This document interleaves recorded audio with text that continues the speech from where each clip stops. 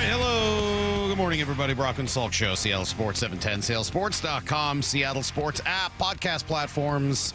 Oh, yeah. And, of course, 97.3 Cairo HD2. I don't really need to add the Cairo in there. Sorry. My bad. 97.3 HD number 2, if you want to listen to us in crystal clear high-definition radio. Been plugging that now for a couple of weeks and remembering to say it off the top. I wonder if it'll, cause anybody to start listening there. I hope so. If you've recently started listening on 97.3 HD2, let me know how it's working for you. Let me know how you found it on your HD radio. Gotta love the radio industry. They create HD radio, which is awesome, and then they don't synchronize or make it all, what's the word I'm looking for? Make it all the same on every radio. What's the word I'm looking for? Whatever. You know what I'm talking about. I don't need words. I'm just a radio host. I don't need to come up with the right words early this morning. I'll leave that to other people. Uniform? Yeah, that's kind of the word I'm looking for. Yeah, there's no uniformity. Thank you, Lai. I think that's right. There's no uniformity. Look at this. It's 6 in the morning and an Arizona State grad telling a Pomona grad good vocabulary. Look at Lyle being all awake. We'll take it. Yeah, what happened to you? No Mariner game yet? Would you go to bed early? Shockingly, no. What'd you do? Why are you're bright-eyed and bushy-tailed this morning? What's going on with you? Good day, I guess. Maybe. I don't know. Like rolled out of bed on the right side, I guess. God, that was the opposite of me yesterday. I woke up on the wrong side of the bed yesterday. I was in a bad mood. Birthday? Yeah, I was in a bad mood all day. I'm sorry, guys. I hope that it didn't rub off on any of you guys. It had nothing to do with you or anything. I was pissy from the moment I woke up yesterday to the moment I went to bed. Not really at night. My kids were awesome, and they kind of put me in a good mood. And that was really the only thing that saved me yesterday. Was it because of your birthday? No, I don't know what it was. I just I don't know, hormonal. I don't know what to tell you. From the moment I woke up yesterday until the moment, not the moment I went to bed. That's an exaggeration. In fact, it's such an exaggeration. Can I just say something quickly? We're going to talk a ton of Mariners today. Yesterday, we gave them short shrift. It's not their fault. Just that, the Seahawks draft was such a big story.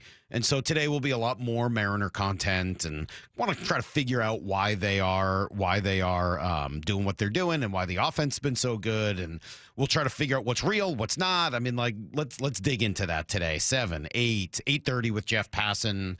There'll be a lot of Mariner conversation today. Still some draft stuff, and Steve Hutchinson's going to join us at 9:30. I did write about Jalen Milroe and the draft last night. If you got time, seattlesports.com. Sort of putting together on paper some of the thoughts I had yesterday about, 2012 and more. I asked a great question that we'll kind of dig into at 7:30 this morning. So a lot of draft, a lot of Mariners today.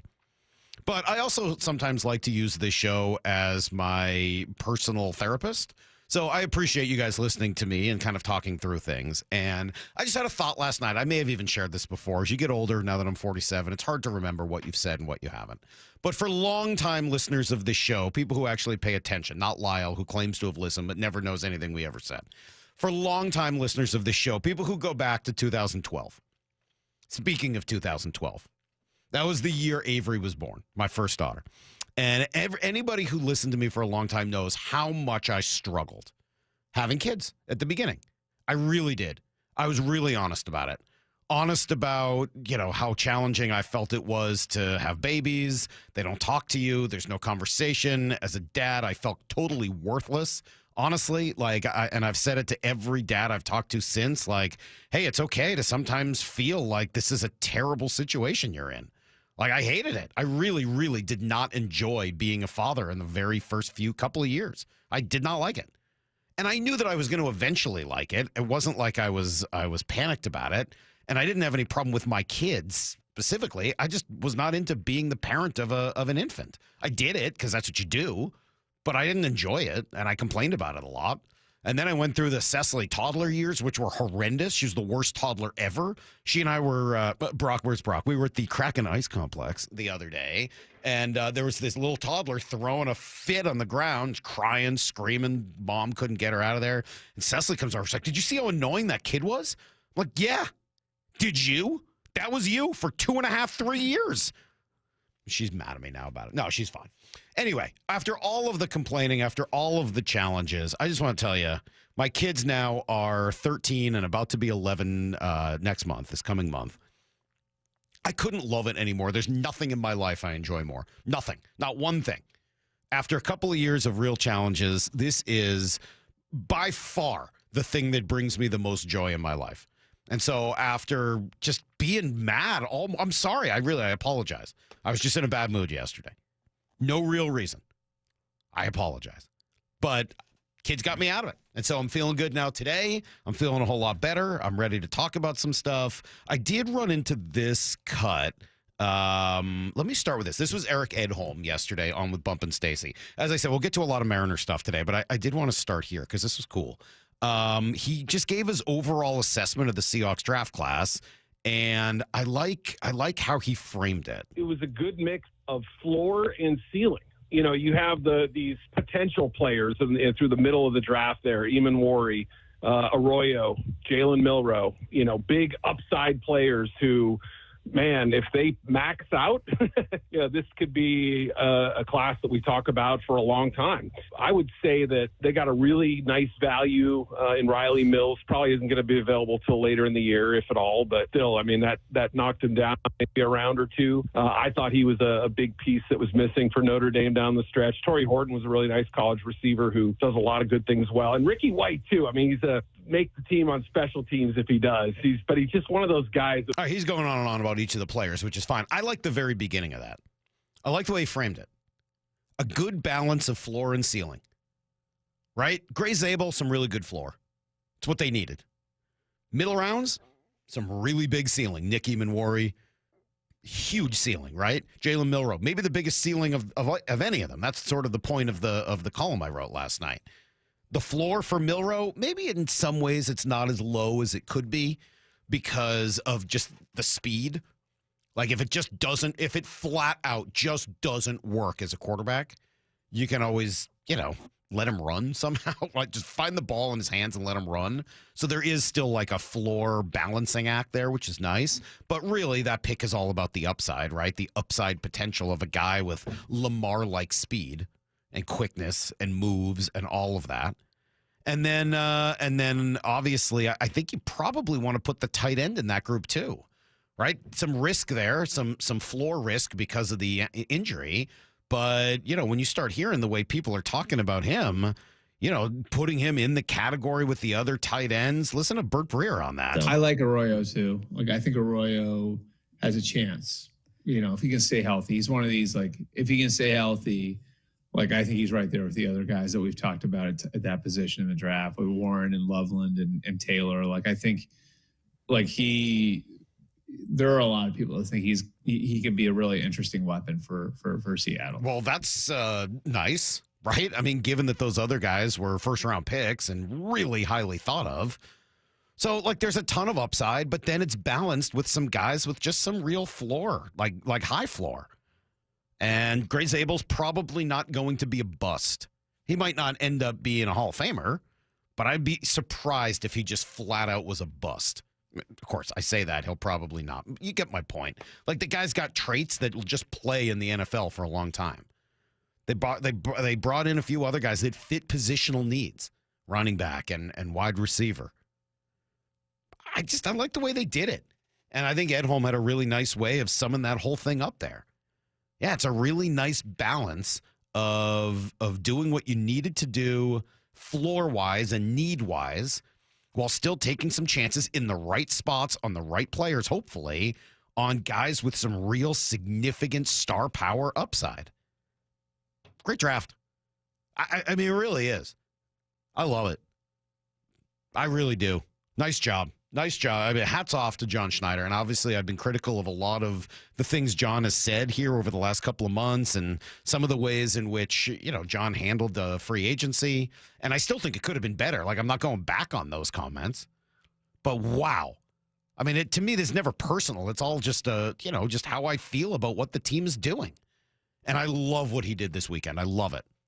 I think it's a phenomenal step forward. A huge step forward for where the Seahawks are at, for where Mike McDonald is at, and the type of program that he wants to build. I just think they had a great weekend, and I really like the way Eric Edholm set that up. All right. You guys will hear a little more draft stuff. The 6 o'clock hour is still going to have a bunch of draft in it, but by 7 o'clock, we're going to start flipping the pages a little bit, talking a lot more Mariners as they are in first place. They host the Angels, tonight and then tomorrow. I think it's a value game tonight, so $10 tickets. Get out there, support this first place team, and then tomorrow, little day game the weather's supposed to improve as well, which is nice. Speaking of those Mariners, they just did something they haven't done since, the last century. We'll tell you what that was and a whole lot more next on Brock and Salk. Call them butter because they're on a roll. Don't make that face at me, man. I only read what they write. Baseball's hottest team does it again. Win their 6th consecutive series. They are rolling. Tonight, Mariners, Angels. First pitch at 6:40 with Wyman and Bob taking you up to pregame at 5:30. Don't miss a pitch on Seattle Sports on 710 or the Seattle Sports app. You've heard the saying, you never get a second chance to make a first impression. Since 1926, my family's been helping local businesses make great first, second, and long-term impressions. We know how to make your company look good with quality uniforms, logoed apparel, floor mats, linens, and more. If you're paying for linen service or doing it yourself, let's have the conversation. The information and quote are free, but the savings and service can really add up. Visit suplinen.com. Superior Linen Service. It's what we do. Patrick was way behind on his IRS taxes. I was in way over my head. The total amount ended up being somewhere just over $30,000. $30,000. Then the IRS came to collect. Started getting letter after letter. A lien had been filed against me. They were going to basically hang me completely out to dry. He had to do something. That's when I reached out to Optima Tax Relief. Patrick's life quickly got a lot easier. It was very easy, pretty much hands off. They picked up the ball and ran with it. And how'd it go? I couldn't believe it. I had to ask 2 or 3 times. I saved an incredible amount of money. How does Patrick feel about Optima? Couldn't be happier. They definitely helped me. Optima Tax Relief, the best place to call. They're the best in the business. Do what Patrick did and call Optima Tax Relief for a free consultation. Call 800-343-6460. 800-343-6460. 800-343-6460. Optima Tax Relief. Testimonial from an actual client. Some restrictions apply. For complete details, please visit OptimaTaxRelief.com. Confidence is knowing you're ready to handle whatever comes your way. That's what it feels like to take on your workday with Cintas. They make sure your AEDs are up to date, your fire extinguishers are tested and inspected, your floor mats are cleaned and delivered, and your workwear looks good, feels good, and is freshly laundered with the Cintas Apparel Plus program. So are you ready to take on today? Visit Cintas.com. Oh, I'm ready! And get ready for the workday. This is the story of the one who, as a maintenance specialist for a historic high-rise, knows that vintage charm historically needs constant attention. Which is why, when it's time to upgrade turn-of-the-century mechanicals, they turn to Grainger. With easy access to 1 million-plus products and the scale to deliver when and where you need them. The right tools and supplies are never far away. So the one can keep that vintage building running like new. Call, click Grainger.com, or just stop by. Grainger, for the ones who get it done. Prescriptions require an online consultation with a healthcare provider who will determine if appropriate. Restrictions apply. See website for details and important safety information. Price varies based on product and subscription plan.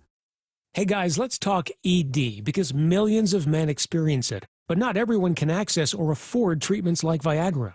Well, Hims can help. Through Hims.com, you can get a full range of treatment options for ED, including daily or as-needed meds through a 100% online process. It all starts with an online intake form. Get started at hims.com/joy, and from there, a medical provider licensed in your state will determine if ED treatment is right for you. If prescribed, your medication is shipped to you for free.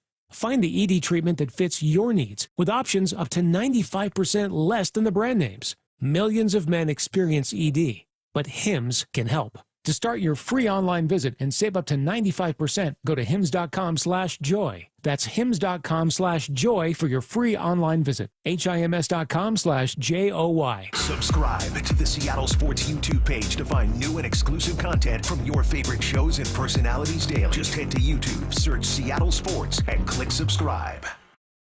Need a break from everything? Escape to a place where anything is possible and the fun never stops. At Silver Reef Casino Resort, you'll discover world-class dining, championship caliber golf, and so much more. Come join the fun and see why we've been consistently rated one of the region's top destinations. Visit silverreefcasino.com to book your stay and discover all the exciting events and promotions we have in store for you. Silver Reef Casino Resort, located off I-5, exit 260. Find out more at silverreefcasino.com. When buying a battery, most people don't know one brand from another. And brands don't start things, watts do. And who remembers that volts times amps equals watts anyway? At Pacific Power Batteries, you're buying a battery from someone who you can trust. Lately, we've been working hard on our product knowledge so that you don't have to remember all that you may have forgotten about Ohm's Law. Studying vendors' strong points helps us find a battery that's right for you. And at Pacific Power Batteries, that's not artificial intelligence. That's useful information. Hey, it's me, second base at T-Mobile Park. In my view, it's pretty sweet. I can see the big dumper flashing his platinum glove, firing a perfect throw right at me. Here comes the tag. Oh, got him. Another strike him out, throw him out for Cal Raleigh. Then there's Julio, stomping on me on his way to a stand-up triple. That dude is unreal. Swinging a line drive, Julio around to third with a 2-out, 3-run triple. And JP, smooth as silk, snaring line drives out of thin air. And he takes a hit away! Come check it out for yourself. There's nothing like being this close to the action. Although I'm still waiting to get invited to the wind dance. A base can dream. Mariners baseball. Trident's up. The Mariners homestand continues this week with 2 value games against the Angels. Go to mariners.com/value to snag $10 tickets for tonight's game at 6:40 and tomorrow's at 1:10. Plus, check out the complete value game schedule, including all 3 Randy Arozarena bobblehead giveaway games, May 27th through 29th. Need to know. 15 minutes past every hour with Brock and Salk. Here's what you need to know. Up first. The Mariners. Yes, the Mariners are playing great baseball, and the league is starting to take notice yesterday. And what of maybe was the easiest slam dunk, or perhaps I should say home run in history. Jorge Polanco named AL Player of the Week. He hit really, really, really well. The windup and the 1-2 pitch, swinging a high fly ball deep to right field. Abreu to the warning track, to the wall, and goodbye baseball. It soars right over the top of the Mariners bullpen. And Jorge Polanco back in the lineup. A home run here in the top of the first inning.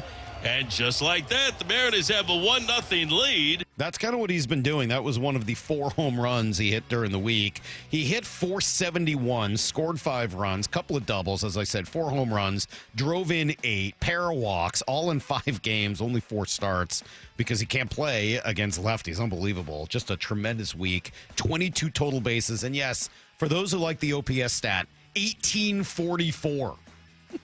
Get out of here. He and Dylan Moore become the first pair of Mariner teammates to go back-to-back winning this award since A-Rod and Jr. It's kind of the big 4 of Mariner history, right? A-Rod, Jr., Dylan Moore, and Jorge Polanco. If I had told you that a year ago, or maybe a little less than that, if I told you that like 8 months ago, what do you think you would have said? Like, oh, yeah, beginning of next year, Dylan Moore and Jorge Polanco are going to have 2 of the most ridiculous weeks in baseball history. Just absurd. Can't get them out. Just absolutely dominant. Anyway, even more incredible considering the injuries got. He can't hit right-handed, and yet he is just destroying the ball from the left side. He and the Mariners will get back out at home, as I said, tonight against the Angels. Quick little 2-game series. You get Bryce Miller on the hill tonight. Emerson Hancock will start the game tomorrow. Here's the second thing you need to know. All right, Seahawks drafting a quarterback this weekend. Not the only thing that they're doing for the first time in forever. Yesterday, big news and kind of, flew under the radar a little bit. But they are reportedly picking up the option on Charles Cross. So that's the first time they've picked up this 5th-year option since that started in the league in 2011. That's crazy. He's the first guy they've drafted in the first round that they thought was worthy of picking up the 5th-year option since 2011. What? So that includes Jermaine Ifedi, Rashad Penny, L.J. Collier, James Carpenter, Bruce Irvin, Jordan Brooks. I guess when I read the list, it's really not that surprising. But when you hear it in general, that's pretty crazy. Anyway, that guarantees him some, $17.5 million in 2026. This is a 26 move, not 25. In all likelihood, though, I would assume now the team tries to sign him to a long-term deal, right? Well before then. So I love it. I think this is expected. It's what they should have done. But it's really good news. Consistent, valuable player on an offensive line that I think needs some of that consistency to go with some of the improvement that we're hoping to see elsewhere. So to be back in the left tackle market, it's not quite like being in the quarterback market, but it's not a fun place to be. And it's really hard to find a good left tackle if you're not in the top 10, maybe 12 of the draft. So good on the Seahawks. Get this done. Keep this guy here as long as possible. I like the decision to pick up the fifth-year option, and I would assume it's an indication of a much longer deal to come. Here's the third thing you need to know. All right, kind of fun that we're starting now to meet some of the players that were drafted by the Seahawks.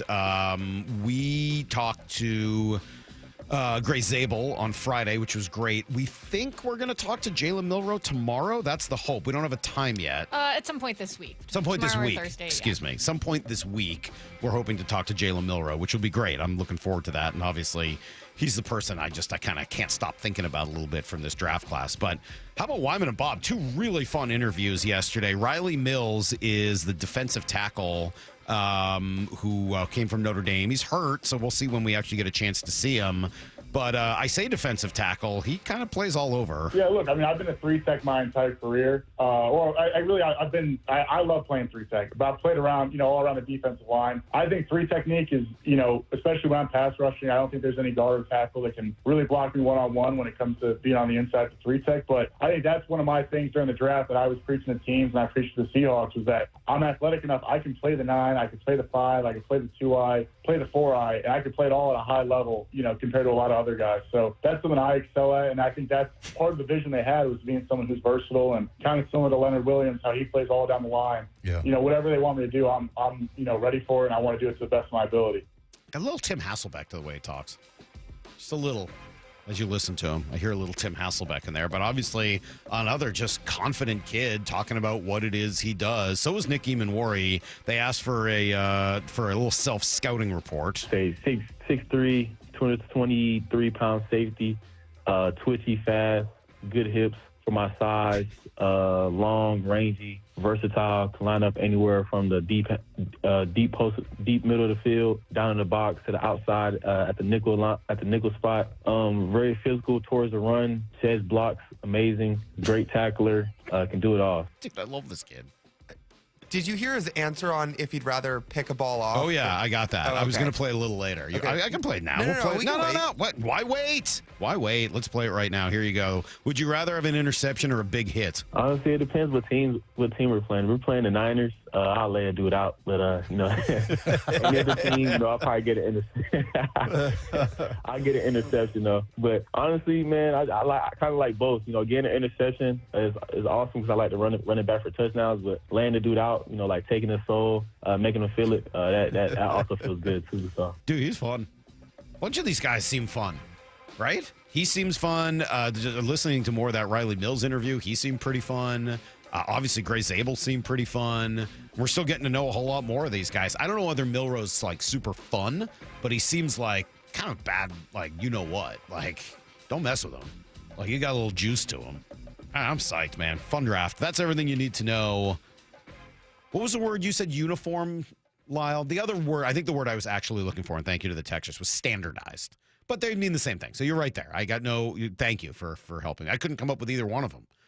Real impressive for this Pomona grad over here. Jeez, just embarrassing. But yeah, standardized. Just standardize the HD radios.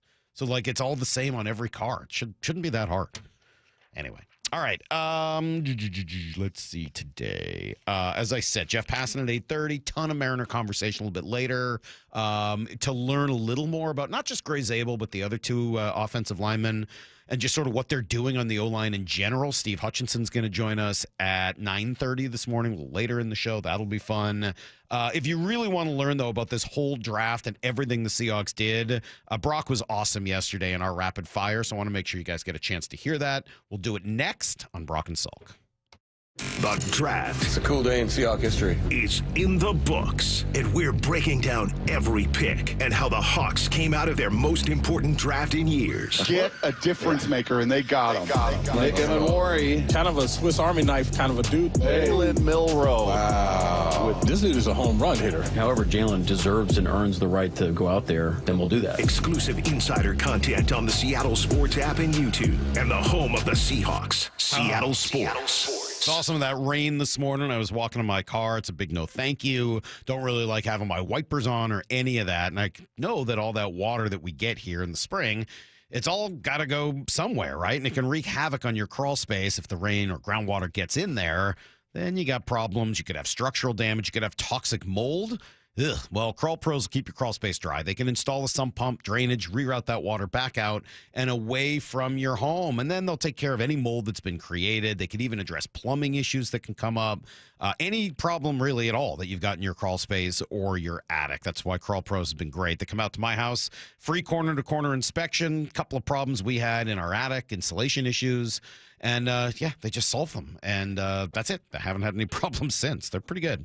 If you're worried about water damage or mold or insulation, critters, anything else related to your crawl space or attic, call Crawl Pros or visit crawlpros.com and schedule a free inspection. That's crawlpros.com. Progressive knows if you have to choose between everyday life and your boat, boat wins. What are you going to do? Take the boat out for a spin or go mail something? Boat wins! Are we cleaning the patio or taking the boat out fishing? Boat wins! Are we skipping that eye exam to go sailing? Boat wins! Rescheduling eye exams can be a nightmare. All right, fine. Eye exam, then boat. Yeah! With Progressive, you can bundle your boat with your home or auto and save with a discount and spend more time enjoying those savings on your boat. Progressive Casualty Insurance Company, affiliates, and other insurers. Not available in all states and situations. Thanks for calling Discover. This is Nia. Hi, Nia. It's Jennifer. Did you know that Discover automatically doubles all the cash back you've earned at the end of your first year? Yeah, I work here. Okay. I was just double checking. Get it? Because Discover automatically doubles all the cash back you've earned at the end of your first year? Oh, you get me, Nia. You could say that I double get you. I guess we've taken it too far. You earn, we match. Discover Cashback Match. See terms at discover.com/creditcard. Quarterback Jordan Love isn't just on Green Bay's team. He's also on the American Family Insurance team. Because like us, he believes in dreaming fearlessly. Just chase your dreams and don't let nobody hold you back. And we help protect those dreams with the right coverage so you can dream fearlessly. American Family Insurance. Get a quote and find an agent at amfam.com. Products not available in every state. American Family Mutual Insurance Company, SI, and its operating company, 6000 American Parkway, Madison, Wisconsin. When I wake up, the best mornings in the morning light, start with Wrangler. Pull on my jeans and I feel all right. Jeans, jackets, and shirts that get your day started on the right foot. I pull my blue jeans on. I pull my old blue jeans on. Good mornings make for better days. I pull my blue jeans on. I pull my old blue jeans on. Wrangler, for the ride of life. Hey Cougs, Michael Bumpus here, inviting all WSU alumni and friends to the Cougs First Show and Career Expo, Friday, May 9th at the Maidenbauer Center in Bellevue. For education, networking, jobs, and Cougs swag. It's free to attend and all are welcome. Register at cougsfirst.org. Windows are our home's top target for break-ins. At Lake Washington Windows and Doors, we offer added security with our exclusive 3-layer security glass protection. Combined with our lifetime warranty, you'll have lifetime peace of mind. Choose Lake Washington Windows and Doors, a name you can trust. 4 down territory, going inside the game with Michael Bumpus. I like this. More quarterbacks should start doing this. Every day at 11:15 and 1:15 on Bumpin' Stacy. Need a new roof but not in the budget? A new roof doesn't have to break the bank. Justin Shirley, CEO of State Roofing and Exteriors here. Right now, State Roofing and Exteriors is offering 0 down, 0 payments, and 0 interest for up to 24 months. That's 2 years with no payments while getting the protection your home deserves. But this offer won't last forever. Call 866-ROOF-ROOF or visit stateroofing.com today to get on our summer schedule now. State Roofing and Exteriors, held to a higher standard since 1968. There's nothing better than having a big fish on your line. You'll hear that sound a lot at Queen Charlotte Lodge. Experience a luxury resort, breathtaking wildlife, spectacular wilderness, and amazing fishing at Queen Charlotte Lodge in British Columbia. Reserve now for peak king salmon runs and plentiful halibut this May and June. At Queen Charlotte Lodge, it's fishing first class. Go to fishqcl.com. That's fishqcl.com. And remember, our dollar is worth $1.40 north of the border. LeeJohnson.com is a dynamic research tool. We want to give the customer enough information to where they don't have to go anywhere else to research any of the questions they have. And if they want more information, we'd love to be there to help. We don't want them to feel like they're dependent on emailing us or texting us or calling us just to get the information they need. So we put it all out there. We call them digital retailing tools, big fancy calculators where you can get in there and change the terms and change the payments and change the cash down. And it'll give you a disclosure of, hey, when you do this, this means here. And a consumer can get on there and do a lot of this themselves. And then if they choose to get us involved, we can actually get involved on the backside of it and help them along the way. We want to give the consumer the same tools that we have and let them understand what we understand. Yup, that's pretty much what you'd expect.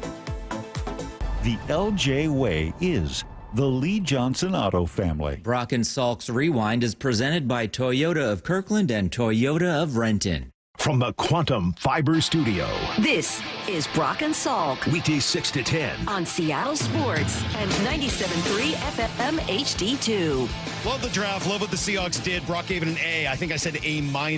I've seen a lot of draft grades from around the country that are all in that range, everywhere from the lowest being a B, the highest being A's. They have drafted 11 guys, so there's so many picks that it's difficult to go through all of them. But, Brock, let's do a little rapid fire so that we can get through as much and give these guys as much information on them as possible.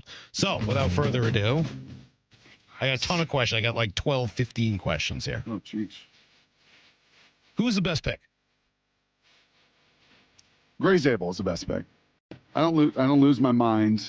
The way I lost my mind Thursday night, a little bit of my voice, as I watched that video, I was reminded. I started seeing stars. Like, I got to be careful about making those sudden movements, I guess, at 49 years of age. But Gray Zabel was the best pick, man. I've come to understand that they were not going to drop down below 25. They knew their need. There were a few guys in that interior group they liked, but Gray Zabel was their one. 1-1. Yeah, I would agree. I don't think it's really even all that close. I mean, he's not necessarily my favorite pick, and we'll go through some of the kind of fun stuff they did. But how could you not love the fact that they got exactly what they needed at the right spot? And as we talked about, the way the draft went in the first round, I'm not sure they had much of a choice. Like, you had to do it then. You couldn't get cute. They didn't. They drafted a guy that they needed, and then talking to him last Friday really confirmed it all. I mean, he was awesome. Learning about Pierre, South Dakota, learning about what it meant to pick rocks at the farm, learning about the his love of Bush music, Lights and the Bud Heavies and just classic all of it. Rock to pop country. He's got it all from A to Z. And I think Steve Hutchinson going to join us tomorrow. Cool. You heard that name referenced a lot by Johnny. We'll let him tell the story. But I think Steve was most enamored with his voice, his command, which when you think about this line and you think about the different talents they've had, and they've had talent, and Charles and Abe are talented, but they're not a voice. And I think we got that sense Friday morning talking to him. This guy might just command that. Who was the highest upside pick they made? I'll answer this one first. It's Jalen Milroe.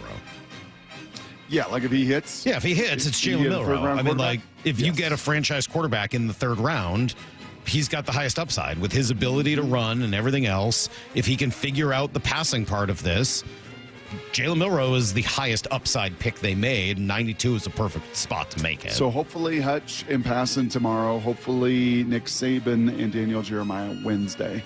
And Nick can dig into this a little more. He was pretty adamant when that pick happened. You could see the joy that he had for this young man, knowing just, yeah, man, you get that position right. We say it all the time. You get that position right, and you get it right in the third round and pick 92. You set yourself up for who's second on this list? If you take the quarterback out, who's second in terms of upside? Eamon Warry? Yes. And are we now, is it Eamon or Eamon? I think it's Eamon Warry, but I don't know. How do you not know? I never heard of him until a week ago. It's your job to know. Never heard of this guy until last week. That's totally Wait, how is it not our true. job? Don't you get Salk, get pronunciation guides in college football? Maura, this isn't about you. This is about me and Mike. Mike, you knew about this guy before last week. Watch your mouth. Last month. Combine. Last month. When I started really paying attention to the mock drafts in, late March, early April, I started hearing about Nick Imawari. I don't know how to pronounce his name. I don't listen to any of this. I just read about it. Imawari. Yeah, I'm not going to use that guy. But he's got to be number 2, right? Yes. In terms of upside? Yes. Yep. Freak athlete? Yep. Okay. The pronunciation guide I'm looking at has 2 E's to start it. See? for the Told you. I don't know why you don't listen to me. And then man-worry. Yeah. Blink scouting, man. Imawari. Blink scouting. Perfect. Thank you, Maura. What was the iffiest pick the Seahawks made? Arroyo. Yeah, you and I see this like exactly the same. No, we'll probably get mixed up here in a minute. And that's not to diminish the 50th pick, Salk, because honestly, when you start to just watch the highlights, I say this about O-lineman, what I was looking for in O-lineman. You heard me say this a lot. I want a 320-pounder that looks like a 220-pounder. Dwayne Brown is my prototype. Like, that's what I want. And this guy's 255 pounds, and he looks like he's 195. He moves with that fluidity, that ease. I know DJ's comp on draft day, and even when I chatted with him the other night, his comp was Noah Fant from an athleticism standpoint, not from a dog.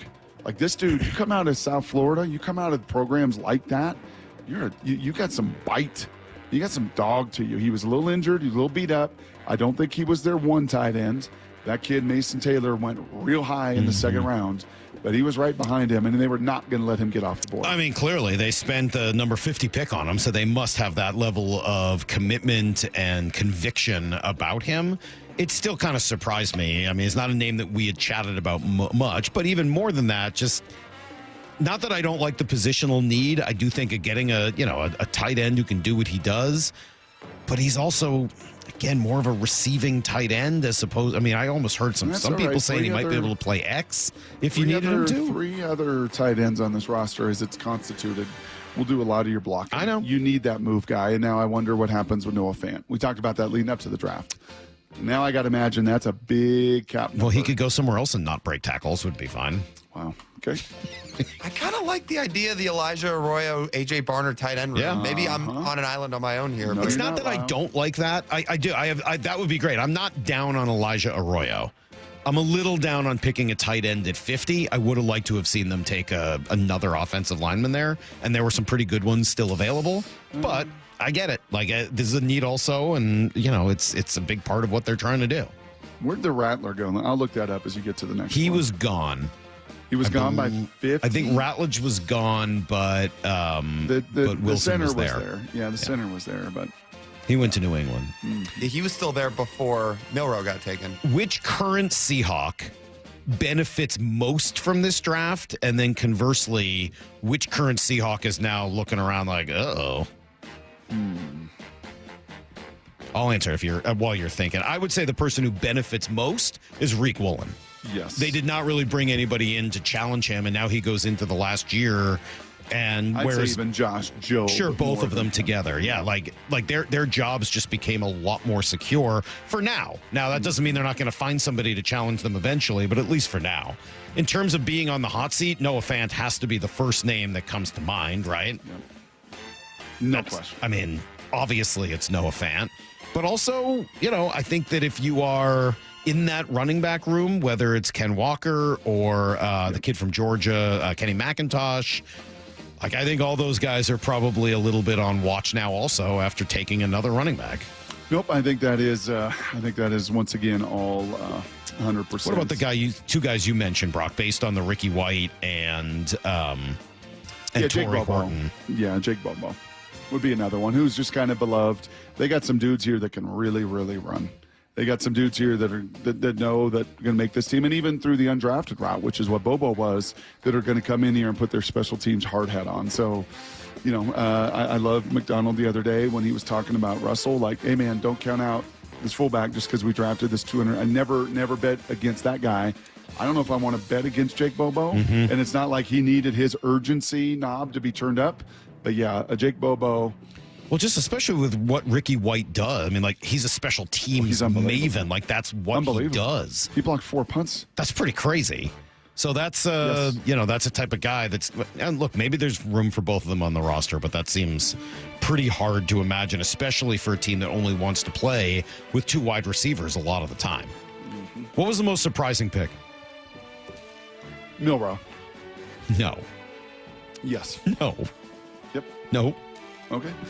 The most surprising pick was Robbie Oots. Nah. Brock. No. Brock. Robbie Oots. Oosts.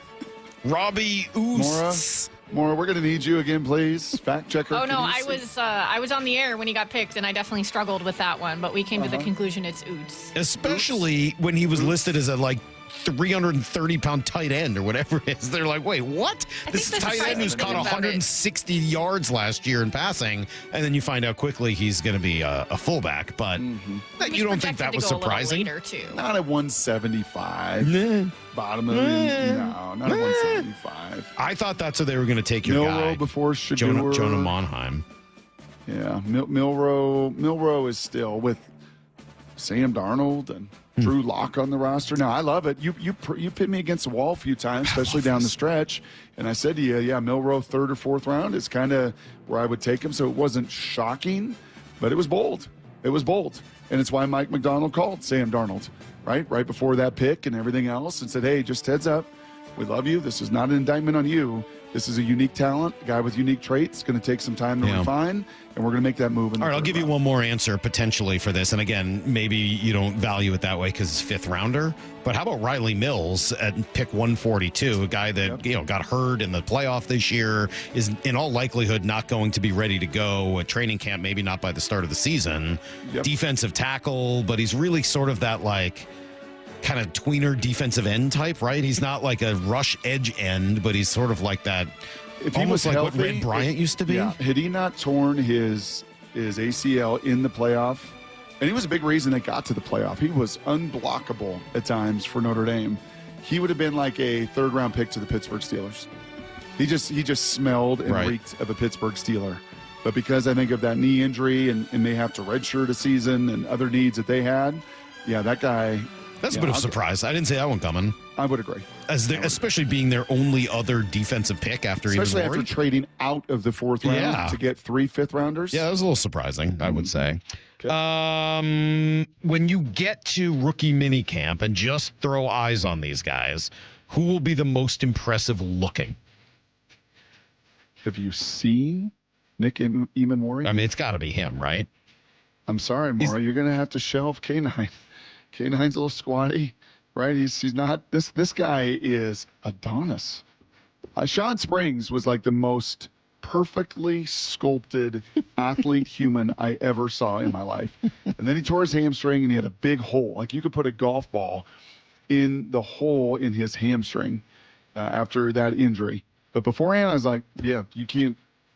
I mean, Italian sculptors in the first century, you can't do it better than that. Like that, it doesn't get better than that, and that's Nick Eamon-Mori. And then when you watch him bounce and move and run, like, oh my gosh. What am I gonna say when I see Damian Martinez? Am I gonna see a little Marshawn? You're gonna see a little Charbonnet, a little bulk, just kind of he is more Charbonnet than he is McIntosh from K9. Okay. I don't know, man. I am hard pressed to say anybody moves like Marshawn. Right, that's true. He was such a gyro ball. Yeah. He was just so different. But you're going to see like and again, shorts and T-shirts and helmets isn't going to do him justice. It's going to be breaking tackles. I mean, look at his yards after contact. They were extraordinary. 4 yards after contact. It was him right behind Ashton Genty. That's a 6th pick in the draft to the 223rd pick in the draft. So, urgency meter, that would be the one thing. How did he fall to the 7th round? Like, come on, man. Sense that he's kind of a laid-back guy. Kind of, well, now sense of urgency is going to be there, kid. Because 7th rounds, this is like do or die. You're going to get no snow plows in front of you. You're going to have to be your own snow plow to make it in this league. Better chance to play this year. Bryce Cabledew from Kansas, offensive lineman, or Mason Richman, offensive lineman from Iowa? By the way, I get nothing for that snowplow reference. Nice work. Thank you. Can I get a nod? I was about to give you some credit for mentioning that Bryce Cabledew was one of your draft profiles this year. Yes, he was. One of those 30 guys that John referenced a bunch of different times. It's just a unique trait. Who plays? He does, because of that athleticism, because he slides in the guard. And, one of the conversations I had with some of his coaches through the years, and even, in this buildup was, you know what? It may not be a bad thing that he's a late round pick and he's going to be in prove it mode instead of know it mode. As you said that, it reminded me that I have another answer for a current Seahawk on the hot seat, and that's Anthony Bradford. Given the 3 guys they drafted and their biggest connective singular trait of being athletic and speed, I don't see how Anthony Bradford's on this team. Sorry. I just don't see it. Yep. Like, if that's what they're looking for from their guards, Anthony Bradford's not that. I'm not sure Christian Haynes is either, but I know it's not Anthony Bradford. So I don't see how Anthony Bradford is here. My guess is he is not on that. I would say that here's a bold prediction today. Anthony Bradford is not on the roster this year. Salklamation. Watch, he'll start every game. But I just based on what they did and what they seemed to be looking for at guard, hard to imagine how he's going to fit with that. I think that is that's a 47th birthday, you said? Yeah. 47? 47. That's very well said on Thank you. 47th birthday. Well, you put Christian Haynes in that same group, though, is like... No, 3rd round pick. I'm not saying he wouldn't be on the team. He's going to get more benefit of the doubt. Yeah. But just in terms of the athleticism, does he have enough of it? If I'm him, I'm a little worried about these 3 picks. Give me your most Mike McDonald pick. Yeah, I've been trying to think about that. I think it's got to be Nicky Manwari, right? I mean, just the ability to move him around on defense. Did you listen to any? Yeah, you were driving around. You had dances, you had recitals, you had concerts, you had pig eating, you had all sorts of stuff. Big weekend. By the way, which reminds me, before we end the segment, I just need to ask the people out there. So this is the beef tallow, the beef fat. All the fat. One package of it. I went trying to do some rendering of my other. So if I'm going to slather this on my face, I get it's frozen rock solid. How do I take this? So if you're watching on the stream, you can text in. How do I take this That's frozen like shrink wrapped lard and turn this into some form of a substance / lotion to rub on my wrinkles? How do I do that? Let me know. No, if you were listening, Salk, as I just happened to be as I was driving to the Mariner game, when Mike McDonald was, and I think I was eating a Burger Master burger, listening to this at that exact time, the way that he talked about Riley Mills is Mike McDonald's guy. The way that, the second defender, the only other defender. I thought Riley Mills was Adam Dirty's guy. He said that he thought AD would quit if they didn't get him. He loved him, but Mike McDonald's like, oh my gosh. I got in there and I started talking fronts and stunts and movements, and it was just like these 2 processors, these 2, that's funny. Just bright, witty, funny. He had a sense of humor and listening to Riley. Yeah. He's got listening to that phone call on draft day. He had some juice to him as well. Like, no. Yeah, Dirty McDonald, their guy is Riley. All right. Well, then how about the flip side of that? Who was the most John Schneider pick of this draft?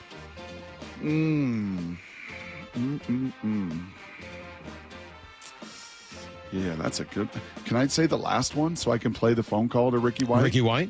Yeah, when he starts referencing Donald Driver, that was Schneider in the presser. Like, that one goes back in the Wayback Machine, and then the phone call to Ricky White. Like, yeah, I maybe lean into that one. Not where you started, where you finished, brother, right?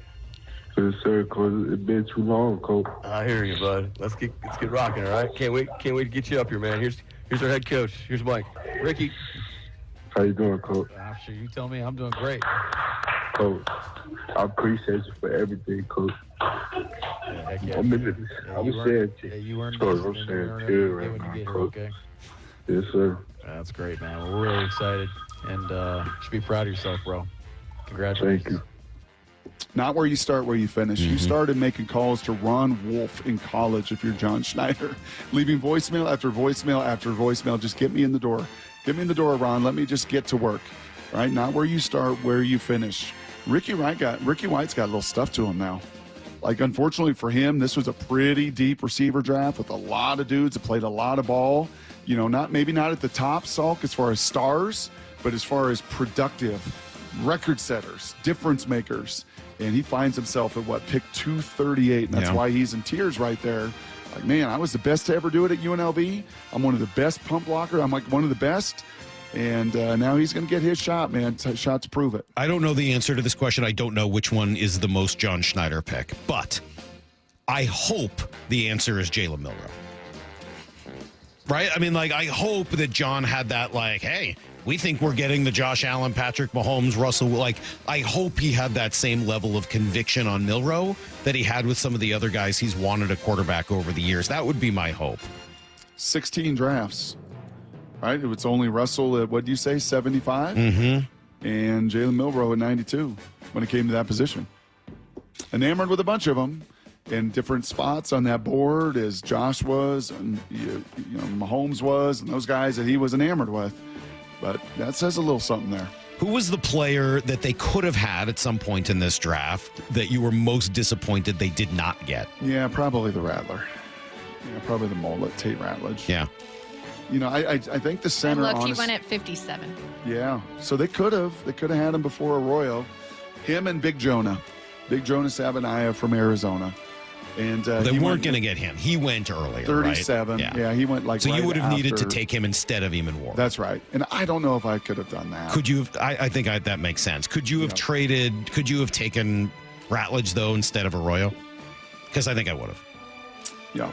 Time will tell on that one. Yep, time will tell on that one. It's just, again, it's not a criticism. It's just like looking at it today. And look, maybe they didn't like Ratledge. I don't know. Maybe No, they liked Ratledge. No, I think they liked Ratledge. Yeah, I think they liked Ratledge. But he wasn't that much. They didn't like him like they liked Jonah, like they liked Gray. It was like, it was down with, he's kind of with the Bradford or, the Christian Haynes. And like, he's kind of in that group. If he'd still been there in the third round, maybe, but not willing to take him with that number 50 pick. All right. It was a fun little exercise to go through this draft and have a full understanding of what it is the Seahawks did, what they accomplished. Spent some time writing about it last night. You can read all that at seattlesports.com.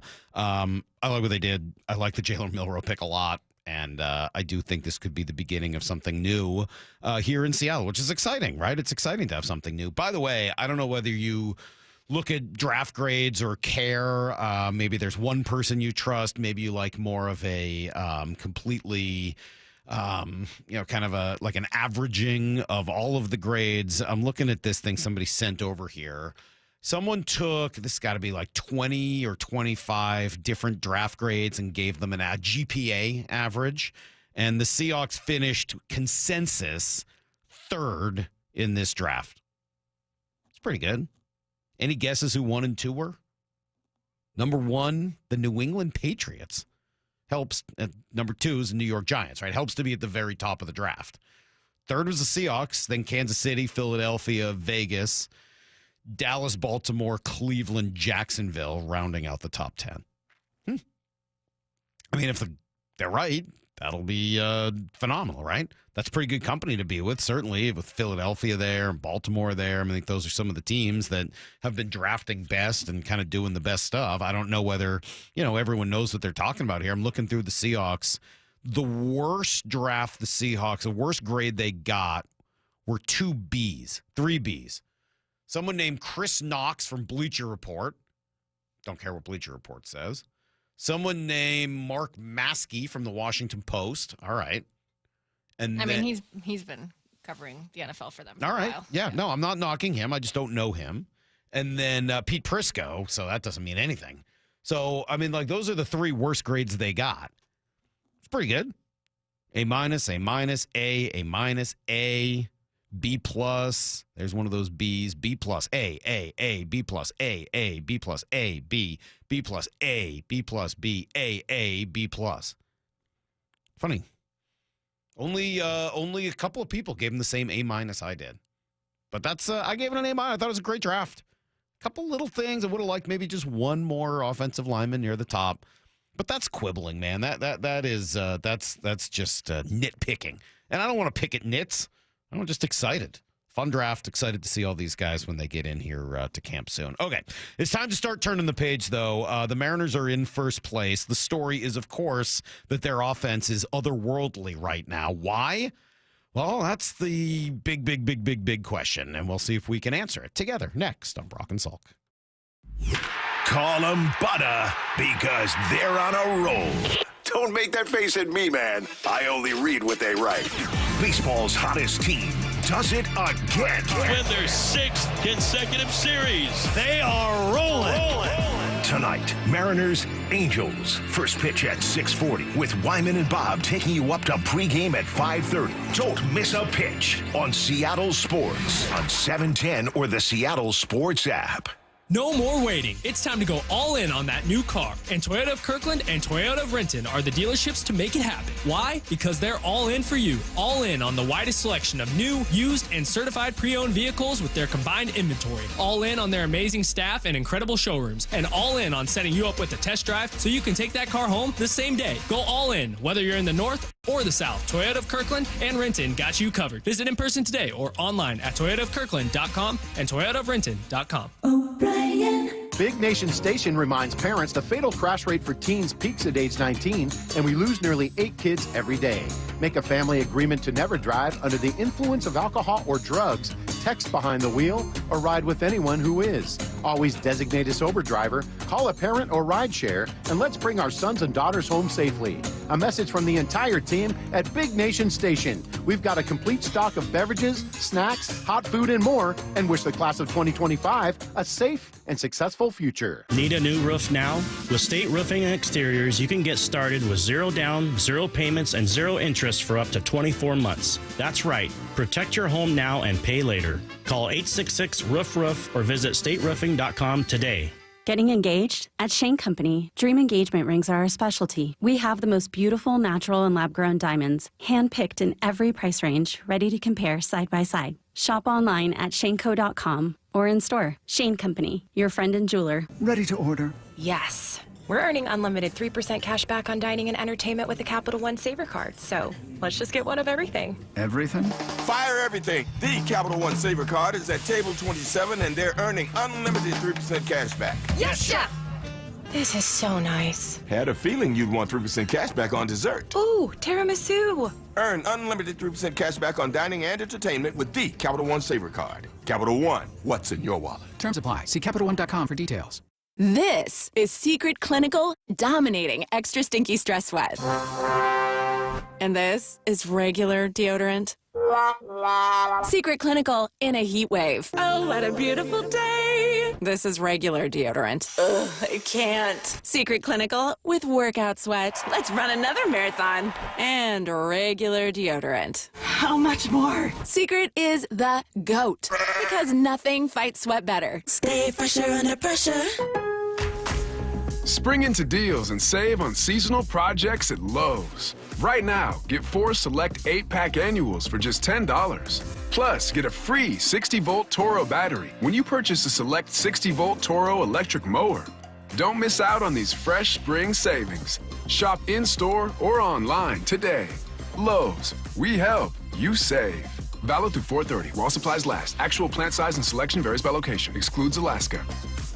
Progressive knows if you have to choose between everyday life and your RV, RV wins. What, are you going to take the RV to the mountains or go pick up your dry cleaning? RV wins! Are we cleaning the gutters or taking the RV camping? RV wins! Are we getting a new passport or cruising up the coast? RV wins! Don't forget, you got that trip to Sweden coming up. Oh, yeah, passport, then RV. Yeah! With Progressive, you can bundle your RV with your home or auto and save with a discount and spend more time enjoying those savings in your RV. Progressive Casualty Insurance Company affiliates and other insurers not available in all states and situations. Mariners baseball is officially back. Don't miss the biggest games at T-Mobile Park this season, like marquee matchups against the Yankees and Dodgers. Ichiro Hall of Fame weekend, August 8th through 10th. 6 fireworks nights and a stacked lineup of bobbleheads, Funko Pops, and exclusive giveaways. Plus, with Mariners value games, you can score seats starting at $10 on select dates all season long. Go to mariners.com/tickets to lock in your seats today. A deep blast. This is gone. Home run, Julio. Evan Cohen here. Picking a place to build a life is a lot like selecting a draft pick. Make a decision that will set you up for long-term success. Pick Wisconsin. In Wisconsin, you'll find dynamic career opportunities, beautiful seasons, affordable living, and legendary weekends. From its high quality of life and great schools to its fine arts, culinary, and pro sports scenes, Wisconsin gives you so much to look forward to. That's why you should pick Wisconsin. Learn more about making Wisconsin your home. Visit pickwisconsin.com. Vivid Seats is your ultimate destination for basketball and hockey this season. With a game-changing rewards program and an unbeatable selection of tickets, they make it easy for every fan to watch their favorite teams and players in action. Catch every one-timer and buzzer-beating 3 live and in person from your favorite seat. Plus, every ticket is backed by a 100% buyer guarantee, giving you peace of mind with every purchase. Don't miss out. Visit vividseats.com or download the app today. Vivid Seats, the official ticketing partner of ESPN. Let's go! This is Seattle Sports. Streaming through the Seattle Sports app. KIRO AM Seattle. KIRO FM HD2 Tacoma. Home of the Seahawks, Mariners, and everything Seattle sports. Get in the freaking auto! From the Quantum Fiber Studio, this is Brock and Salk on Seattle Sports. Brock Ewert is my hero. Jay Buhner just punched me in the kidney. We're going to accuse you on the interview. Doesn't really work that way, Sherm. This is a show that has my name on it. It kind of does, though. Now here are your hosts, Brock Ewert and Mike Salk. Hello! The story of the day today is the Mariners offense. Yes, the Mariners offense, just like we all thought it would be on April 29th. Just like we all expected. It's the Mariner offense that's in the spotlight and carrying this team through the first month of the season. The numbers are fairly remarkable, especially if you look since April 9th, which is 16 games ago. It's really when they started to turn it on. During that time, they lead baseball with an insane 148 WRC plus. Now, again, for those that aren't WRC plus advanced stat fans, that's weighted runs created plus. It takes into account a lot of different things. But much like OPS plus or ERA plus, everything is sort of built on a scale. So all you need to know is you're measuring a form of offense where 100 is average, league average. You're 48% above league average in terms of your offense in the last 16 games. It's remarkable, Brock. It is obviously the story so far of this Mariners season. Yeah, I mean, the best in baseball, 12-4. You know, and we were texting with each other, Sunday night, just kind of for the week. And obviously yesterday was about 90% draft coverage. And it helped a little bit as Mariners had an off day and back at it tonight that, let's just kind of shelve this till Tuesday and dig into it. But, I mean, it is a remarkable story, and it's being done not on the heels of this unbelievable offense. It's not quality start after quality start. It's not familiar names, right? It's already been Emerson Hancock for a bunch. It's been the Pebble for a few. Logan Evans makes his major league debut. It's not been built really on the back of this pitching as it's, we've so accustomed to over the last 4 or 5 years. It's complimentary ball, and really in some of these nights built on the strength of this offense, and we have not said that in a long, long time. It's certainly been a while. So why? Why are they hitting now? I don't know. I don't know why they're hitting now. I don't think anyone else really knows either. I think a lot of people are going to have opinions on why they're hitting now, and we'll hear a lot of different, possibilities, some of which may be true, some of which may have parts of it that are true and parts of it that aren't. I'm not even sure it really matters what the why is, but I do think I know a few things. I don't know why they're hitting, Brock. I don't. I really don't. I don't know why these last 16 games have looked the way they have, where they're putting up just otherworldly offensive numbers. Especially after the first 10 games, right? I mean, this hasn't been 28 games of that. The first couple weeks felt eerily similar to a lot of the frustrations with runners in scoring position and not doing the little things and striking out a ton still. The first 10 games or so felt like, the last 510 have felt. But these last 16 in particular have been wildly different. And that may be for specific reasons. It may be dumb luck. It may be a small sample size. It may be what predicts the future. It may be just that a couple guys have been ridiculously hot. I don't know. And I honestly don't think anybody knows. But I think there are some other things that we can start to say we do know, at least for me. I feel like I know, I'm comfortable saying that I like this lineup and I like this roster that they have now more than the one that they started the season with. I love that Polanco's not in the field. I like that he's solidified the DH spot. I love that Williamson's taken over third base and given them another right-handed bat, as I think they got way too left-handed. I love the way the Moore, Mastro, and now Rivas combo gives them a righty-lefty switch hitter deal. with a combination of versatile players that can kind of be put into the best spots to succeed. I think they were missing Rivas to start the year, to the guy I would have gone with as their utility guy because of the switch-handedness and kind of the positional versatility. But okay, I love that all of those guys are up now, and I think even though they lost two contributors, two starters, I think it actually has made them a little bit more of a versatile, complete roster than they were when the season began. Yeah. It's interesting, Salk. I was thinking about this, really watching Sunday and watching the dugout and getting a chance to sit in the good seats. Let's just call them the G. Scott seats because he's sitting them most frequently this season. And it just kind of struck me watching Williamson, watching Rivas, watching Mastroboni, watching these newcomers, Salk. And for the first time, newcomers, and especially young newcomers, it feels like they know what they are, kind of who they are. And I say this all the time, most importantly, what they're not. Mastroboni is not swinging for the fences. No. He knows he's not a power guy. It's not who he is. Williamson is not swinging for the fences. It's not like, okay, like we play for the home run and it's okay to strike out and it's okay to be a 3-outcome guy. Like, no, I'm a bat-to-barrel guy. Like, I'm going to have a heart of bat. I know who I am, limited, right? A couple of these guys, Rivas, is limited. He's not swinging for the fences. No, I would agree with that. So it's just it's an understanding like, hey, man, I got to play to my strengths. Those things I agree. This is going to be a hard one for me, a lot of these things today, because while they're true in some ways, there's other, if you want to look the other way, you can. Like, yes, you're right. With Rivas and Williamson, those are two excellent examples, and Mastroboni, of guys that are not trying to do too much and know who they are. New guys that have come in and succeeded. Yeah. Why isn't that working with Tellez or Solano? Well, those are older guys. I'm saying young. I purposely said young player there. Something that Kelenic didn't do. Something that Julio at times did not do. But those guys aren't even that young. Who's that? Tellez? Sure they are. Tellez is like 8 years in, and freaking Solano's the oldest guy in your roster at 36. Oh, you're saying Mastroboni's not that young? Not that young. Okay. I mean, these guys aren't like 21. They're not young rookie. I mean, they've been around for Williamson's a while. a rookie, and Rivas has been up and down for a couple years. But he's a much older player at that point. I don't know. Like, I'm struggling a little bit with the consistency of some of these arguments, which is why I'm saying I just don't know. I'm not saying you're wrong. You might be right. It might be that. I just think that when you start to look at it, there's always like one example the other way, which is why I'm not trying to put like an answer to this.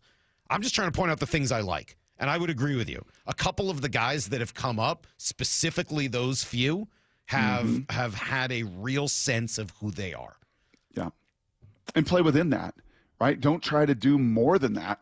Don't try to, just I'm gonna grip it and rip it and swing like little Ryan Bliss, and part of it's being 150 pounds. Like he just has to swing out of his shoes all the time.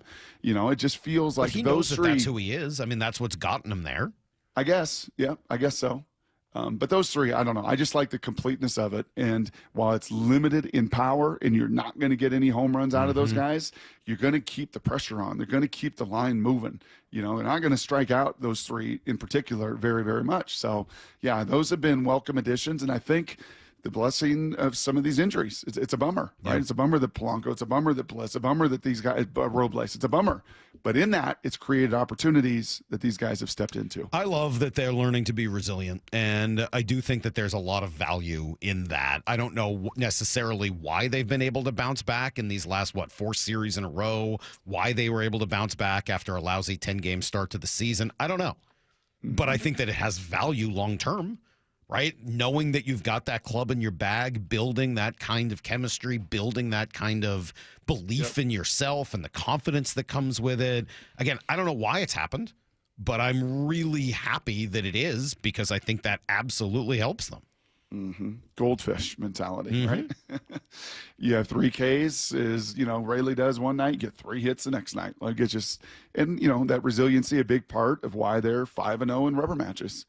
Right? I mean, the reason they've won all these series is they've come back in that final game of it, lost the first, won the second, lost the first, won the second, lost the first, won the second, kind of like the Dallas Avalanche hockey playoffs right now, back and forth, back and forth, back and forth. And then, push comes to shove to win the series, got to find a way to close it. And they've been able to close it. And let's, give an immense amount of credit. Here's what I do know, Salk, unequivocally. And you could see it in person on Sunday. Here come all these different relievers. Here come all these different arms. And then here comes Mooney. And that is just different. That is different than most in all the league. Don't have those clubs that he can come play, and he's doing it with tremendous confidence. Well, right now. and as you say that, it sort of points out another thing I really like. I like how many heroes they've had.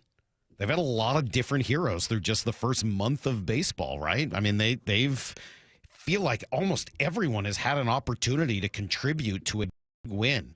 Julio's had his moments. Arozarena's had his moments. Cal's had his moments. Polanco's had his moments. Dylan Moore's had his moments. Master Boney, J.P. Crawford. I mean, like, go up and down this lineup, go up and down the roster. I'm sure I just left out a few people as well. Like, they've all had a game you can point to where you're like, hey, without that, Ben Williamson, without them, they probably don't win that game. Say it out loud, Salky. Just say it out loud. That's I mean, last time American League Players of the Week, back-to-back weeks, Griffey and A-Rod. Dylan Moore and Polanco. Yeah. Just say it out loud. Well, and Brock, along those lines, like, they've stolen a couple of games they probably shouldn't have won, especially early in the season. Well, during those, whatever it was, 10, 12 first games, they stole a few that they probably should have lost. And they probably have not lost that many games right now that they should have won. We haven't seen those games like, man, you should have won that one. That one's going to come back to bite you later. Sunday could have been, right, when you're up 7-1. They've had like 5 that could have been, right? I mean, like, thankfully, Ellie De La Cruz kicks the ball around. Thankfully, you have a 7-2 lead instead of a 7-3 lead. I mean, like, there's a bunch of things that have just kind of worked out. It's why they're one game ahead of last year's pace and one game ahead of their Pythagorean expectation. But those are wins you've banked. Those are real live wins that you've put in the bank, and that's ultimately how you exceed your predictive win total. So Pythagorean. Yes, good job. Pythagorean. Good job. Yes. Way to go. Thank you. I appreciate that. It's early. It's well done. First segment of the day. Or Well, not it's your not first. really the first. Earlier, I My had first, your fourth. a little trouble trying to remember the word standardized. So an hour in, Brock. Obviously, I'm doing a whole lot better. We'll talk more Mariners at 8 o'clock today. They are, and Jeff Passan, of course, at 8:30. So we've got a lot still to come. Up next, you mentioned those 2 players of the week back to back. I don't think it's any surprise who won it this week, but we'll give you details next on Brock and Salk. The draft. It's a cool day in Seahawks history. Is in the books, and we're breaking down every pick and how the Hawks came out of their most important draft in years. Get a difference maker, and they got him.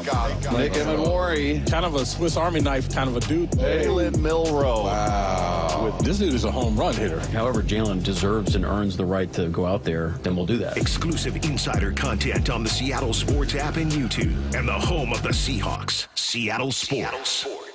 Guys, I'll never forget the first time I saw somebody get results at our clinic. He was an 81-year-old man who hadn't been intimate with his wife in over 8 years. Viagra had stopped working for him, and he was desperate for help. After several treatments, he walked into my office and told me he couldn't believe the results. Needless to say, this was a very happy man. This man made me a believer in what we do. He had taken pills for years, but he had never fixed the problem.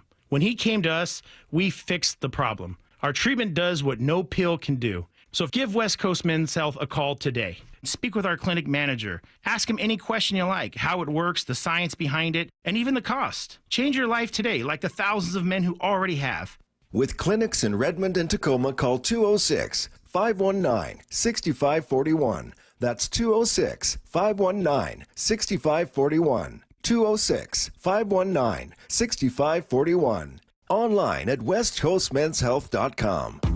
What do you get when you assemble 400 new and used RVs with over 1,000 floor plan options, plus manufactured homes on 20 acres? You get the best chance to save all year. The Puyallup RV Show, May 1st through 4th. Free parking. Get tickets at PuyallupRVShow.com. Sponsored by Progressive Insurance. You never get a second chance to make a first impression. Superior Linen Service. 98 years providing logoed apparel, uniforms, floor mats, linens, and more. Give us a call. We answer the phone. Superior Linen Service. Visit suplinen.com.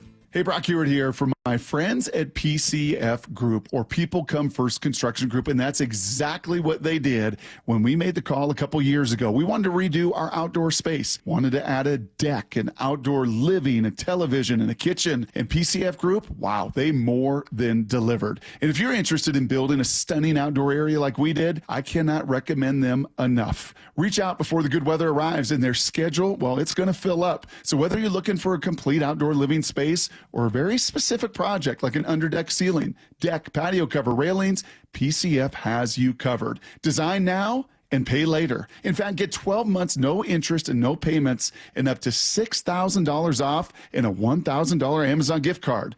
Request a complimentary design and estimate consultation at 425-629-8476 or project ideas. Explore photos at pcfgroup.com. That's 425-629-8476. This is the story of the one who, as a maintenance specialist for a historic high-rise, knows that vintage charm historically needs constant attention.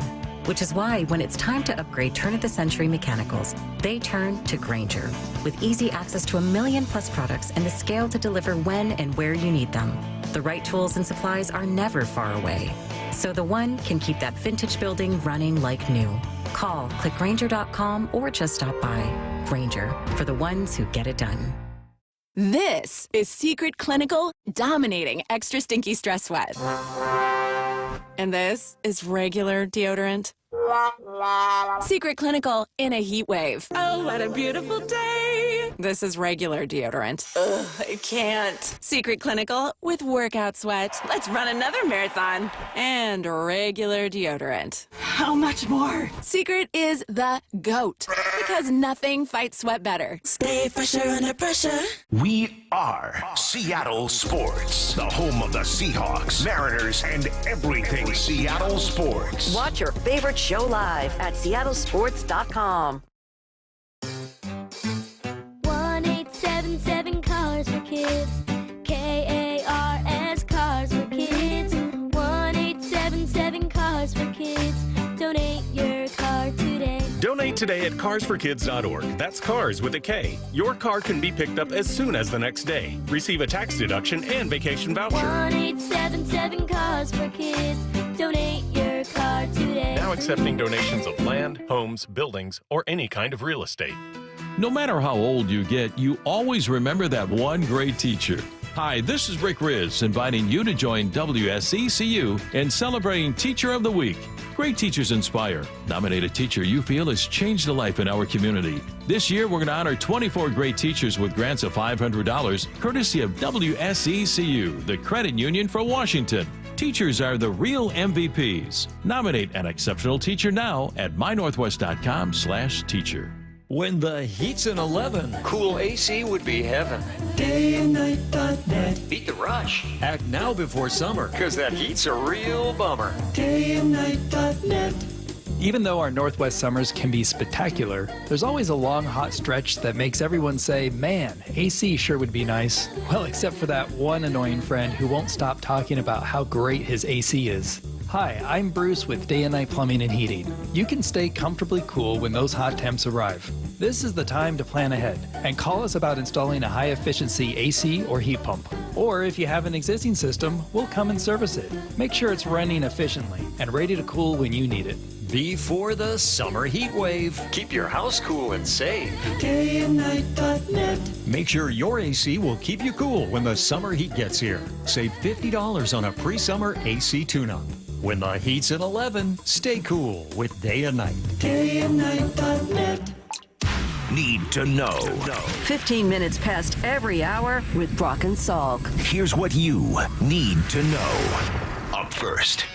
Well, the Mariners, Brock, are playing themselves some great baseball. Fortunately, the league is taking notice as well for what must have been the easiest decision of all time yesterday. Jorge Polanco named AL Player of the Week for moments like this. Swung on, cracked, right field. It's on its way. Stowers at the track, at the wall, makes a leap. It is gone! Jorge Polanco, a 3-run home run, and the Mariners are right back in it. He has just been scorching hot. 471 during the week, 5 runs scored, 2 doubles, 4 jacks, 8 ribbies, 2 walks. Just unbelievable. 22 total bases, an 1844 OPS. He and Dylan Moore become the first teammates here with the Mariners to win this award back-to-back since A-Rod and Jr. in 1998. The two dynamic duos. Yeah, just kind of earmark that one for next year, Salky. Yeah, kind of earmark that when we're down at spring training next year is like, hey, if you just proof that nothing in spring is predictive. Remember that Dylan was 2 for 44 in the spring, and Polanco didn't really have much of a spring. kind of had a slow start to it, hardly ever got on the field, and that meant nothing down there in Peoria. Just because they've been amazing. on fire the last couple even weeks. more incredible considering the dude's been dealing with his injury, can't even hit right-handed, and he's just doing so much damage against righties right now that it doesn't even matter. Player of the week, second highest OP or whatever it was, WRC plus in all of baseball right now, just behind Aaron Judge. Just remarkable. He and the Mariners back at home again tonight after the day off. They got the Angels in town for a quick little two-gamer. Bryce Miller tonight. Emerson Hancock has the matinee start tomorrow. Here's the second thing you need to We know. spent a lot of time in the draft, and now we'll learn, kind of meet some of these players, but maybe just as big in terms of the news department yesterday. Seahawks are reportedly going to pick up the option here on Charles Cross. That is the first time, Brock, they've ever picked up a fifth-year option on a player. Did you know that? I did see that note they yesterday. Started this in I did. 2011, Yeah. so it's not like it's been forever. And when you hear the list of players they didn't pick up, I mean, it's Affetti, Penny, Collier, Carpenter, Irvin, and Brooks. So it's not exactly a who's who of, the Pro Bowl. But still, Charles Cross is the first one, and this is an obvious move, right? I mean, you want to 100%. work something out long-term with a legitimate starting left tackle. Yeah, this was, to me, a no-brainer. I know John was asked about it a few different times leading up to the draft. I know even at the end of the press conference, Bob Cadota kind of asked him about it because that deadline is looming just here at the end of the week. And, there was no rationale whatsoever to not do this. Right? It's not what you're paying him this upcoming season. He's going to be on the fourth year. This is just locking in and guaranteeing that fifth year and giving you ample time to work out a contract extension. So a win-win for both sides of it. And I think Charles Cross has absolutely earned that. Yeah, I would guarantee agree. to come. And just look, you don't want to be in the left tackle market. Nope. You just kind of like quarterbacks, they're real hard to find outside of the top 10, maybe 15 picks in the draft. So Yeah, if and you've Charles got wasn't one of these. Keep one. Wasn't one of these 6 years in college, 24 years old when he came into this league. He was a young man, and I think a lot of his best football can very much still be ahead of him. Here's the third thing you need to know. I think we're going to get to talk to Jalen Milroe later this week, but we're starting to get to meet some of these players and learn a little bit more about who these draft picks are. In terms of Milroe, here was his high school coach, so he's a Houston guy, right, kind of just outside the Metroplex. This is Todd McVay, who was his high school coach, talking about just how much he loved this kid. Well, I think it's like you said, watching him grow and how he works on all the little things. I was just telling the players the other day when he was here, if he missed a flat route, he was like on the practice field when everybody went home with his dad, and his dad was running that route so he could just practice that throw. And I still go back to, when he got benched that game early on, I remember texting him, and I got a message a couple days later. He was going through his mental process with that, but I think it helped him see things like it's not that he wasn't, but you know how some things help you more than they hurt you? And I think his team, the way he responded, and he was all about those other quarterbacks in the game, and that's just who Jalen is. Sounds like a great dude. I'm excited about him. If you want to hear more, Brock, from have you heard any Riley Mills?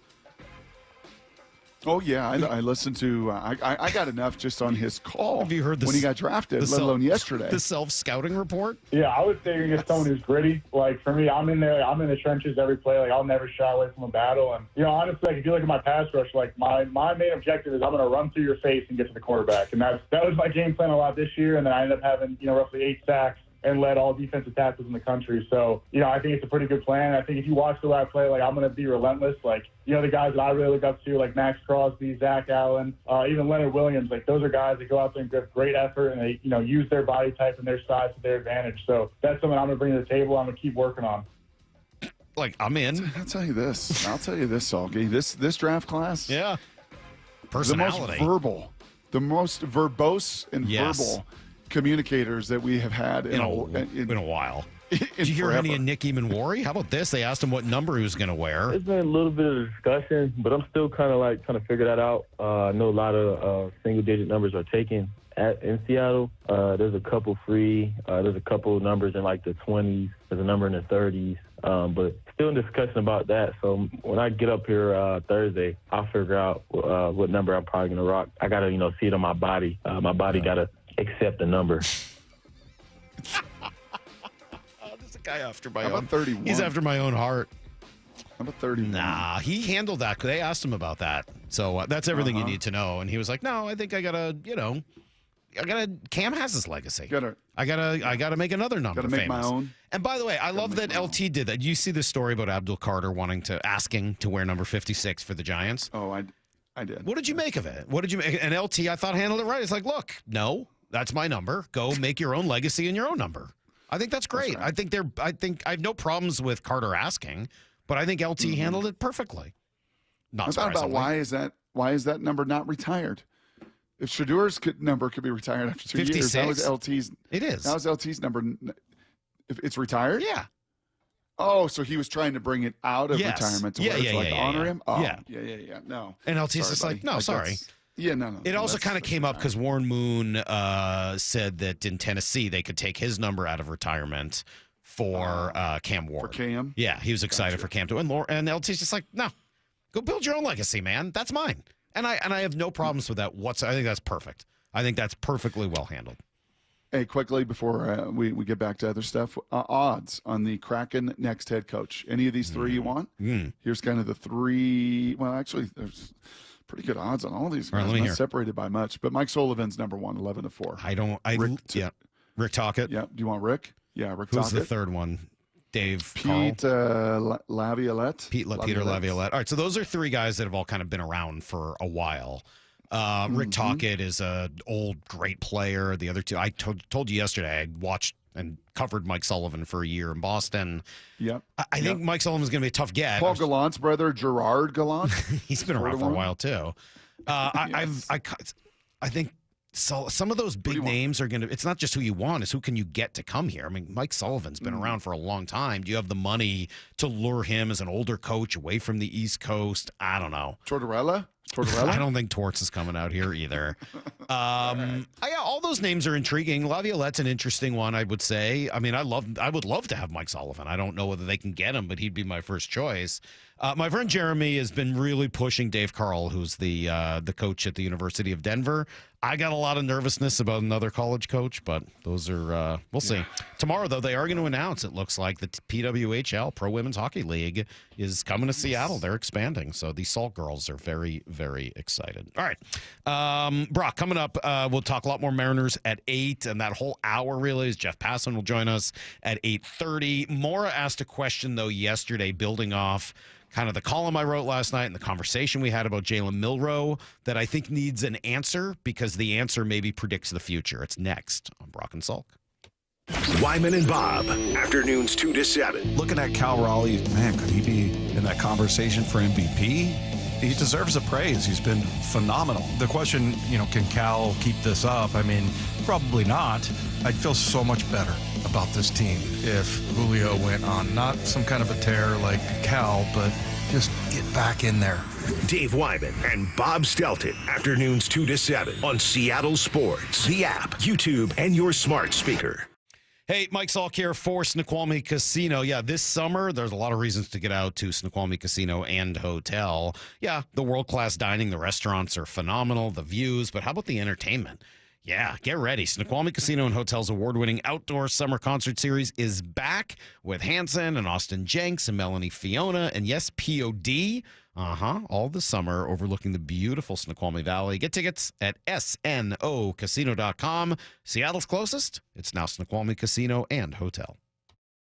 Eric Johnson here. I covered a lot of accidents over the past 30 years or so, but I never got to say much about what to do after a crash. Be honest, do you know what evidence to collect, what pictures to take, what documents to request, or what you shouldn't say to your insurance company? The Washington Accident Book Series is a must-have for drivers who want to be prepared for whatever the roads throw at them. Know your rights and how to avoid common mistakes after an accident by getting your free copy at WashingtonAccidentBooks.com.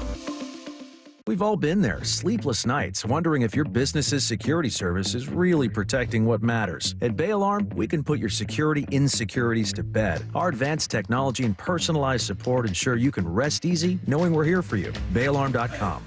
There's nothing better than having a big fish on your line. You'll hear that sound a lot at Queen Charlotte Lodge. Experience a luxury resort, breathtaking wildlife, spectacular wilderness, and amazing fishing at Queen Charlotte Lodge in British Columbia. Reserve now for for peak king salmon runs and plentiful halibut this May and June. At Queen Charlotte Lodge, it's fishing first class. Go to fishqcl.com. That's fishqcl.com. And remember, our dollar is worth $1.40 north of the border. The CDC recommends pneumococcal vaccination for all adults 50 years or older. Sandy Markwood, Chief Executive Officer of U.S. Aging, explains. Pneumococcal vaccines are the best way to protect against serious pneumococcal infections like pneumonia, and vaccination for adults is recommended based on your age or if you have certain medical conditions. Adults 50 years or older are at increased risk for pneumococcal disease and should talk to a healthcare provider about getting a pneumococcal vaccine. As people age, their immune response declines, leaving them more vulnerable to infections like pneumococcal pneumonia. Vaccines to help prevent pneumococcal disease are recommended for all adults aged 50 and older, and you can get a pneumococcal vaccine at any time of the year. There is no out-of-pocket expense to you for a pneumococcal vaccine, whether you have private insurance, Medicaid, or Medicare. To learn more about vaccines to protect against pneumococcal disease, visit yougotthis.usaging.org. The Oki Golf Platinum Players Card is the best value in golf, with 7 prepaid rounds, discounted guest passes, and green fees. And now through April 30th, Oki Golf is offering 1 free bonus round with purchase of the Platinum Players Card. Visit okigolf.com today to secure yours. No more waiting. It's time to go all in on that new car. And Toyota of Kirkland and Toyota of Renton are the dealerships to make it happen. Why? Because they're all in for you. All in on the widest selection of new, used, and certified pre-owned vehicles with their combined inventory. All in on their amazing staff and incredible showrooms. And all in on setting you up with a test drive so you can take that car home the same day. Go all in, whether you're in the north or the south. Toyota of Kirkland and Renton got you covered. Visit in person today or online at toyotaofkirkland.com and toyotaofrenton.com. Subscribe to the Seattle Sports YouTube page to find new and exclusive content from your favorite shows and personalities daily. Just head to YouTube, search Seattle Sports, and click subscribe. Are you trying to buy a new home, or are you a local real estate agent seeking financing for a client? We're all tired of dealing with banks, credit unions, and endless guidelines. Wouldn't it be nice to go back in time when we had common sense lending? Hi, I'm Scott Rireka, CEO of Legacy Group Capital based in Bellevue. We are one of the largest local private portfolio lenders in Washington. We've helped thousands of home buyers and real estate investors reach their financial goals by leveraging the Legacy Common Sense borrowing platform. What that means is we lend our own money, we make our own decisions. If your deal makes sense, we'll get it done. Whether you're purchasing a new piece of real estate or refinancing an existing loan, bridge loans, construction, or regular home loan, it doesn't have to be as difficult as banks and lenders make it. If you're trying to grow wealth through real estate acquisition, come talk to the experts in private lending. Call 425-635-4700 or LegacyG.com. Legacy Group Capital, your common sense lender. LegacyG.com. Swedish Cyberknife is expanding. Dave Wyman with exciting news about Swedish adding a second cyberknife in Seattle. Cyberknife is a non-invasive, extremely precise prostate cancer radiotherapy treatment. Compared with other radiation therapies, which last 6 to 9 weeks, the CyberKnife treatment period is much shorter, typically 5 days with daily sessions under an hour. Treat prostate cancer with Swedish CyberKnife. Swedish.org/cyberknife prostate. I've always been an athletic guy, but after turning 40, I noticed I was slowing down. I booked a free testosterone check with Revive Health and learned that low T doesn't just impact my performance in the bedroom. I've been following a custom treatment plan ever since, and today I'm feeling stronger and more confident than ever. If you're ready to book your free T-check, text BOOST to 65555 or visit ReviveMen'sHealth.com to schedule your appointment. Message and data rates may apply. Message frequency varies. Text help for help. Text stop to cancel. See privacy policy at ReviveMen'sHealth.com/privacy policy. For info on how opt-in info will be used and terms and conditions at ReviveMen'sHealth.com/terms of use for terms of short code service. This hour of the Brock and Salk Show is powered by Star Rentals, preferred supplier to the West's best contractors. From the Quantum Fiber Studio, you're listening to Brock and Salk. Weekdays 6 to 10 on Seattle Sports and 97.3 FM HD2. Can I ask you guys a question? Serious question. Yeah. You get on it, Brock. You travel a lot, so I'll start with you. But maybe you guys also more on Lyle. You get onto an airplane, right?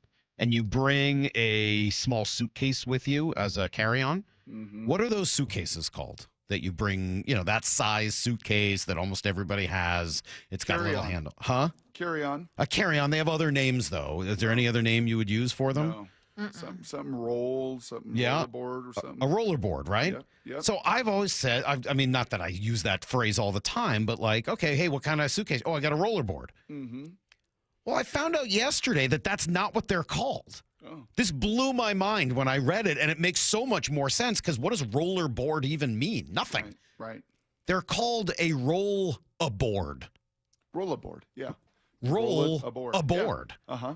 You knew that? Yeah. I didn't know. I thought it was a roller, R-O-L-L-E-R. No, roller. Mike. I know. I learned it yesterday. Mike, that's not it at all, Mike. Blew my mind. Nunchucks all over again. This honestly totally like. Did it really? Oh my! I was like, I've always wondered like, why do they call them that? Is there like a board in them or like? I've just never called them either. I just say my small suitcase. All right. Well, hook and fine. ladder, hook and ladder, hook and ladder. Yeah. Hook and ladder. Yeah. And or an and.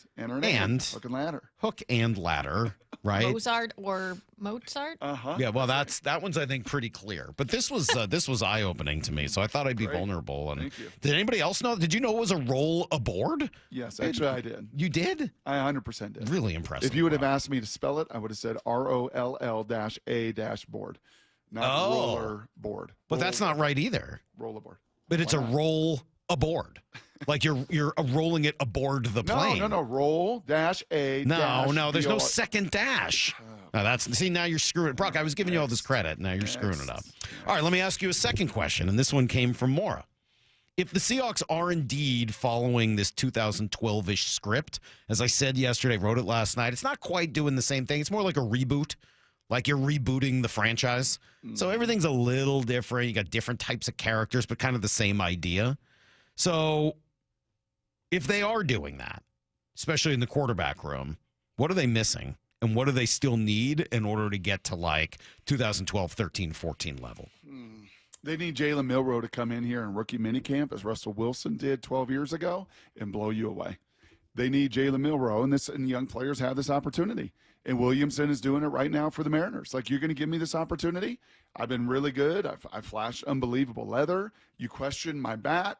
I'm going to come up here, and I'm going to force you to force me in the lineup.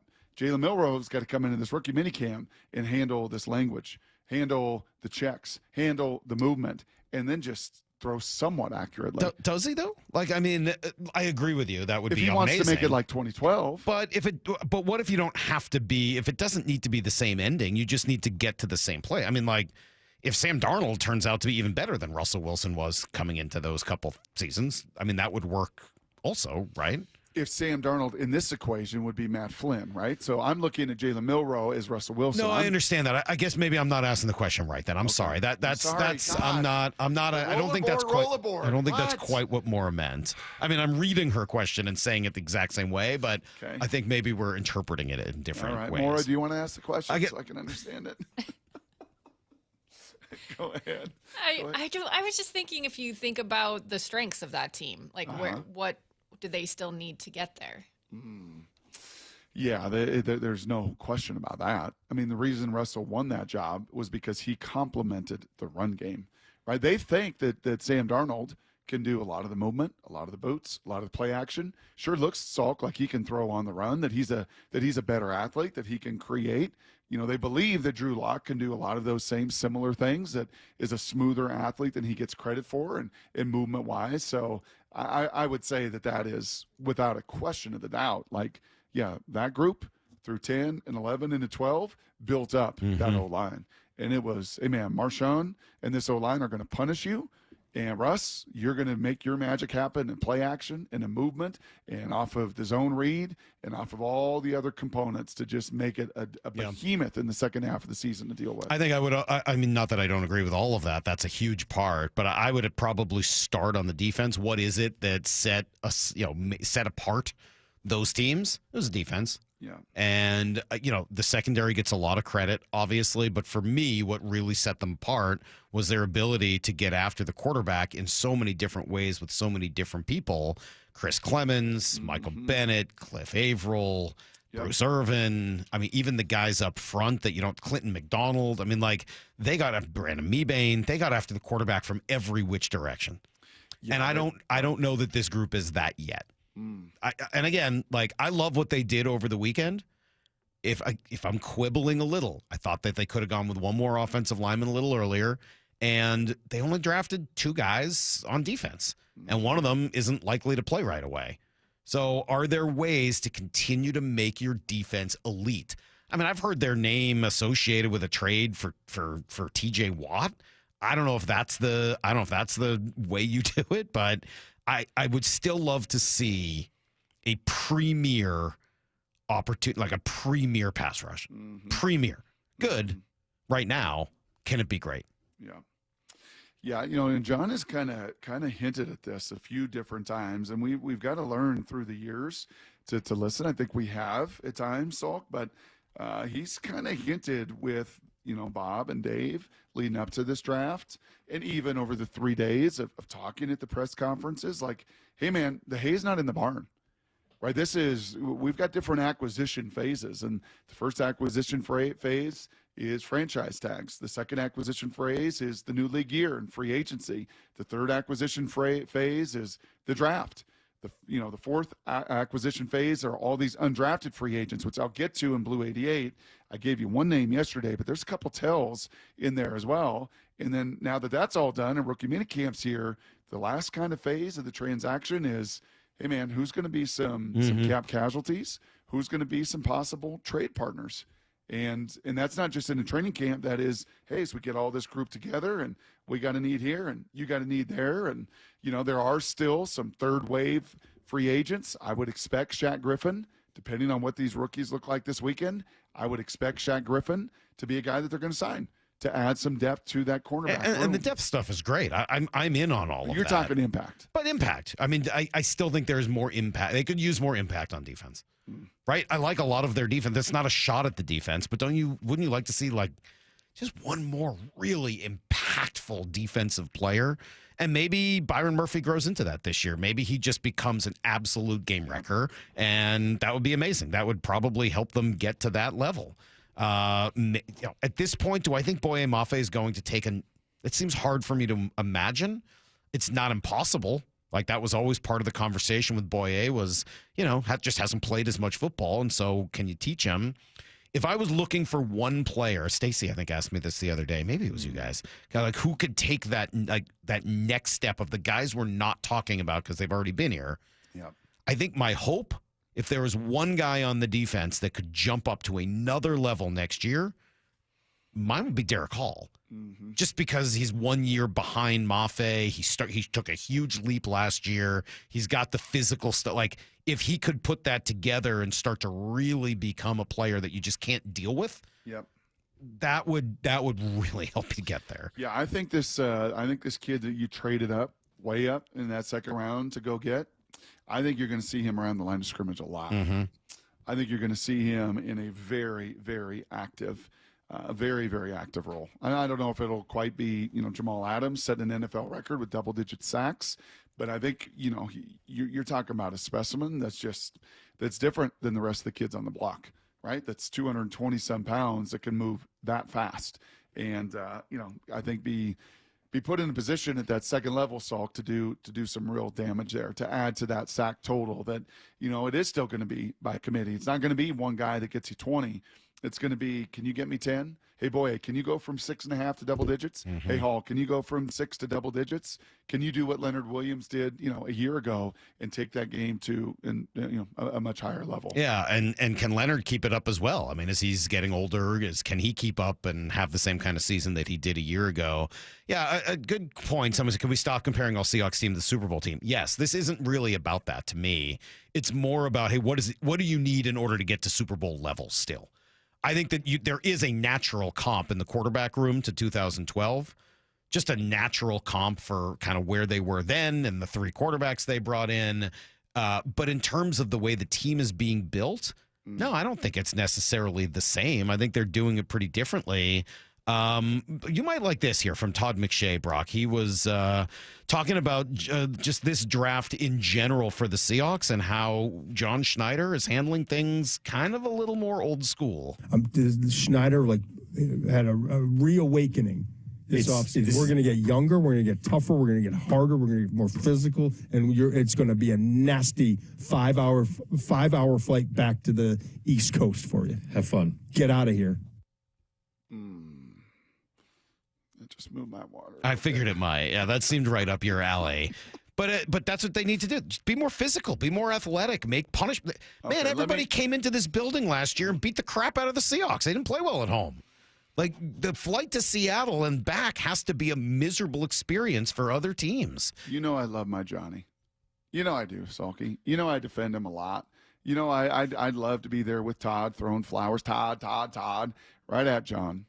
But I got to say something right here, and I think John would say it. So I'll speak for him, maybe out of turn, but I'll speak for him. He would say to Todd McShay, hey, buddy, like, I appreciate you throwing flowers and all that praise, but this wasn't about me. This is about what Mike McDonald's horsepower is brought to this building. The Mike is different, man. I called it yesterday. I said it yesterday. The dude is a disruptor. And, you know, he is not swaggy. He is not verbose in the nature of some of these draft picks. But he knows it, and he knows what he wants. And from, you know, the hay being in the barn in this draft, that might be just one of my biggest takeaways. In talking to folks in and around that building after the fact, it was a consistent message. This Mike McDonald cat, he ain't like the rest. He's not like the rest. And honestly, I think a lot of these offensive-minded guys in this league would have loved for us to stay in that offensive-minded tree. This dude's trying to chop that tree down. And his, like, processing and his mind and his vision and his ability, Salk, and his staff and Aiden Dirty and the rest of them to communicate to the personnel department, this.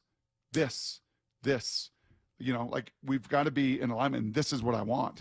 And it sounds like I'm going to diminish Pete, you know, when I'm giving him that amount of credit, and I don't mean to do that at all. It's just a refresh. It's just a new. Yes. It's just a new energy. You were asking me the other day about why, you know, they fire so many hockey coaches, and I found myself thinking about it more and more. And here's what I ultimately came up with. I don't know the answer to this, and I've never played hockey or anything like that at a high level, so I don't know.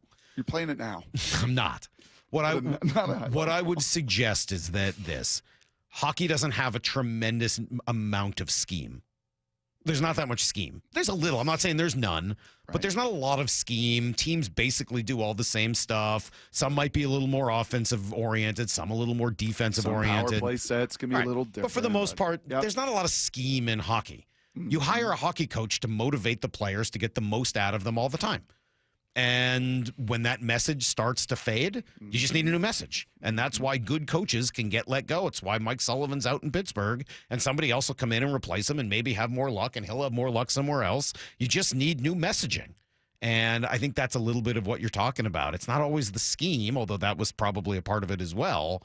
Sometimes you just need a new voice, and it seems to be working right now, maybe in both teams here in town. Let's do some Blue 88. This is Brock and Salk's Blue 88. Blue 88! Blue 88! We take you to the field as Brock Ewart breaks down 3 football questions as only he can. Now here's your hosts, Brock Ewart and Mike Salk. All right, Brock, 3 football questions, starting with this one. Charles Cross, they picked up the option yesterday. Why? 2 fronts, Salt. You've reminded this audience, and you reminded me from day one in that demo room, right down the hallway when you and I did a little demo together. And I walked away from it and said, man, that guy is brilliant. And, man, I don't think I could ever work a day in my life with him. You know, kind of mutually exclusive voices on both shoulders. But you said about Ken Griffey Jr. and other veterans, you don't pay for the past. You cannot do that if you're going to be a successful team build. You pay for what they're going to perform in the future, something along those lines. And that's exactly the same thing with Charles Cross. You're reminded of his past, and what he's done in the past has been very, very productive. And he took a step last year, Salk, a big step of staying healthy, of being a difference maker, of shutting down some of the best pass rushers in this game. But you pick up that extension or, you know, that guarantee because clearly his best football is still ahead of him. Right? He was, 21, 22 when he was drafted. He was a young guy. He was coming out of an air raid system. There was going to be some bumps in the road and a little bit to learn. Got nicked up in year number 2, and took that as a real, like, hey, man, I'm going to go to work and transform this body because availability and durability is some of the most important abilities at that left tackle spot. So, yeah, I think a no-brainer all the way around. And then just the basics. This now gives you ample time to find a way to get an extension done, and they've got money to do so. All right, question number 2. What should we be looking for in rookie? I said to you yesterday, I gave you the linebacker, right? Jackson Woodard out of UNLV, and I said, hey, listen, he's a 4'6", 4'7". He's a little bit stiff. He doesn't measure all these physical measurements that so many of these draft picks did, but this guy knows ball. I went and looked at somebody tweeted yesterday, one of the sites tweeted out the guaranteed money when it comes to these undrafted free agents. Just Salk as if there is a pecking order as a first rounder through 7th rounder of your opportunities and your chances to make the team. When it comes to undrafted free agents, there is a similar pecking order. How much guaranteed money are you giving me? That kind of shows me, A, how active the market was, and how many other teams, 4, 5, 6 teams are offering me this, and it ratchets those numbers up. And then B, how much they think of you too. The highest money, guaranteed money the Seahawks gave was to a really intriguing defensive end out of Utah. I didn't profile him. I didn't think he'd be drafted. He was a trackster out of New Mexico. He's been banged up in his career, but he does have the measurables. He did run 4.6 and jump 37.5 inches. He was a 300-meter hurdler out of high school at 210 pounds that built himself up to about 245 at Utah, and he can go. And they gave him almost $270,000 guaranteed dollars. So he's going to get opportunity. It also struck me they gave a tight end out of Minnesota $260K, a 275-pound blocking tight end out of Minnesota. So if you got Arroyo, your athlete, and you got a fullback from Alabama, you also got kind of a Pharaoh Brown. This guy is going to put his hands on you and put his face into your face, and he's going to move you. So those would be the two. Connor O'Toole, this kid's name was Nick Callerup. Big. Nick Callerup? Callerup. Okay. Yeah, I think he had like 2 catches last year in Minnesota. So he is not your pass catcher. He's like 4 behind Oops. Yes. Yeah. Between those two, they hardly got to smell the football. They're your cross between a skill player and an O-lineman. Yeah, but keep an eye on those two guys that got some pretty good guaranteed money. All right, I think you're going to – funny, I didn't realize this was in here because I ended up talking about it this morning. But question number 3, on the accumulation of 25 different draft grades, where did the Seahawks' final GPA rank amongst their peers? 3rd. Yeah, we looked at the same thing. Did you see that? Yeah. 24 different sites. 24, this guy, Rene, it's not Brugler. Rene Bugner. Yeah, Bugner. Bugnet. Rene Bugnet. Rene Bugnet. Yeah, Frenchman. Rene Bugnet. Tallied up to 24 different or as they would call him in South Dakota, Reen. That's right. 3.63 GPA. I think just about what I finished my collegiate career at the University of Washington with. Pretty darn close to that. 3.63. And when you looked at it, how I looked at it, Salk, you were just a tick below number 2 and number 1, 3.67, 3.65. That being the Giants, and then the top rated, actually, the New England Patriots, Mike Vrabel and his crew out there. And then it was kind of a step down. I think 4th was 3.4. That was the Chiefs, and then Philly. So you were right there in that top grouping as far as what all the mocksters out there evaluated, looked at individually, collectively. Yeah, you're in good company, too. Pretty good group to be with. Yeah, I mean, you look at it, you're by the Chiefs, by the Eagles, by the Ravens. I mean, like, those are in the top 10. I think those are 3 of the teams we've said draft really well. The one surprise in here, Lions at number 30. Yeah, because the Lions, you know what they are? They should change their nickname. And they can have a live one of these. They can't have a live lion. That'd be a little unrealistic. But couldn't you see Dan Campbell walking around with a chain and a honey badger? They should be the Detroit Honey Badgers because they don't give a crap about what anybody else thinks of them, their personnel, how they draft them, when they acquire them. They really, really, really. I think Lyle knows the whole honey badger video. Ooh, good question. I mean, that's like an internet thing, but it's from a while ago. Do you know the honey badger video?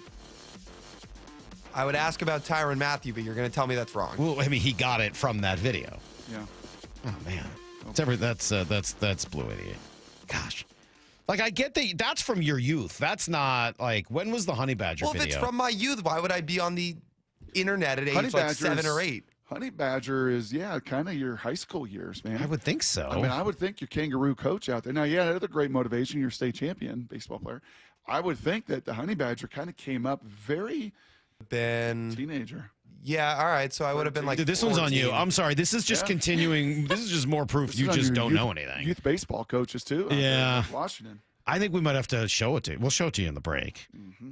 That's, my God. I don't understand. This is the hard thing. How do you run through the world not understanding anything? The Huns called that. Have you ever thought, why did they call him the Honey Badger? Was there ever that next level of curiosity with it? Do you have any thought about why that was his nickname? Evidently not. Lyle, I love you, man. We'll come right back and we'll play you the Honey Badger. Like the Rizzer. Video. I'm curious about the Ritzer or Rizzer or whatever. Well, you can't even get his name the right. Rizzler? Rizzler. No, you're not. I'm curious enough No, to you're at least not. look it up. No, no, you're not. I This don't little believe munchkin. you. Yes, I am. I don't think you really are. We got some Mariner conversation along the way. A full hour of it next on Brock and Salk. Bump and Stacy.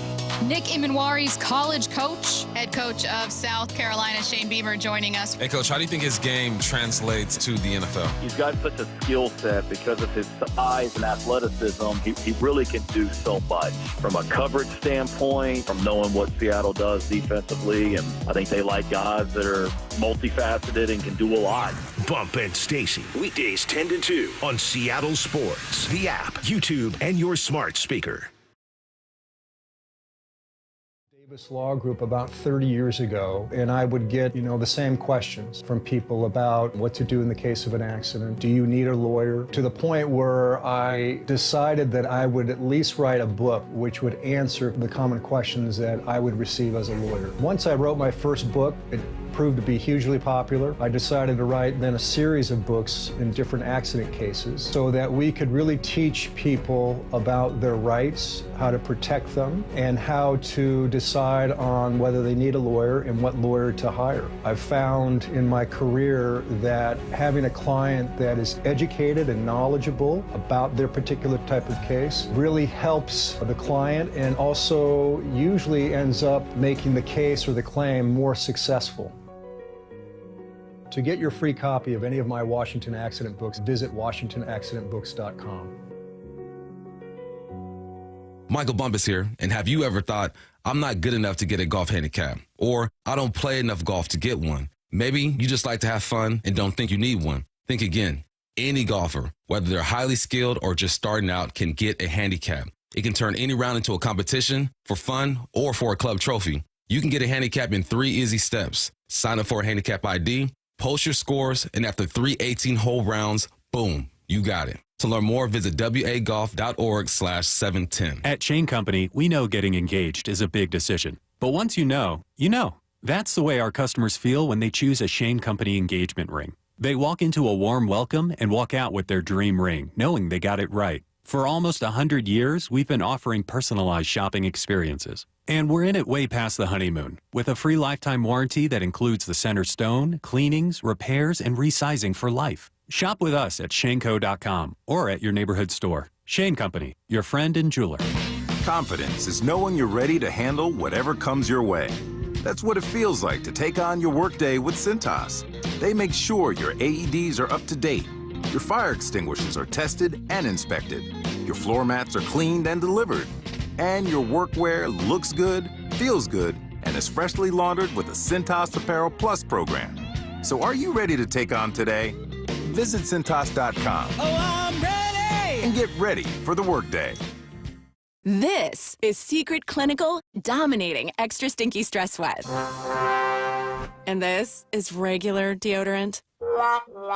Secret Clinical in a heat wave. Oh, what a beautiful day. This is regular deodorant. Ugh, I can't. Secret Clinical with workout sweat. Let's run another marathon. And regular deodorant. How much more? Secret is the GOAT. Because nothing fights sweat better. Stay fresher under pressure. You ever try fixing your car and realize you're missing that one part? Yeah, been there. That's why eBay's my go-to. They've got millions of parts, guaranteed to fit. I'm talking brake pads for when yours have seen one too many miles of stop and go. Oil filters, because you don't mess around with your engine care. Even got this cold air intake on my watch list. I might just go for it. To keep the ride cool and your DIY streak hot. Find all the parts you need at prices you'll love. Guaranteed to fit every time. eBay. Things people love. Eligible items only. Exclusions apply. Something amazing is happening.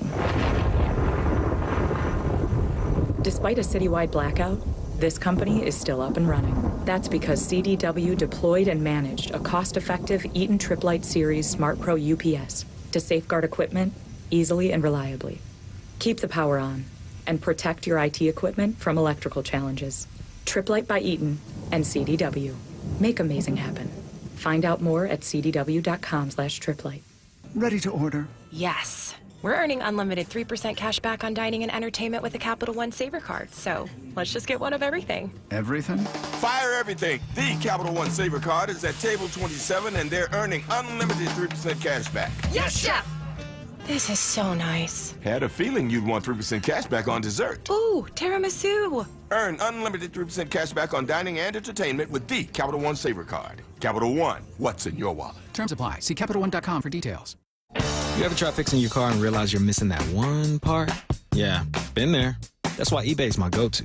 They've got millions of parts, guaranteed to fit. I'm talking brake pads for when yours have seen one too many miles of stop and go. Oil filters, cause you don't mess around with your engine care. Even got this cold air intake on my watch list. I might just go for it. To keep the ride cool and your DIY streak hot. Find all the parts you need at prices you'll love. Guaranteed to fit every time. eBay. Things people love. Eligible items only. Exclusions apply. Let's go! This is Seattle Sports. Streaming through the Seattle Sports app. KIRO AM Seattle. KIRO FM HD2 Tacoma. Home of the Seahawks, Mariners, and everything Seattle sports. Give me a freaking auto! From the Quantum Fiber Studio, this is Brock and Salk on Seattle Sports. I don't read the internet, guys. Take the bull by the hands. And Brooke, you are. And Brooke, you are. Now here are your hosts, Brock Eward and Mike Saul.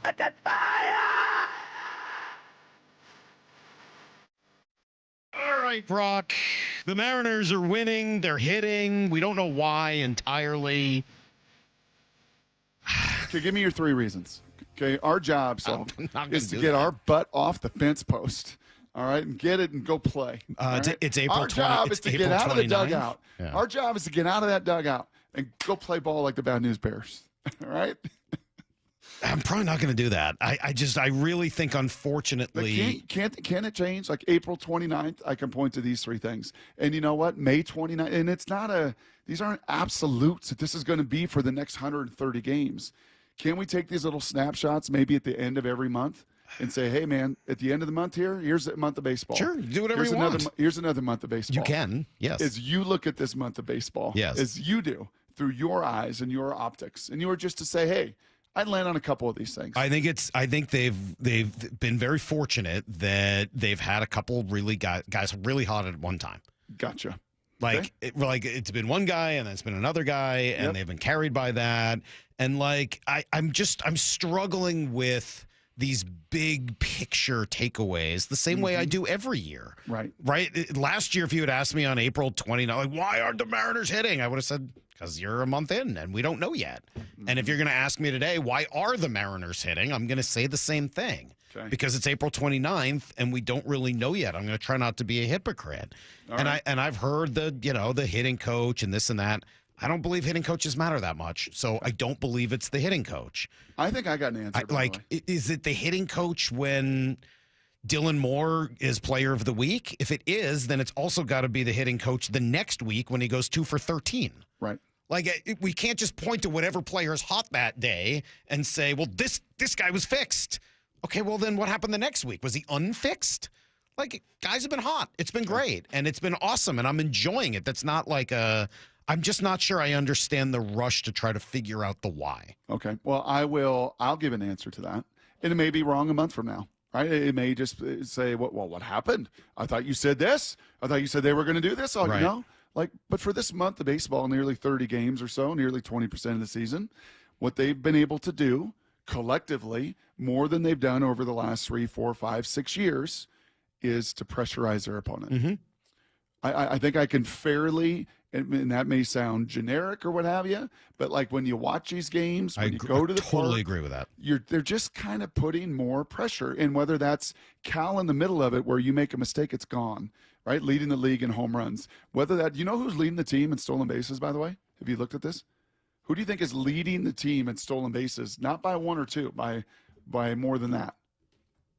Randy Arozarena's got 8 stolen bases, Salk. He's on pace for well over 40 stolen bases. Probably not going to happen, but that dude's getting on the base pass and pressurizing, as is Julio, as are a number of the guys when they get on there. So there's just hey, man, they're going to put the guys at the bottom of the order are going to find a way to put the ball in play a little bit more rather than just be strikeouts. And at least you got to make a play. At least you got to go, throw it and catch it. And so there's a feeling, 30 games in, and again, the pressure can come out. Yeah. This doesn't mean it's going to be a constant, but I do feel like they're pressurizing their opponents, certainly over the last 20 games. I would agree with that. In ways they didn't do. They've got the lineup that is kind of a little bit more suited to that now than it was in the past, and they're using a lot of those players to do exactly that. I would agree with that. I think that's a good sort of overall takeaway. I don't know why that's happening necessarily, but I would agree that they're putting a lot more pressure and forcing them to make some mistakes. And I think more than anything, again, the wins are what matter, right? They're winning. Keep banking them. They're going to come in handy later. Polanco's probably not going to finish the year with a 1,400 OPS. That would be an outlier for his career that's pretty extreme, right? So he's going to struggle at some point, and that's probably going to bring him back down into the 700-800 range. When you do, you hope it's balanced off by Julio getting hot or Randy getting hot, or Rayleigh getting hot, or others who will get hot at different times in this year. And that's how good teams end up winning games over the course of the season. I'm excited about what they're doing, excited that they banked these wins. I'm also going to say they're 16-12. A year ago today, they were 15-13. There's a 1-game difference, right? That's Mitch Garver. That's one Mitch Garver hit at Fenway. That's one Ellie De La Cruz error away from where they were a year ago. And it's 1 game ahead of what their Pythagorean says they should be right now. That's great. I love it. That's awesome. I hope they're, that's phenomenal. Yeah, you do that every quadrant of the season, the next 5, all of a sudden 84 becomes 90 wins. Absolutely. Right? Just keep winning 1 more game over what you're supposed to be. And that would be really, I think a great formula for this team to find its way in. And some of it they've done, some of it they've kind of lucked into. So, sometimes last year they didn't do it and found ways to screw up games. And sometimes they had some bad luck work against them. And that's kind of how baseball is and why we play 162 of these. Yeah, and I think the positive and the encouraging thing too, and again, where I think this feels a little bit differently, Salk, is that you're doing this too with quite a bit of adversity. You're not doing this getting quality start after quality start after quality start and simplifying it. You're doing it with volatility. You're doing it with a multitude of injuries. Hasn't that always sort of been their thing, though? Haven't we seen that over the course of the last 3-5 years? I mean, I think back to the great run they had the year they made the playoffs and the long winning streak that they had before the All-Star break. Didn't it come when Julio was suspended and some JP was injured? Like on their brawl. Right, you remember all that? Like everyone, and all of a sudden it was like, oh, here comes Dylan Moore and here comes Sam Haggerty. And like they have really responded well. And I don't know if that's sort of innate to who they are and some of the players that have been around in here, but yeah, I love this. It's really fun. It's fun to watch them kind of doing what they're doing. It's the narratives, as always, that sort of get under my skin. Yeah. Right? Like, well, they're not aging players on the decline anymore. Okay, well, like Jorge Polanco? Right. I mean, like, he's been the best hitter on the team by far. A year ago, he was an aging player on the downside of his career. Now he's not. I mean, like, we don't. Yeah, I mean, if you plant your flag and just say this is the only way it is, you got to be very careful in this sport because it will humble you in a hurry. Just change immediately. I will just say this as well, though. Again, where this is different, is all of this stuff bubbling underneath too. Like, man, if these guys can do this, right? If this year can actually be a year where you do get a Polanco, you do get a Dylan, you do get a Julio, you do get a Cal hitting 45 home run, right? You do get this. What's coming up is unbelievably encouraging, right? What you have in your system is the best system in baseball. If they hopefully keep doing this over April and May and June as well, Salk, right? You hope that they continue to hit really, really well. That being Montez and Celestine and Colt and all these guys. So that guess what? Come June, come July. Oh my goodness, you actually don't have. Well, they're nice prospects. It's like, no, they've gone from Modesto to Everett to Arkansas. Like, they're not 2-3 years away. They're close. They're a year away. And that gives They're them 6 either months more away. value for you Yes. or more value for other teams if you've got something you'd like to add at the deadline. There's no doubt about it. And there will be, again, we said have a good hot start, right? For a couple of reasons. One, it takes a lot of the bullets out of the gun from the offseason of like, hey, is everyone going to be, are there going to be issues that crop up? Right. Yep.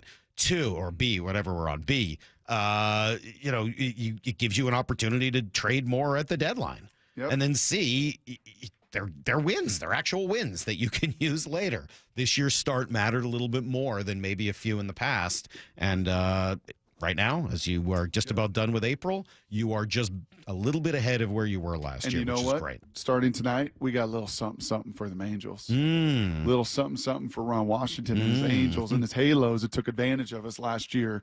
And we gave them so many freaking games, so many close games where you couldn't get anything done. That changes, Salk.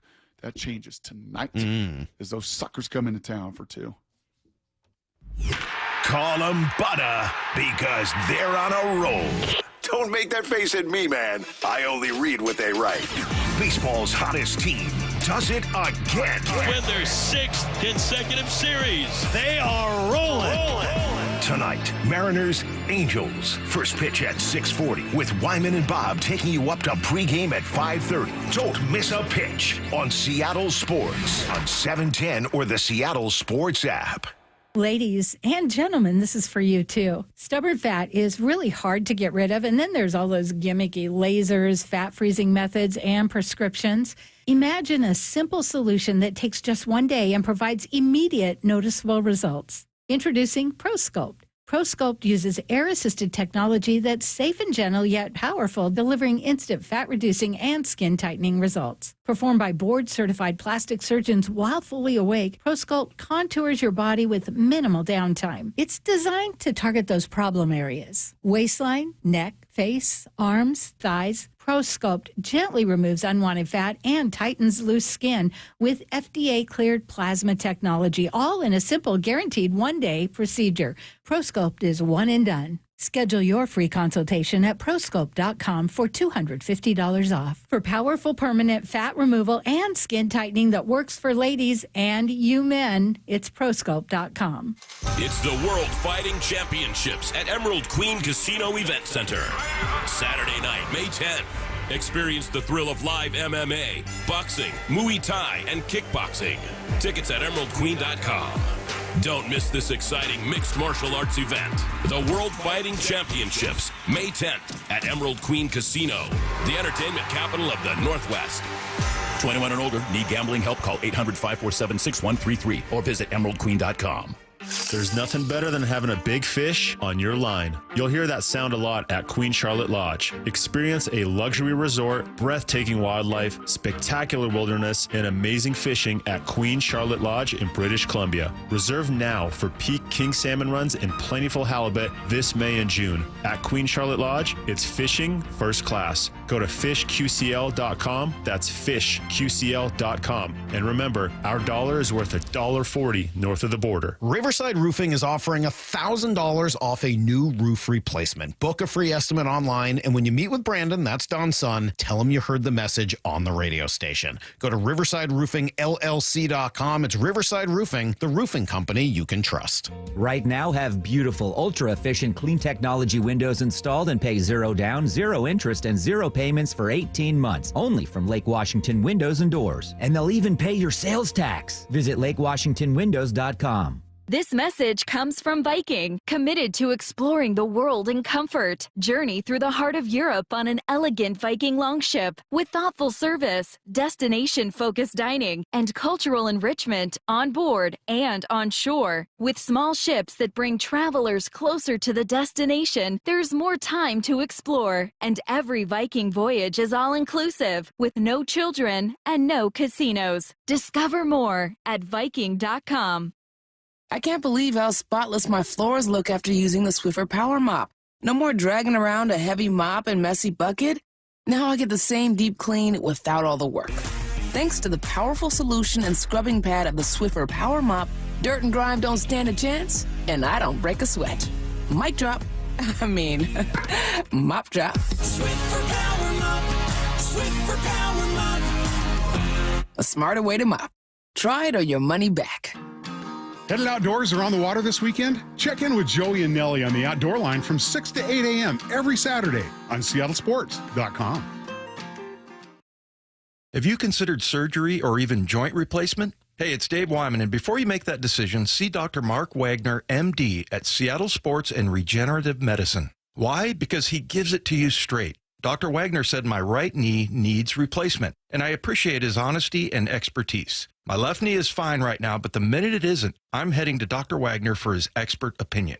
I want to avoid another surgery, and I've heard so many patients rave about results from their 90-minute outpatient stem cell procedure with Dr. Wagner. He's a board-certified Seattle physician with over 30 years of experience and has performed more than 20,000 stem cell procedures using a person's own stem cells to regenerate cartilage in their own joints. People with severe osteoarthritis, even bone on bone, are back doing what they enjoy without pain and without surgery. Whether it's a shoulder, hip, elbow, ankle, wrist, or knee, before choosing surgery, see Dr. Mark Wagner first. Go to drmarkwagnermd.com. I've never had any complaints about my performance in the bedroom. But after turning 40, I noticed my libido just wasn't what it used to be. That's when I reached out to Revive Health. Their team knew exactly what I needed, which is why today, my wife and I are both more satisfied than ever. If you're ready to book your free T-check, text BOOST to 65555 or visit ReviveMensHealth.com to schedule your appointment. Message and data rates may apply. Message frequency varies. Text help for help. Text stop to cancel. See privacy policy at ReviveMensHealth.com/privacy policy. For info on how opt-in info will be used and terms and conditions at ReviveMensHealth.com/terms of use for terms of short code service.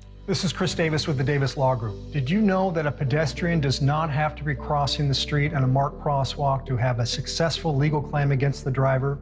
Pedestrians can even be partially at fault for a collision and still have a valuable claim. Call us today for a free consultation or get my free book on pedestrian accident law at WashingtonAccidentBooks.com. That's Davis Law Group, better service and even better results.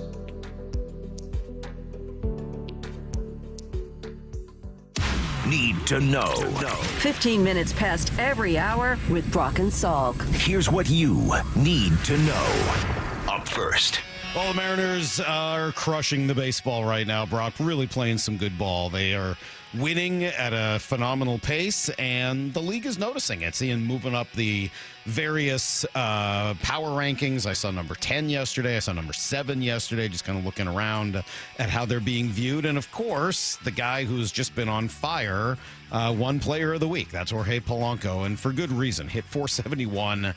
4 home runs, 2 doubles, 5 runs, 8 ribbies, 2 walks. Just tremendous. 1844 OPS.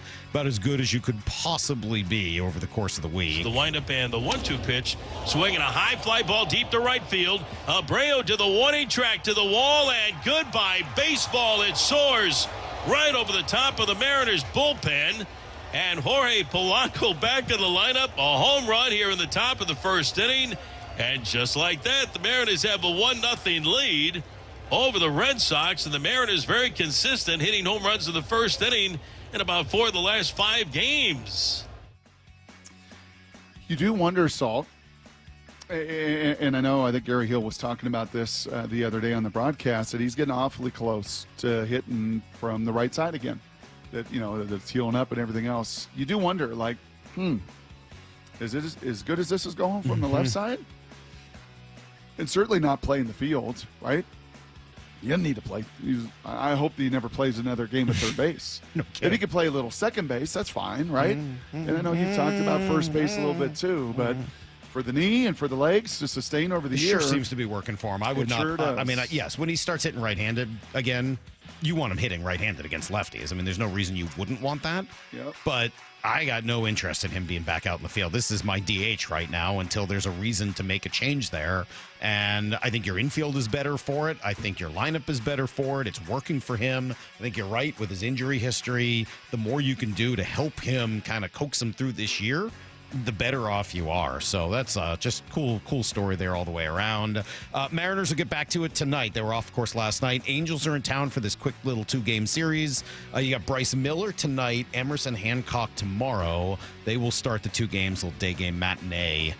Should be fun. What's supposed to be nice out tomorrow as well. So a nice little quick series here with the Angels.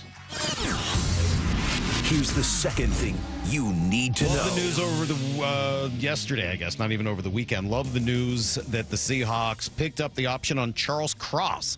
So he will get a 5th year on his rookie deal. That's not this year. This is his 4th year upcoming. Mm-hmm. And then the next year will be his 5th year. Generally, this is the start of a process to work out a long-term extension, right? It is. And there's no hurry to have to do that. Seahawks do have funds if they wanted to make that happen. And this was a no-brainer. It's newsworthy because it's the first.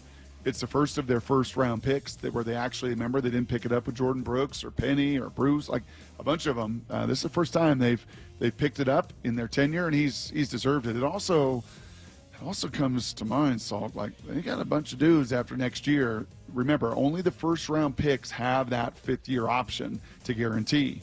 The Boye Mafes, the Ken Walkers, the Reek Woolens, the rest of the guys in that very productive draft class. Mm-hmm. Going to be awfully incentivized to go produce this season. That's a good point. As their deals get done. But this is the first time they've ever picked up a 5th-year option. Fetty, Penny, Collier, Carpenter, Irvin, Brooks. I mean, they had a lot of guys they drafted in the first round that at the end of 3, they were like, yeah, we're good. Yeah, we're not going to pick that up. We'll go one more year, and you'll probably be out the door after that. And that's a great sign, obviously, for what they did. And also about the position. Dude's a left tackle. Like, you can find another linebacker, you can find another running back, you can find another, kind of whatever Collier is. But, like, left tackles, you find them in the top 10 in the draft. That's basically where they found Charles Cross, and I don't think they hope to be picking back there again. So what do? Pick up the dude's option. Keep him around here long term. Here's the third thing you need to know. It's fun meeting some of these draft picks and just learning about them, Brock. Let's see. What do I have for you? You want a little bit more Nicky Manwari? Here he is, asked about whether he would rather lay a big hit or have a key interception. Honestly, it depends what team we're playing. If we're playing the Niners, I'll lay a dude out. But, any other team, I'll probably get an interception. I get an interception, though. But honestly, man, I kind of like both. Getting an interception is awesome because I like to run it back for touchdowns. But laying the dude out, like taking his soul, making him feel it, that also feels good, too. So.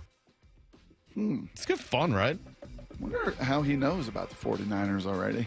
Well, just a rivalry watching primetime games? Maybe. I mean, was there something through the draft process that maybe... I think it's that hard to find out that the Seahawks and 49ers don't like each other. Oh. Really? Kid in South Carolina? A long ways away. I mean, where did you grow up? Did you know the Duke and North Carolina don't like each other? Different era, Salk. All right, but still. Does Lyle know what the honey badger is? No, Lyle don't know anything. Different era, Salk, with these 20-somethings. Duke and North Carolina didn't like each other? He did. Yeah, he didn't say that. Of course I did. All right. Well, Jeez, James Worthy and Jordan and Kenny versus Kenny Smith versus Abdul Nabi, Cherokee Parks, Christian Leitner, Bobby Hurley, Thomas Hill, Grant Hill. What do you want from me, Lyle? Yeah, what do you want? I really thought I had a chance to dunk on you guys right there, and it turned out that was sarcasm. Didn't work out very well, no. Let's see. Riley Mills, also very entertaining. Here he is, Brock, talking about where he plays best on the D-line. Yeah, look, I mean, I've been a 3-tech my entire career. I love playing 3-tech, but I've played around, all around the defensive line. I think 3 technique is, especially when I'm pass rushing, I don't think there's any guard or tackle that can really block me one-on-one when it comes to being on the inside for 3-tech. But I think that's one of my things during the draft that I was preaching to teams and I preached to the Seahawks was that I'm athletic enough. I can play the 9, I can play the 5, I can play the 2-eye, play the 4-eye, and I can play it all at a high level, compared to a lot of other guys. So that's something I excel at, and I think that's part of the vision they had was being someone who's versatile and kind of similar to Leonard Williams, how he plays all down the line. Yeah. Whatever they want me to do, I'm ready for it, and I want to do it to the best of my ability. Poor guy just kind of lacks for self-confidence. Yeah, he didn't really know his ball either. No. Didn't really target. And, Sad. Yeah, the line games, the stunts. Mike McDonald saying as much the other day, like, yeah, he was something to talk to. There was a lot of ball flying around. You don't get, hey, Lyle. Hopefully they can find him a sports psychologist. Hey, 3 plates. 3 plates. I'm not going to ask you about honey badger, nothing culturally. What's the 3 technique? I should know this. No, I should know this. No, you shouldn't. Why not? Because it's dumb. It's like this newfangled wording they started using in the last decade. Warren Sapp started it 20 years ago. Exactly. Salk. Yeah, newfangled. Yeah, whatever. So There were come no on, Lyle. 3 techniques when I was 3 a plates. kid. Hey, 3 plates. What's a 3 tech? Well, I know there's 3 tech and 5 tech. I might botch the definitions and all that stuff. Where's the 3 tech line up, Lyle? Nose guard? Okay, push. Nope. Okay, got it. There you go. That's everything you need to know. Well, Brock, you're so disappointed in him. You okay? I'm not disappointed. You at seem all. disappointed. It's so good. I just love it. I love Lyle's willingness. I said that to him going into the last break. I appreciate your willingness to put yourself out there. Yes. It's really good. The 3 technique, Lyle, think of Warren Sapp. Russell Maryland. Have you ever before. heard of Those Warren guys- Sapp? I'm sure Lyle's never heard of Warren Sapp. Do you know Yes, who I Warren know. Sapp Yeah, is? I know Warren Sapp. Do you know what position he played? Yeah, he was a defensive lineman. He was a 3 tech. There you go. Yep. Now you know. So he lined up on the outside shoulder of the guard. He really revolutionized the ability to get a one-on-one. So you couldn't be double teamed, not head up, not inside where you double teamed, on that outside shoulder where you can lay waste to those big sloppy guards. All right, I wasn't that far off from No, saying he you lined were up at the nose fine. guard. That's right. Well, that's a different technique, though. That's I a know. zero, It's a zero. technique, That's right over the center. unfortunately. It's very right over the different, center's Lyle. nose. Yeah, that was a 5. It's a 2 high. It's a 4 high. It's a You're 9, better it's off a 7. not using any of these phrases, though, Lyle. Just call him a nose tackle. Call him a defensive lineman. I don't know. That's usually what I do. Exactly. That's what ru- everyone used to do. And so, we play a little 3 tech, maybe move over to 5, maybe a little 5-eye. Like, shut up. You're a defensive lineman. Well, and quit that's not- overcomplicating And you can it. still say defensive tackle or edge rusher and that stuff. Of course you can. Right. And then you'll sound like a normal human. But then when you drop WRC plus or BABIP or FAP, Well, here's the question I have for you guys. What is OTC? That's next with Jeff Passan on Seattle Sports. Wyman and Bob, afternoons 2 to 7. Looking at Cal Raleigh, man, could he be in that conversation for MVP? He deserves the praise. He's been phenomenal. The question, can Cal keep this up? I mean, probably not. I'd feel so much better about this team if Julio went on not some kind of a tear like Cal, but just get back in there. Dave Wyman and Bob Stelton, afternoons 2 to 7 on Seattle Sports, the app, YouTube, and your smart speaker. All right, Mike Salk here, and this is the time of year where you might start seeing bugs, especially ants, hanging out around your house looking for a food supply, and you probably want them out. They're not the only one. Rodents, they're in the peak of their reproductive system, so if you end up with just a couple of rats in your house, that could quickly turn into hundreds, and now you're looking at damage, you're looking at problems with your insulation or your wiring, maybe even structural features. So this is why you call Crawl Pros or Pest Pros. That's their full-service pest control division. And they'll come in and take a look and get it all fixed and get rid of any of those problems you might be having. If you're worried about water damage or mold or insulation, if those critters are a problem, anything else related to your crawl space or attic, call Crawl Pros or visit crawlpros.com. This is the story of the one who, as a maintenance specialist for a historic high-rise, knows that vintage charm historically needs constant attention. Which is why when it's time to upgrade turn-of-the-century mechanicals, they turn to Grainger. With easy access to 1 million+ products and the scale to deliver when and where you need them. The right tools and supplies are never far away. So the one can keep that vintage building running like new. Call, click Grainger.com, or just stop by. Grainger, for the ones who get it done. Still getting around to that fix on your car? You got this. On eBay, you'll find millions of parts, guaranteed to fit. Doesn't matter if it's a major engine repair or your first time swapping your windshield wipers. eBay has that part you need, ready to click perfectly into place for changes big and small. Loud or quiet. Find all the parts you need at prices you'll love. Guaranteed to fit every time. But you already know that. eBay. Things, people, love. Eligible items only. Exclusions apply. Hey, it's me, second base at T-Mobile Park. In my view, it's pretty sweet. I can see the big dumper flashing his platinum glove, firing a perfect throw right at me. Here comes the tag. Oh, got him. Another strike him out, throw him out for Cal Raleigh. Then there's Julio, stomping on me on his way to a stand-up triple. That dude is unreal. Swinging a line drive, Julio round to third with a 2-out, 3-run triple. And JP, smooth as silk, snaring line drives out of thin air. And he takes a hit away! Come check it out for yourself. There's nothing like being this close to the action.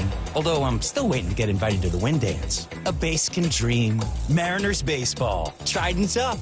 The Mariners homestand continues this week with 2 value games against the Angels. Go to mariners.com/value to snag $10 tickets for tonight's game at 6:40 and tomorrow's at 1:10. Plus, check out the complete value game schedule, including all 3 Randy Rosarina bobblehead giveaway games, May 27th through 29th. No more waiting. It's time to go all in on that new car. And Toyota of Kirkland and Toyota of Renton are the dealerships to make it happen. Why? Because they're all in for you. All in on the widest selection of new, used, and certified pre-owned vehicles with their combined inventory. All in on their amazing staff and incredible showrooms. And all in on setting you up with a test drive so you can take that car home the same day. Go all in, whether you're in the north or the south. Toyota of Kirkland and Renton got you covered. Visit in person today or online at toyotaofkirkland.com and toyotaofrenton.com. O'Brien. 4 down territory, going inside the game with Michael Bumpus. I like this. More quarterbacks should start doing this. Every day at 11:15 and 1:15 on Bumpin' Stacy.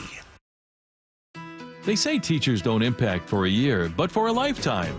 Hi, this is Rick Riz. Join WSECU, your local credit union, as we celebrate those who give so much with the Teacher of the Week program. Nominate a teacher you feel has changed a life in our community. Each week throughout the season, we'll honor one teacher with a $500 grant, courtesy of WSECU. Teachers are the real MVPs. Find out more and nominate a teacher at mynorthwest.com/teacher.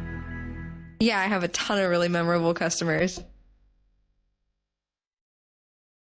One of my favorite customers I've ever had, he came in and had a really bad experience with several different dealerships. He just lost his husband.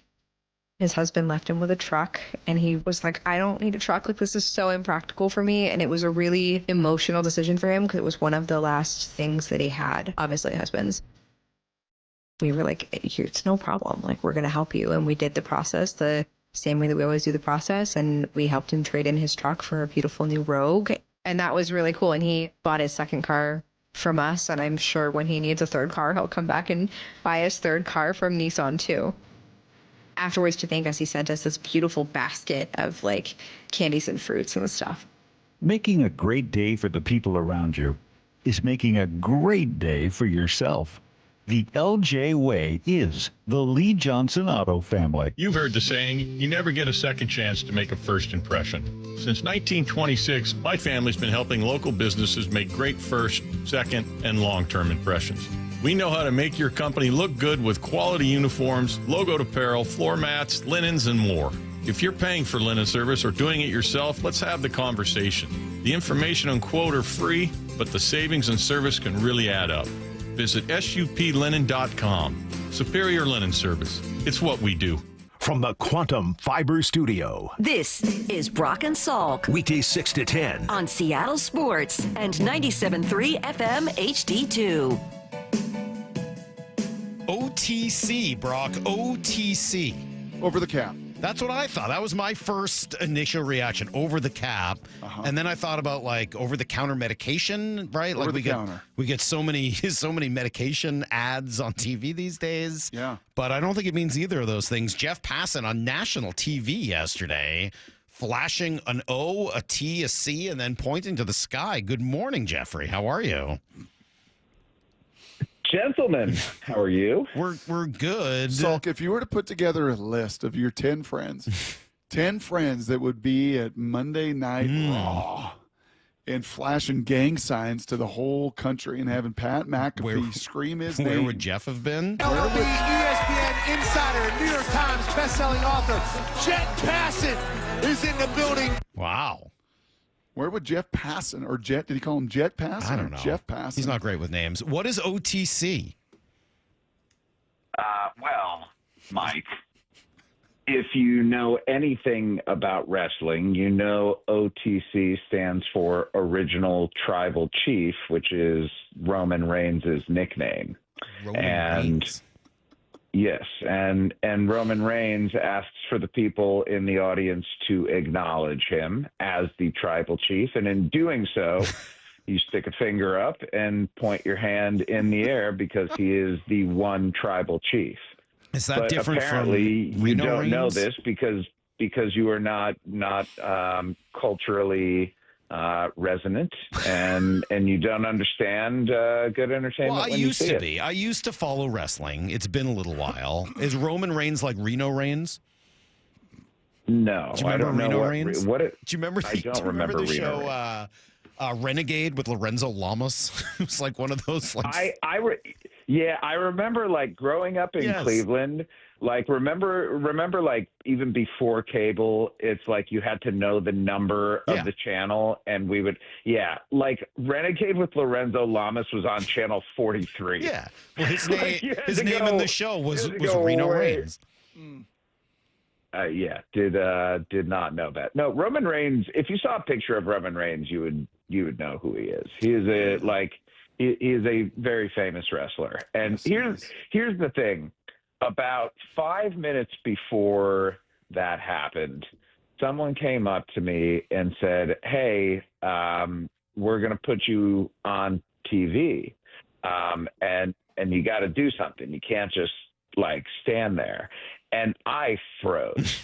Like first off, I had no business like getting shouted out. None.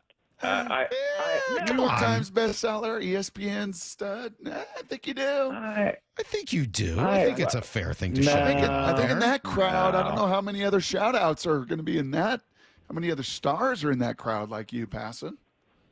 Yeah, I don't see myself like that. I appreciate you guys trying to make me feel good, but it's like if we're just looking objectively here, don't belong. Also, don't belong because like I'm generally awkward when cameras get on me and I don't have baseball to talk about. It's like I do everything I can to avoid that. So I had to consult with my son who was there with me. Yep. And I was like, what do we do? Because I have no aura. I am not cool. And this is like a big aura moment when it's just you in the camera and you got to vamp a little and you have to like, you can't, I can't look like the nerd that I am. And my son's like, you have to put the one to the sky. And I'm like, you're damn right I do. And so that's what we did. And my younger son was to my right, and some of my older son's friends were to the left. And I said, boys, we're gonna put our ones in the air and show the world how Kansas City does it. And it's precisely what we did. Well, you nailed it, Jeff. Great job. Acknowledge me. There we go. The only time I've been to one wrestling match years ago. I went to a Thursday night SmackDown. And I told the story before, and then I got to meet the guy. My buddy Chris and I made signs for the Big Show that said, "Hey, it's the Big Toe," and had a picture of a toe on it. And we thought that was going to get us on TV, but we got to meet him here last year, a year or two ago. He was in the building, humongous human being, and he liked my sign. Hey, can we get to baseball? I got a lot of questions. Jeff, here, enough okay? wrestling. How do you explain Jorge Polanco? I think there are two ways to look at this. Way number one is going to be the more dissatisfactory one, which is, in any time in baseball, somebody can get so locked in that he looks like the best player in the world. But I think the better explanation is he's healthy. And we have, Kind of. I mean, he's not healthy enough to bat right-handed. He's not healthy enough to play the field. So, he's kind of healthy. But my point is he's healthy enough to swing the bat like he is capable of swinging the bat. And that's something that early in his career when he was in Minnesota, he was an all-star caliber bat. And I think that goes a really, really long way. Last year he was miserable, and he had the surgery in the off season, and the hope was to get him back to where he's been right now. But I'm not speaking out of turn here. He has far exceeded anyone's expectations, and the fact that the M's are getting the power out of him that they are, in this last week where he hit as many home runs practically as the rest of the team combined. He's been an absolute lifesaver and a really big reason. It's why when I look at wins above replacement, it's a fun statistic. It's an interesting statistic, but I don't think it's actually representative of the number of wins that it actually a guy actually contributes. Jorge Polanco, the Mariners without him right now, I feel like are an under 500 team. Yeah, I think with Cal Raleigh as well. And I think Cal maybe is actually leading the wins above replacement, but I totally get your point. Okay, a little bigger picture, right? We just finished the NFL draft. All these GMs say the same thing. They want the board to speak to you. They want the board to speak to you. What's the market going to do? When are players available, when you want them, yada, yada, yada. A month into the season now, as we close the books on April here this week, what has the sport of baseball, Major League Baseball, and maybe in particular the American League, what has it spoken to Jeff Passan? It has told me that it is not only wide open, but also not very good. I think the Tigers can play. I think the Yankees, for a team that has some clear weaknesses, I think the Yankees can play enough where they're going to be in the mix. I think the Red Sox have shown that they're going to mash. They need some pitching. I look at a team like the Rays, and they're just so hot and cold. But when they're hot, man, they actually look like a good team. And I look at the American League West, and I say to myself, what the hell is this? Like, I don't know who the best team in the American League West is. On one day, it can look like Seattle. When Hunter Brown is pitching, it can look like Houston. When the A's are swinging it, no, I lied. It doesn't look like the A's. Their defense, I don't know how much you've seen of the A's this year. They're a bad fielding team, and I think that's going to be what does them in. And the Rangers just confuse me so much because I look at the names in that lineup, guys, and I'm like, how is this team the lowest scoring team in Major League Baseball? Does not make any sense, but they have pitched well. And, even if they're losing games on a Little League walk-off home run, I think the Rangers are going to be in the mix. But in the grand scheme, Brock, let's look at the National League. The New York Mets are better than any AL team. The Los Angeles Dodgers, better. San Diego Padres, better. You can make a pretty compelling argument that the Chicago Cubs, better. The Arizona Diamondbacks, like right there. The San Francisco Giants, right there. Even the Cincinnati Reds. And I haven't even talked about Philadelphia or Atlanta. I mean, if you were to tell me 8 or 9 National League teams are better than every American League team, I'd say, yeah, there's a decent argument to be made that that's the truth.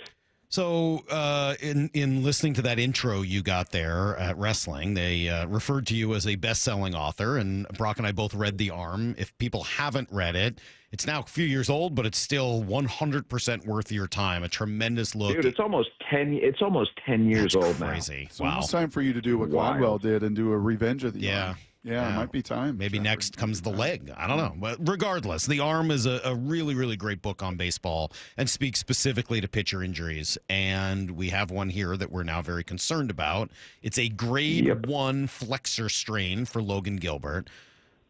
Two-part question. A, what does that mean? And what does it tell you about his kind of prognosis moving forward? And then secondly, he says he's feeling pretty good. We've seen a couple reports where he said, hey, look, I feel like I dodged, but feeling pretty good. I already feel better than I did the other day. Would he be able to tell if he's heading closer to the dreaded Tommy John moment or if it's actually on its way back this quickly? So let's start with what the flexor is. When it talks about a flexor strain, the flexor mass is the bundle of muscles in your forearm, and they're overlapping muscles, each of which is connected. Like if you're looking at if you're looking right now at your hand and your palm is facing up toward the sky, if you move each individual finger while you have your other hand on your forearm, you can feel like different muscles moving in there. And so what the flexor mass does for pitchers is essentially it acts as a brake. When you throw a baseball, all of this energy and force comes up through your legs, up into your hips and your core, and when you rotate around, it gets distributed up to your arm. As your arm internally rotates around the shoulder. So, like when it looks like it's laid back and then the forearm comes flying through with the baseball, as your arm internally rotates like that, all of the force that's been built up through your body gets distributed down through your shoulder and into your elbow area, and specifically onto the ulnar collateral ligament. And as you are coming through and pronating, which means your thumb is sort of going down as you're throwing, the energy then gets distributed into the muscles of the flexor mass, which takes the brunt of it. So if your body is working correctly, the flexor mass is taking the strain and the stress off of your elbow ligament, which is a good thing. And so it's doing its job. But sometimes the stress and the strain can be a little too much. Grade 1 is the lowest of the three. Grade 2 is a partial tear. Grade 3 is a full tear. So grade 1 is a good thing. But because the flexor mass is attached to the elbow and is related to the ulnar collateral ligament, which is what tears during Tommy John surgery, quite often what ends up happening is guys who get Tommy John also have flexor damage, so it will sometimes be a 2-for-1 surgery. And you have in the flexor mass these muscles that, if they are not working optimally, they're not going to take on that energy anymore, and it's going to remain in the elbow ligament and put the stress and the strain there. So that's why a flexor mass injury is problematic. Can Logan Gilbert? No. Until he throws a baseball at full speed, no, he cannot. But if there's soreness that was there that is not there anymore, that's a good sign. It's just, as we know, with the arm, it doesn't really matter what happens until you actually try to throw a baseball at game speed, because that's the ultimate litmus test to see if you're actually going to feel okay trying to do your job.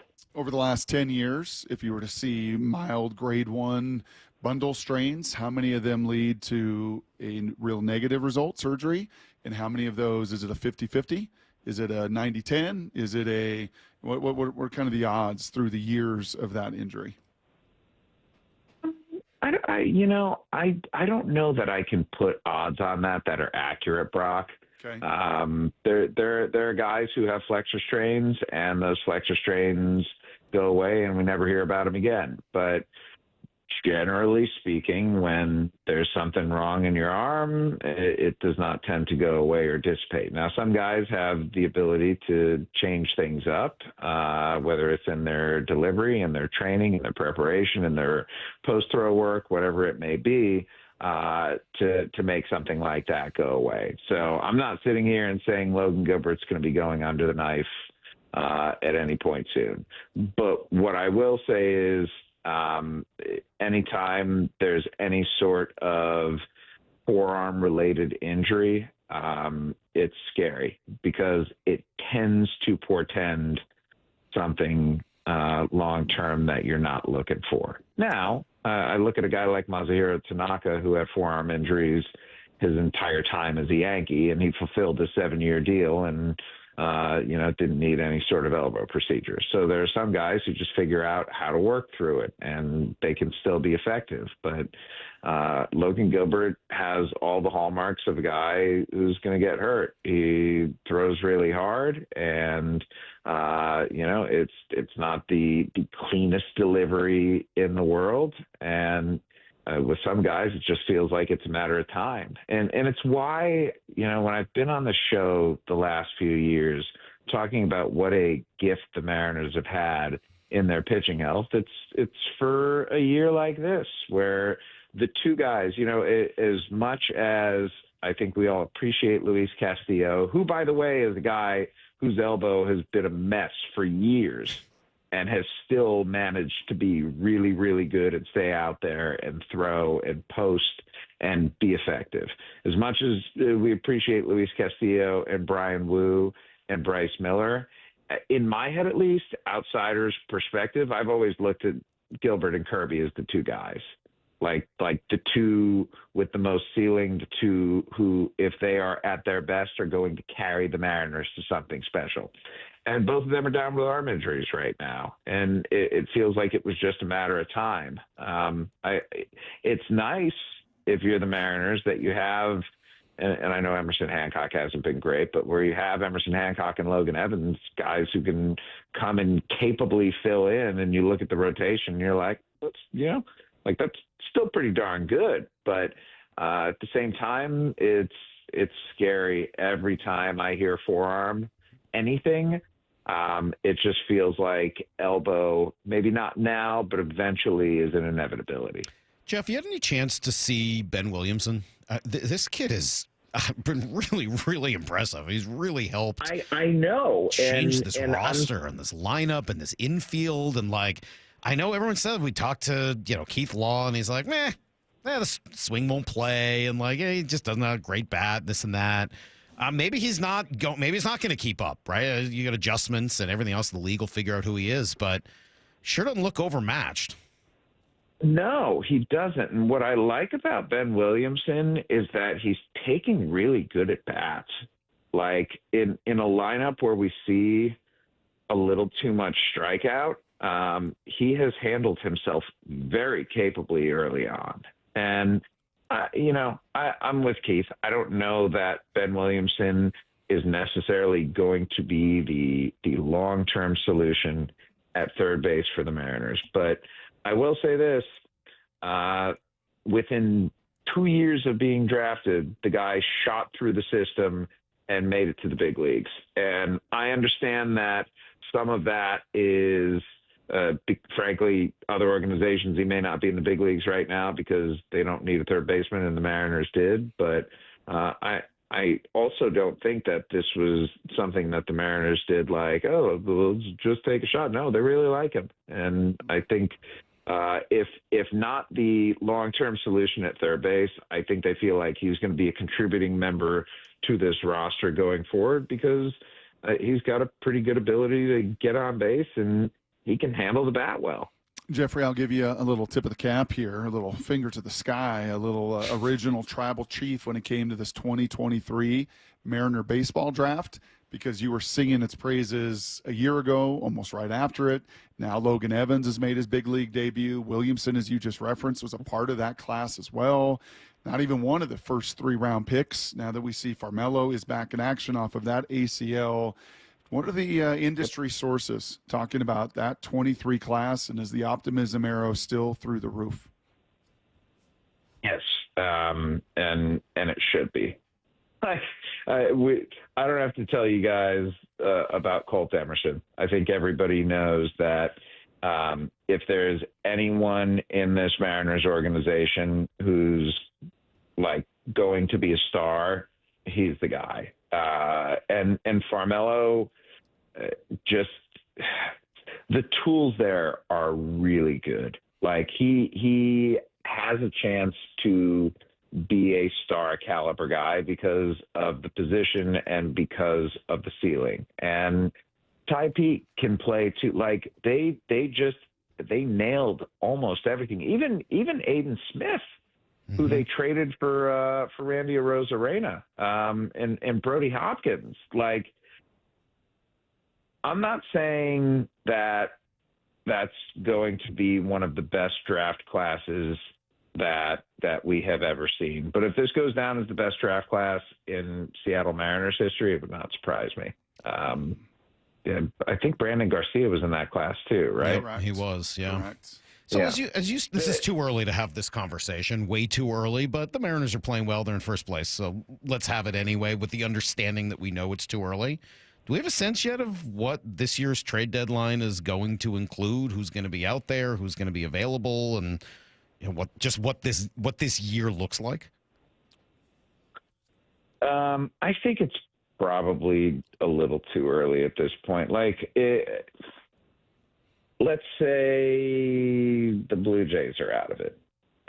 Is Bo Bichette going to be there? That's an interesting one. Let's say the Orioles are out of it. Is Zach Eflin going to be out there? Sandy Alcantara going to move?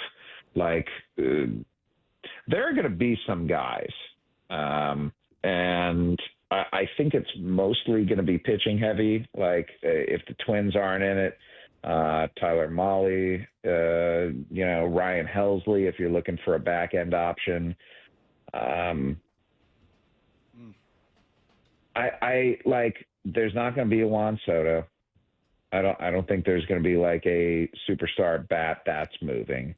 But by and large, I think there will be options out there for teams, especially that are looking for pitching.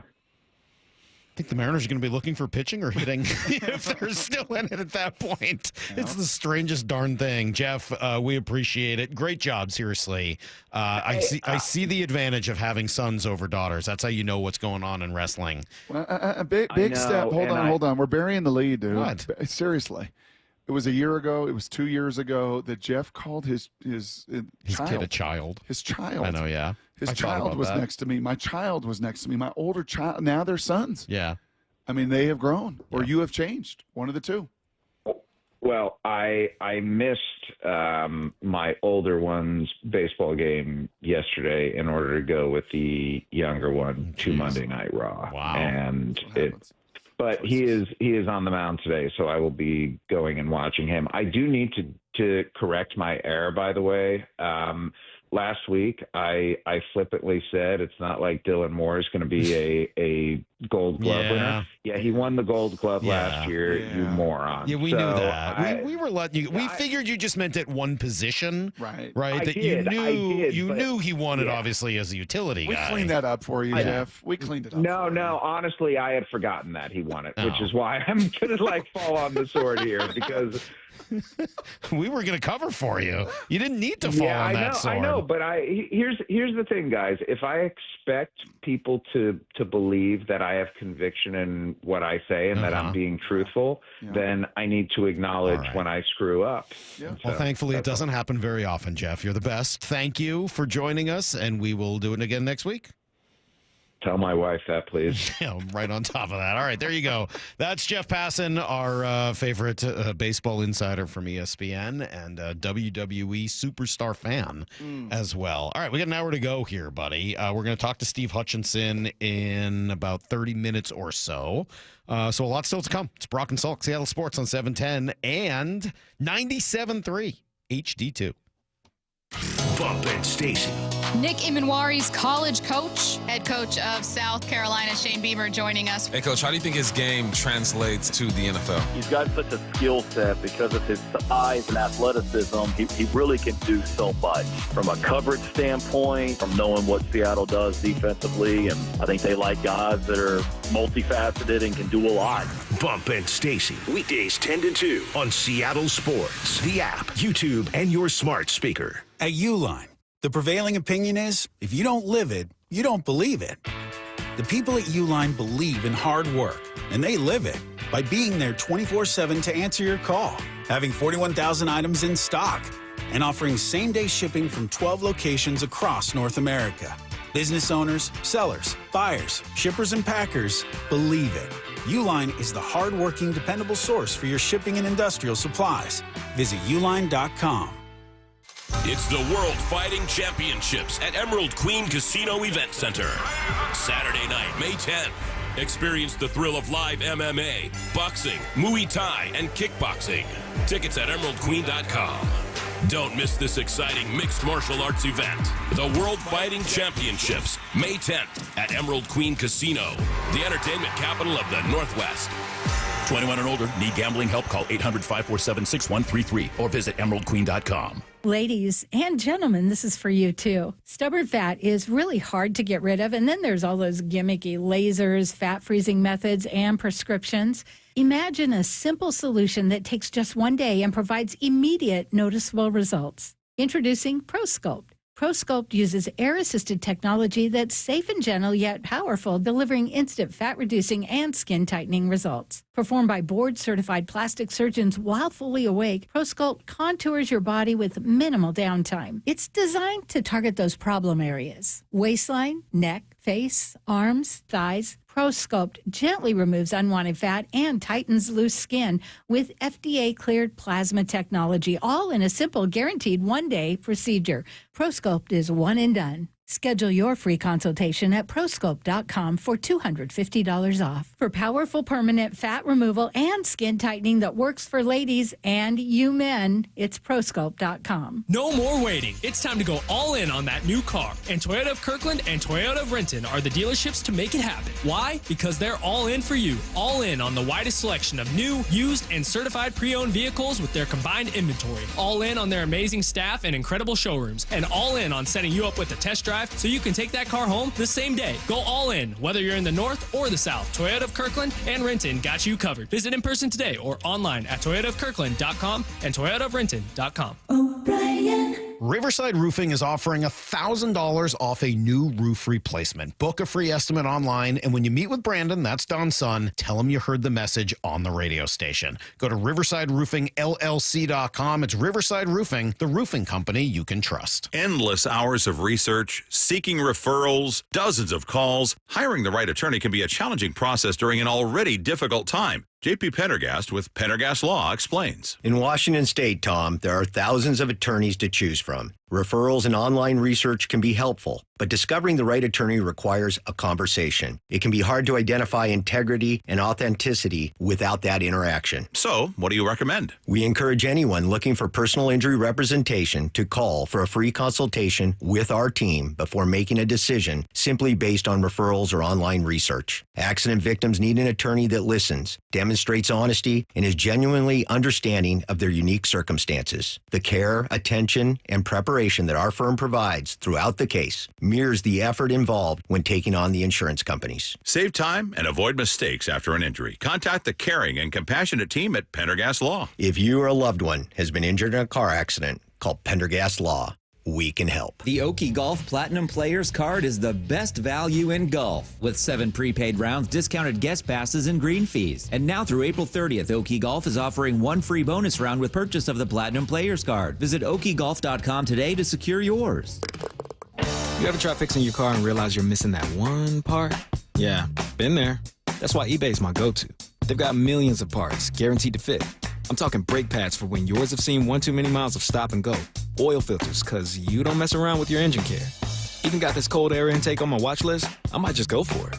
To keep the ride cool and your DIY streak hot. Find all the parts you need at prices you'll love. Guaranteed to fit every time. eBay. Things. People. Love. Eligible items only. Exclusions apply. You know what's better than a limited time deal? An unlimited time deal. That's why the Wendy's $5 Biggie Bag with a Junior Bacon Cheeseburger, 4-piece nugs, Junior Hot and Crispy Fries, and small soft drink is available all the time. Because the best time for fresh, never frozen beef and Applewood smoked bacon is all the time. Duh. I feel like I'm repeating myself a lot. For the best deal of all time, gotta be Wendy's. Unlimited time does not mean forever. U.S. price and participation may vary. Prices may be higher in Alaska, Hawaii, and California via third-party delivery. Fresh beef available in the contiguous U.S., Alaska, and Canada. Let's go! This is Seattle Sports. Streaming through the Seattle Sports app. KIRO AM Seattle. KIRO FM HD2 Tacoma. Home of the Seahawks, Mariners, and everything Seattle sports. Give me a freaking auto! From the Quantum Fiber Studio, this is Brock and Salk on Seattle Sports. Brock Heward and Matt Marcus. Sorry about just Mike Heward, not exactly Joe Cap there in the pocket. Now here are your hosts, Brock Heward and Mike Salk. Good point from the 360 while you talk through that draft, Brock. Don't forget, Mariners have number 3 overall in this draft. Kind of lucked into that, which is awesome. Number 3 overall pick this year. 206 on the prospects. You all said the same thing about Julio. I'll believe it when I see it. Yeah, no kidding. Mm-hmm. Yeah, they're prospects. Nobody says they're guaranteed. You'll believe it when you see it. But, they've got a lot of them. And the more of them you have and the more highly thought of they are, the better chance you have to either hit on them or sell them to another team in order to bring back something at the deadline. The MLB draft is when? Around the All-Star break? Right at the All-Star break. Can you trade that number 3 pick beforehand? Nope.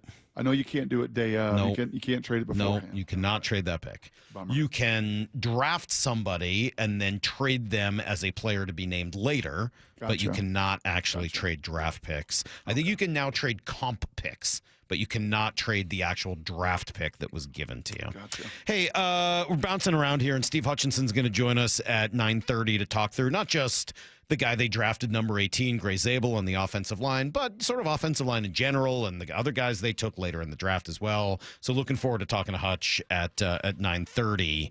I started off at 6 a.m. with this cut here, Brock, on the Seahawks draft, and I thought I would play this for you in conjunction with the Todd McShay cut I know you like, because they give kind of an overall view of what the Seahawks did in the draft. And we spent a lot of time on this yesterday, but I don't know that we necessarily made this point, and I thought it was a good one from Eric Edholm. It was a good mix of floor and ceiling. You know, you have these potential players through the middle of the draft there, Eamon Wari, Arroyo, Jalen Milroe, you know, big upside players who, man, if they max out, you know, this could be a class that we talk about for a long time. I would say that they got a really nice value in Riley Mills. Probably isn't going to be available till later in the year, if at all. But still, I mean, that knocked him down maybe a round or two. I thought he was a big piece that was missing for Notre Dame down the stretch. Torrey Horton was a really nice college receiver who does a lot of good things well. And Ricky White, too. I mean, he's make the team on special teams if he does.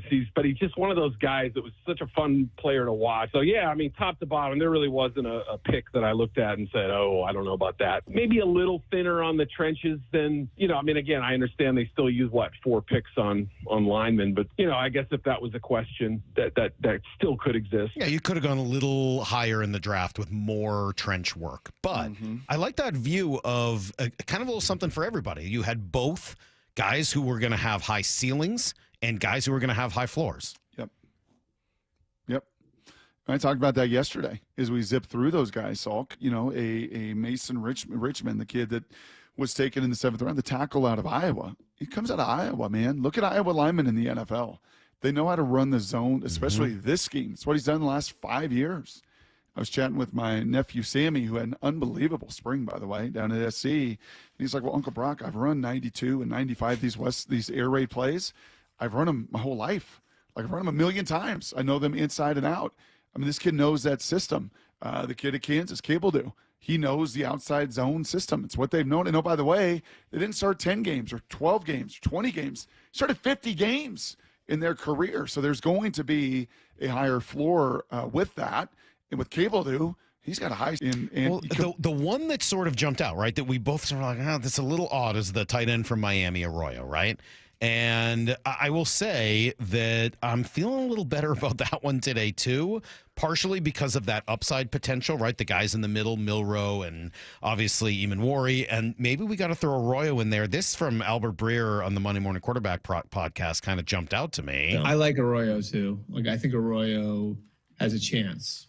You know, if he can stay healthy, he's one of these, like, if he can stay healthy, like, I think he's right there with the other guys that we've talked about at that position in the draft, with Warren and Loveland and Taylor. Like, I think, like, there are a lot of people that think he could be a really interesting weapon for Seattle. I didn't realize that he was thought of necessarily in that same vein, if healthy. Yeah, I wasn't in that next vein, right, with Terrence Ferguson and some of the other guys with the run of tight ends. Like, no.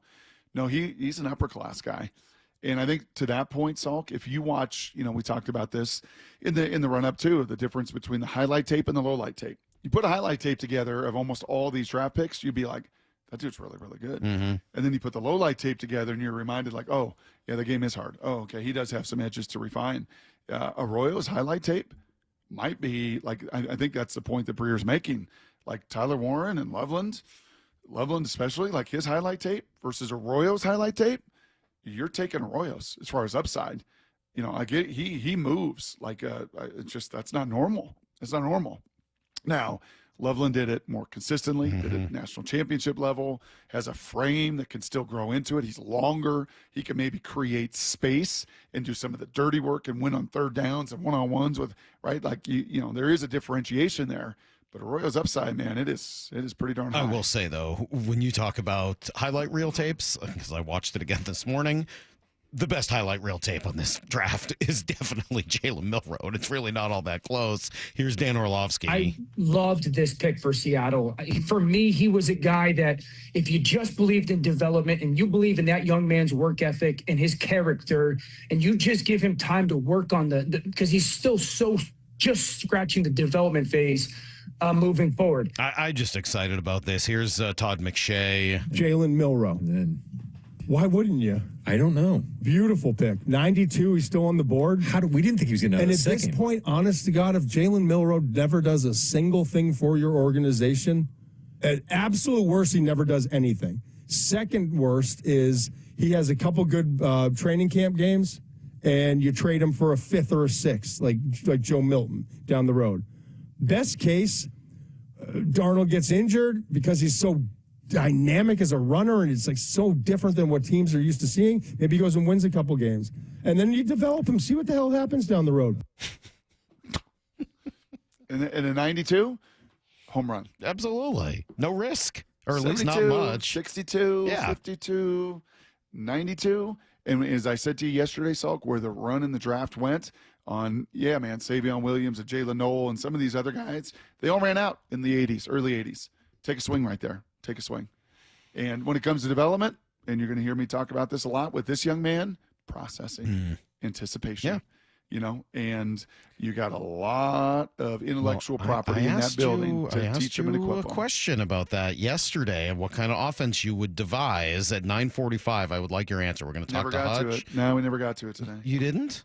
No, I'm saying we never got to it today. We're going to get to it. I said we're going to have it on. You think we're going to be done with Hutch in 12 to 14 minutes? I think we'll be done with Hutch in 50. Yes, I do. At 9:45, I think so. I really do. That's I got 52 questions for Hutch. You have 52 questions? 52, I don't know whether an offensive lineman is going to answer 52 questions before he just hangs up the phone. That's coming up in 20 after everything you need to know next. The draft. It's a cool day in Seahawks history. Is in the books, and we're breaking down every pick and how the Hawks came out of their most important draft in years. Get a difference maker, and they got him. Nick Emenwari, kind of a Swiss Army knife kind of a dude. Jalen Milroe. Wow. This dude is a home run hitter. However, Jalen deserves and earns the right to go out there, then we'll do that. Exclusive insider content on the Seattle Sports app and YouTube, and the home of the Seahawks, Seattle Sports. Hey, Brock Heward here. We spend a bunch of time talking about all these new football players coming to town. And unfortunately, with the traumatic game of football, you're going to have some injuries. But you don't have to be a pro athlete to know what I'm talking about. I know that many of you woke up this morning with painful joints from arthritis, and it can affect you and make it hard to do pretty much anything, affect that quality of life. Don't wait a day longer. Give my buddy, Dr. Daniel Nelson, MD from Eastside Pain and Regenerative Medicine over there in Kirkland. Give him a call, 425-823-4000 on this Tuesday morning. He's waiting for you. He has seen so many patients suffering from chronic joint pain, caused by arthritis and every other itis. So don't let pain stop you from enjoying your life. Consider Dr. Nelson the only doctor in this state, and I can say this confidently, with over 30 years of experience in pain medicine techniques. Many have jumped aboard here lately over the last 10 years. Not Dr. Dan. This has been his industry, his focus for over 3 decades. So give him a call. He's waiting for it. 425-823-4000, 425-823-4000, or visit DanielNelsonMD.com. That's DanielNelsonMD.com. What do you get when you assemble 50 manufacturers with over 400 new and used RVs, plus manufactured homes on 20 acres? You get an RV buyer's dream. The Puyallup RV Show, May 1st through 4th. Free parking. Get tickets at PuyallupRVShow.com. Sponsored by Progressive Insurance. Are you looking at diversification and stability with your investment portfolio, especially with the volatility right now in the stock market? Hi, I'm Scott Rireka, CEO of Legacy Group Capital based in Bellevue. We've been running local real estate investment funds for over 18 years. We've had 0 investor losses and have averaged double-digit returns since inception. Maybe it's time to take a little risk off the table given market conditions. For stability, there's no better option than Legacy Group's Northwest Fund, a fixed return of 9%. Legacy's Northwest Fund also accepts IRA accounts as well. Find out why over 1,000 local investors have invested over $250 million in our Legacy family of funds. Get in touch with us today. Legacy's Northwest Fund returning 9% has limited opening for new investors right now. Call 425-635-4700 or visit LegacyG.com. That's LegacyG.com. This is not investment advice. Legacy investments available to accredited investors only. Details at LegacyG.com. This is Matt Coker from West Coast Men's Health. Has Viagra stopped working for you? Do you hate the side effects? If you've taken Viagra for any length of time, you already know that pills are not the solution to ED. Here at West Coast Men's Health, we have a better approach to ED. Acoustic wave therapy creates blood flow circulation by safely removing the plaque in your arteries and restoring function naturally. No pills, no shots, no surgery. We can also treat Peyronie's disease. Our non-invasive treatment for ED is painless and highly effective. We have treated thousands of men just like you. Stop living with this problem and do something about it. Do yourself a favor, do your partner a favor, and call us today. Call 206-519-6541. That's 206-519-6541. 206-519-6541. Online at westcoastmenshealth.com. HSA cards welcome and financing available. Right now, have beautiful, ultra-efficient, clean technology windows installed and pay $0 down, $0 interest, and $0 payments for 18 months. Only from Lake Washington Windows and Doors. And they'll even pay your sales tax. Visit LakeWashingtonWindows.com. We are Seattle Sports, the home of the Seahawks, Mariners, and everything Seattle sports. Watch your favorite show live at seattlesports.com.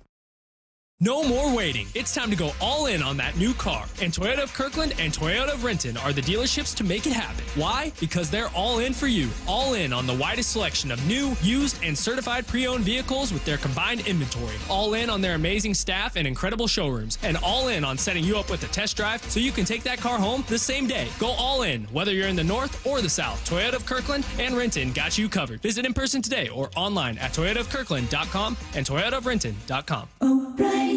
Rick Riz here for the Pella Windows and Doors of Western Washington's Improve Your Play program. Many of our local youth sports teams need help with field enhancements, training, and equipment. Local Pella owners Keith Dashafy and Luke Wilson are stepping up to donate $5,000 to 2 deserving teams. We need your help finding them. Head to seattlesports.com/play to nominate a deserving team in need. Let's help our local youth improve their play this year with Pella Windows and Doors of Western Washington. Contest and rules at seattlesports.com/play. You've heard the saying, you never get a second chance to make a first impression. Since 1926, my family's been helping local businesses make great first, second, and long-term impressions. We know how to make your company look good with quality uniforms, logoed apparel, floor mats, linens, and more.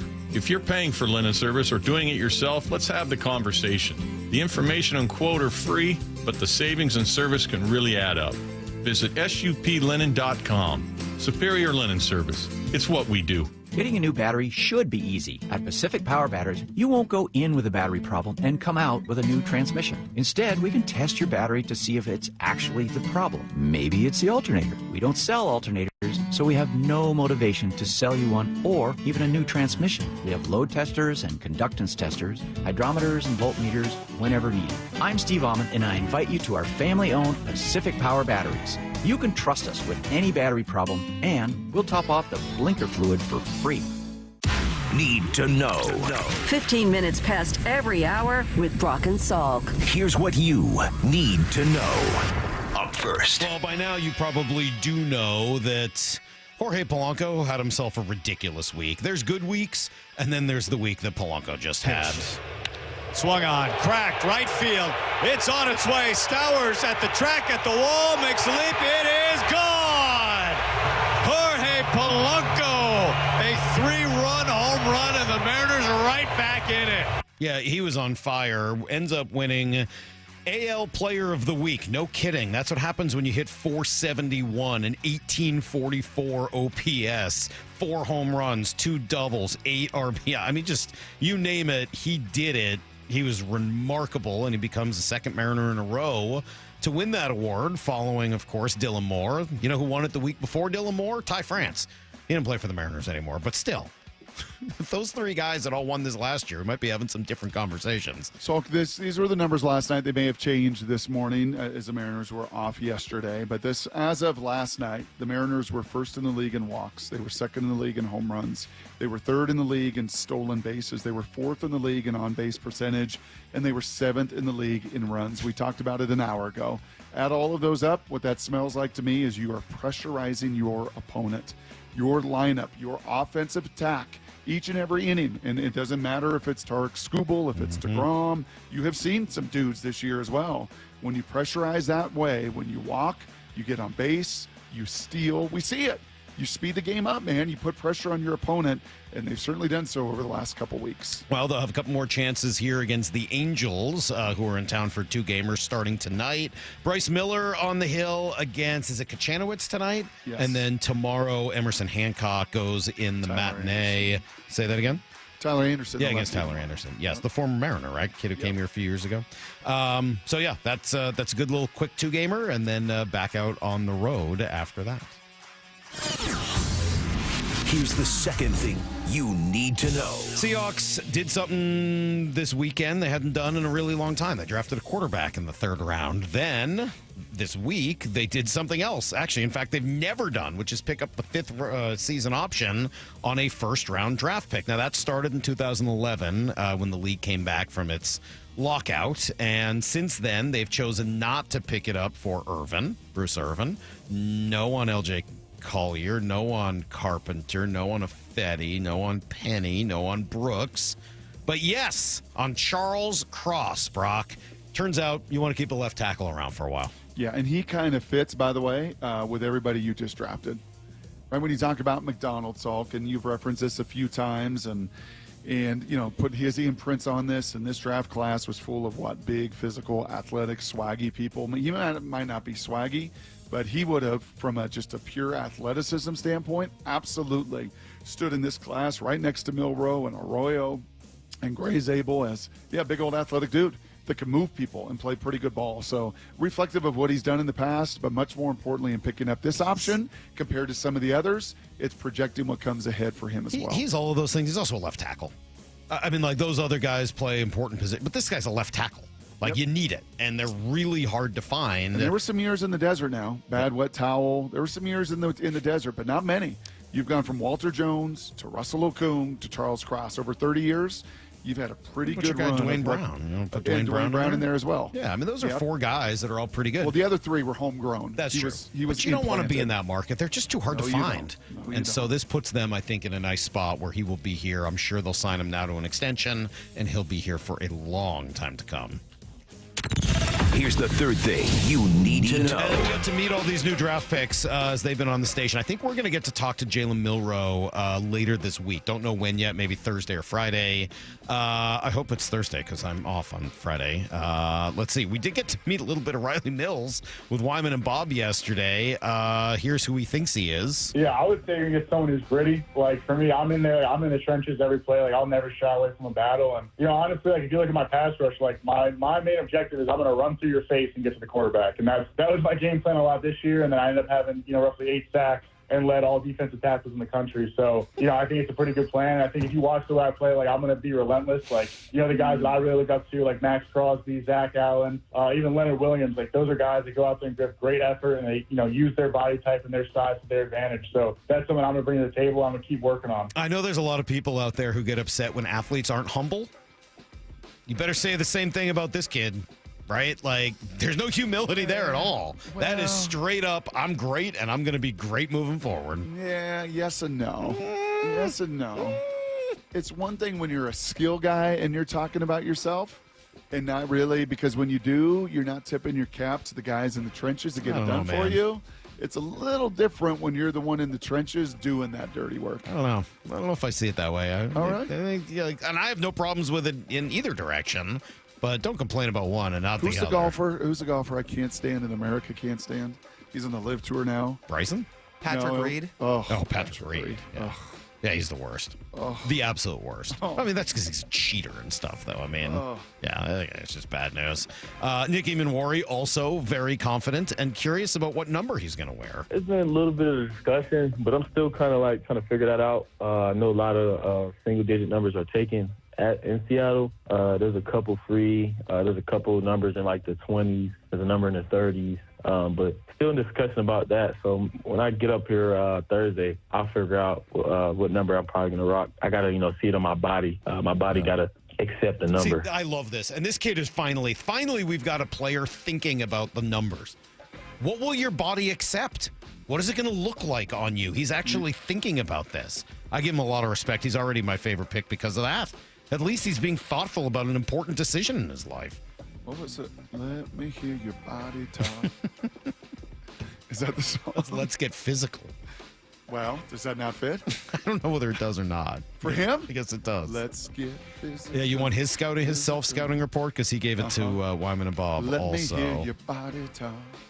Lyle, are you familiar with that? 6'3", 223-pound safety, twitchy, fast, good hips for my size, long, rangy, versatile, can line up anywhere from the deep middle of the field, down in the box to the outside at the nickel spot. Very physical towards the run, sheds blocks, amazing, great tackler, can do it all.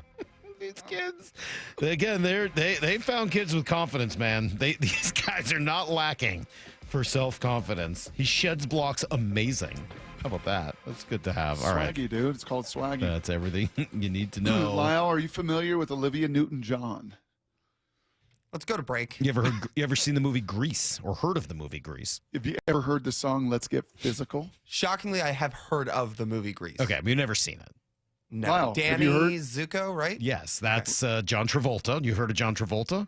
You saw him in Pulp Fiction just a couple of weeks ago. Right. While John Travolta and Olivia Newton-John together were Lyle, you know what you're not going to do? You are not going to watch Let's Get Physical. It's an inappropriate video for any young man like yourself to watch. But are you familiar with Olivia Newton-John? No, I don't think he is. No? She's Australian. Yeah, time flies when you're almost now 47. Steve Hutchinson's a Hall of Famer. He's going to join us next on Brock and Salk. Let's get physical. Bump and Stacy. Nick Eamon-Wari's college coach, head coach of South Carolina, Shane Beamer, joining us. Hey, Coach, how do you think his game translates to the NFL? He's got such a skill set because of his size and athleticism. He really can do so much from a coverage standpoint, from knowing what Seattle does defensively, and I think they like guys that are multifaceted and can do a lot. Bump and Stacy, weekdays 10 to 2 on Seattle Sports, the app, YouTube, and your smart speaker. All right, I'll tell you what, if you get some weight to lose, you got to just look into Eastside Weight Loss Clinic. It really just works. It works. It's worked for me. I dropped 35 pounds in 8 weeks. That was a few years ago. Maintained it and did a great job with it. Started to creep back up a little bit. And then I was like, just jump on the program here for a few weeks. Bang, 20 pounds.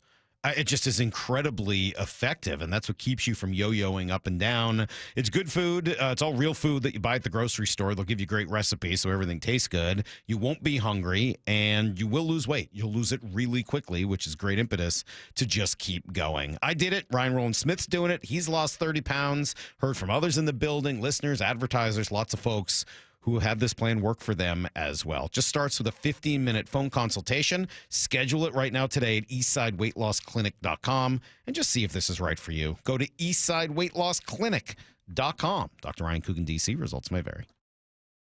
I'm still going for it, even with higher stroke risk from atrial fibrillation and a regular heartbeat not caused by a heart valve problem. Over a 3-year study, Eliquis apixaban tablets reduce stroke risk better than warfarin, and over 97% of Eliquis patients did not experience a stroke. A first stroke occurred in 2.9% of warfarin patients versus 2.3% of Eliquis patients. Don't stop taking prescription Eliquis without asking your doctor. It may increase your stroke risk. Eliquis can cause serious and in rare cases fatal bleeding. Don't take Eliquis if you have an artificial heart valve, abnormal bleeding, or antiphospholipid syndrome. While taking, you may bruise more easily or take longer for bleeding to stop. A spinal injection while on Eliquis increases risk of blood clots, which may cause paralysis, the inability to move. Get medical help right away for unexpected bleeding, unusual bruising, or tingling, numbness, or muscle weakness. Medications such as aspirin products, NSAIDs, SSRIs, PPIs, SNRIs, and blood thinners may increase bleeding risk. Tell your doctor about all planned medical or dental procedures. Learn more at Eliquis.com or call 1-855-ELIQUIS.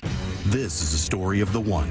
As a maintenance specialist for university housing, he knows college students can major in wear and tear. Plus, housing so many students doesn't leave a lot of room to house all the supplies he needs. That's where Grainger comes in. With over 1 million industrial-grade products and fast, dependable delivery, Grainger carries the quality products he needs so he doesn't have to. From a new door hinge to a whole new faucet.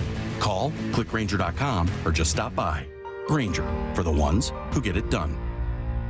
Wesley Financial Group is not a law firm. Do you find yourself stuck in a timeshare? Get the real facts about the timeshare industry and your options for cancellation. Chuck McDowell, founder of Wesley Financial Group, has put together a free information guide that reveals the secrets the timeshare industry doesn't want you to know, including the 5 ways to get rid of your timeshare. Call now and get this timeshare cancellation guide absolutely free. Call 800-838-6161. That's 800-838-6161. 800-838-6161. Bonneville International radio station contests are open to participants 18 years of age or older that are residents of Washington State unless otherwise specified. Employees or agents of the station, Bonneville International Corporation, other area radio stations, or any entity associated with the contests are not eligible to win unless the station otherwise specifies at its own discretion. Persons who have won in the last 60 days from a station contest or event may not be eligible. Full general contest rules are available on seattlesports.com or in person at the station during regular business hours.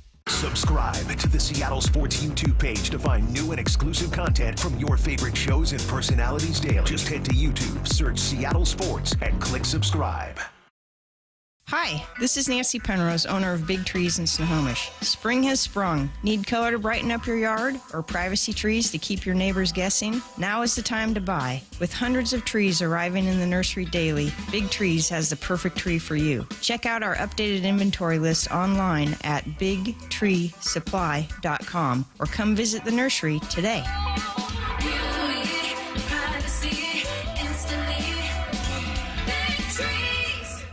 We've all been there. Sleepless nights, mind racing, wondering if your business's security service is really protecting what matters.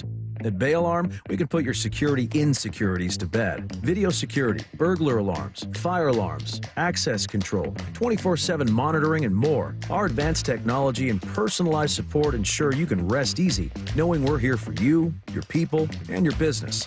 Visit bayalarm.com to talk to a local security expert. Bay Alarm, we got you. When you have really good leaders, it makes it easy. Gia arrived at Lee Johnson after 10 years at another dealership. You know your job, but then you have people who you can rely on to help you with the big stuff that you need that support from. And I've gotten that every day with my service manager, with our assistant service manager, with even like our GM and our GSM. The way that, we're now on the showroom together, we are so close-knit just as a department. My service manager here, he's always open to teach you whatever you want to know. He just wants everybody to do good around him, and if somebody wants to learn something, I'm here to do it. And I've never had a service manager like that before.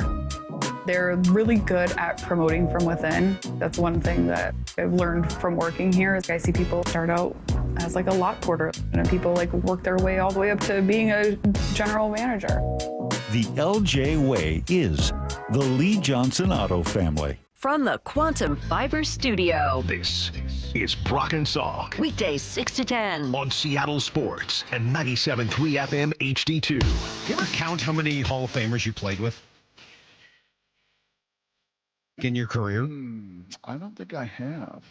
I can think of 4 or 5, I think, off the top of my head. And one of them, of course, joining us right now, Steve Hutchinson, the Hall of Famer. And it's just, I don't care how long it's been. It's got to be awesome every time you get introduced that way, right? Hello, Hutch. Going once, going twice. Hello, Hutch. Steve Hutchinson. Hello. Hey, there we go. Sorry about that. Hey, how you doing? All right. There we go. All right, there we go. Hall of Famer and Brock Heward teammate. Which way do you generally prefer to be introduced? Oh, Brock Heward teammate.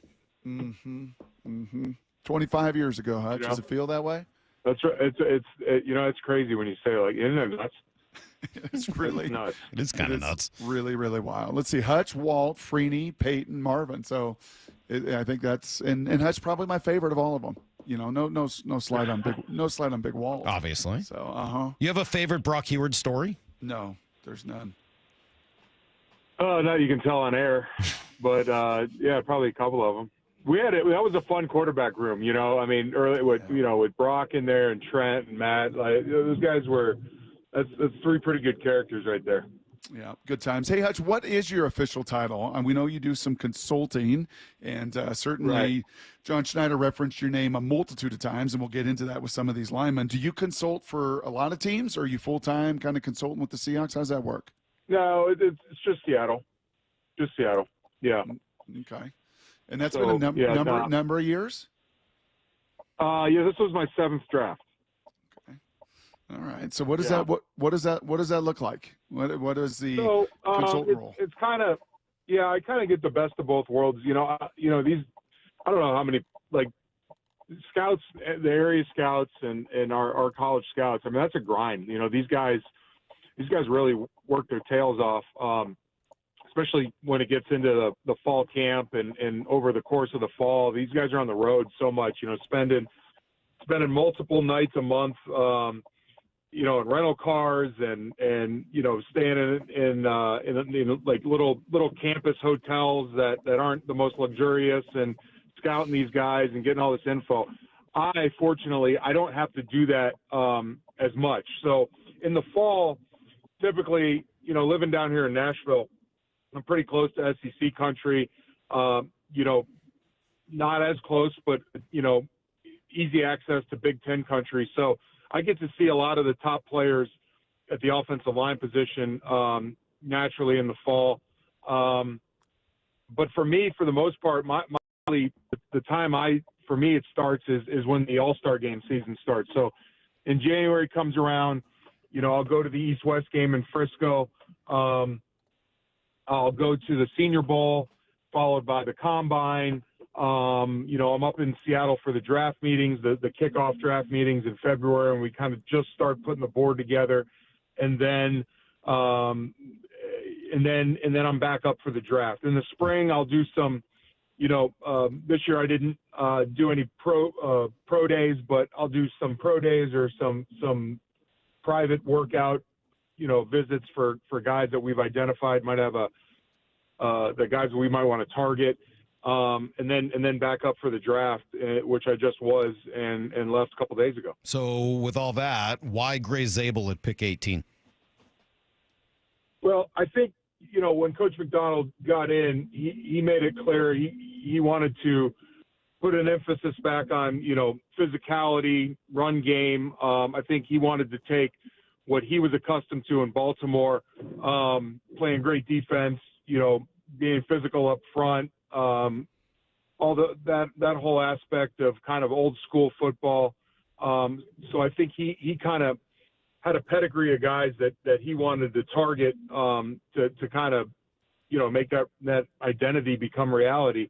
And so, when you look at this year's draft, typically you have a lot of tackles that are highly touted, first round, top kind of round guys. But this year there were a couple, which is, every now and then you'll see some guards that have that kind of getting touted first round guys like that. I think this year there were a couple of them that kind of fit that profile we were looking at. And Gray was one of those guys that we spent some time with at the Senior Bowl. Had a great week of practice down there. You turn on his fall tape. Everything he shows on tape is what we were looking for. Finishing down the field, playing with a mean streak, and he was a guy that we thought would be a good tone setter in that room. Well, because I was telling Salk before you jumped on, there were those of us that were on the JV team trying to do the Seattle Times crossword in the locker room, and then there was Hutch, who followed in the footsteps of Pete Kendall, and they were the New York Times crossword guys. So I feel like as a New York Times crossword guy, I can present this hypothetical to you, Hutch, and that is, you mentioned the Big Ten and the SEC, 26 of 32 first-round picks. 26 of 32 came from the Big Ten or the SEC. One came from the Missouri Valley Conference. That was North Dakota State's Gray Zabel.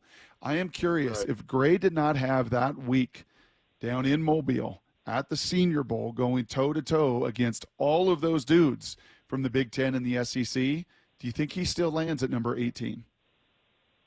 Yeah, that's a good question. I mean, I think that's one of the things that, you know, everybody was curious to see. I mean, when you talk about North Dakota State, you know, it is an FCS school, right? But if you look at the just the linemen that have come out of there in the last, you know, 5-7 years, you know, Cody Mock, you know, Volston that came out a couple years ago, and, you know, or Volmer, sorry, these guys are having success in the league. So I think the narrative of, you know, the FCS school just labeling them as they can't handle this type of competition, I think that's, for this school in particular, I think it's debunked.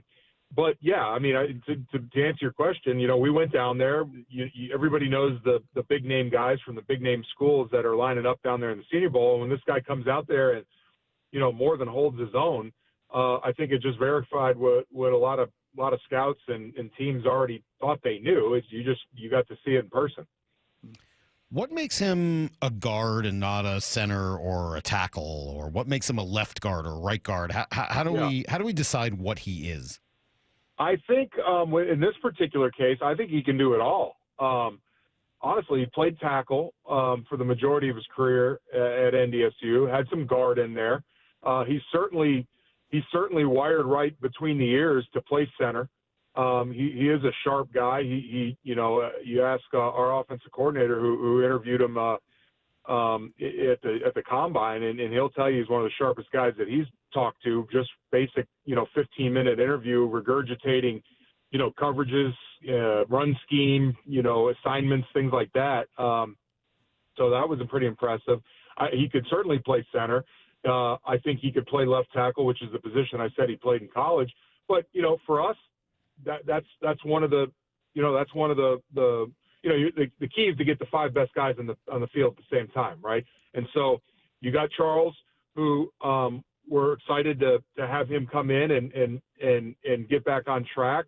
You know, we want Abe to be healthy and play at the right tackle spot. You know, we're gonna have some competition at center. We're gonna have some competition at right guard, and I think this is a guy that they think will just stick him in there next to Charles, and let's let the two of them grow and work together. And that was the first thought. Not to say that anything is set in stone, because you got to get through camp and see, again, what the combination of 5 and where they are at that makes the most sense. But I think that's just kind of where we designated them to start. When you look at the various guys you said that will be kind of competing for those center and right guard spots, a lot of them have been with the team before.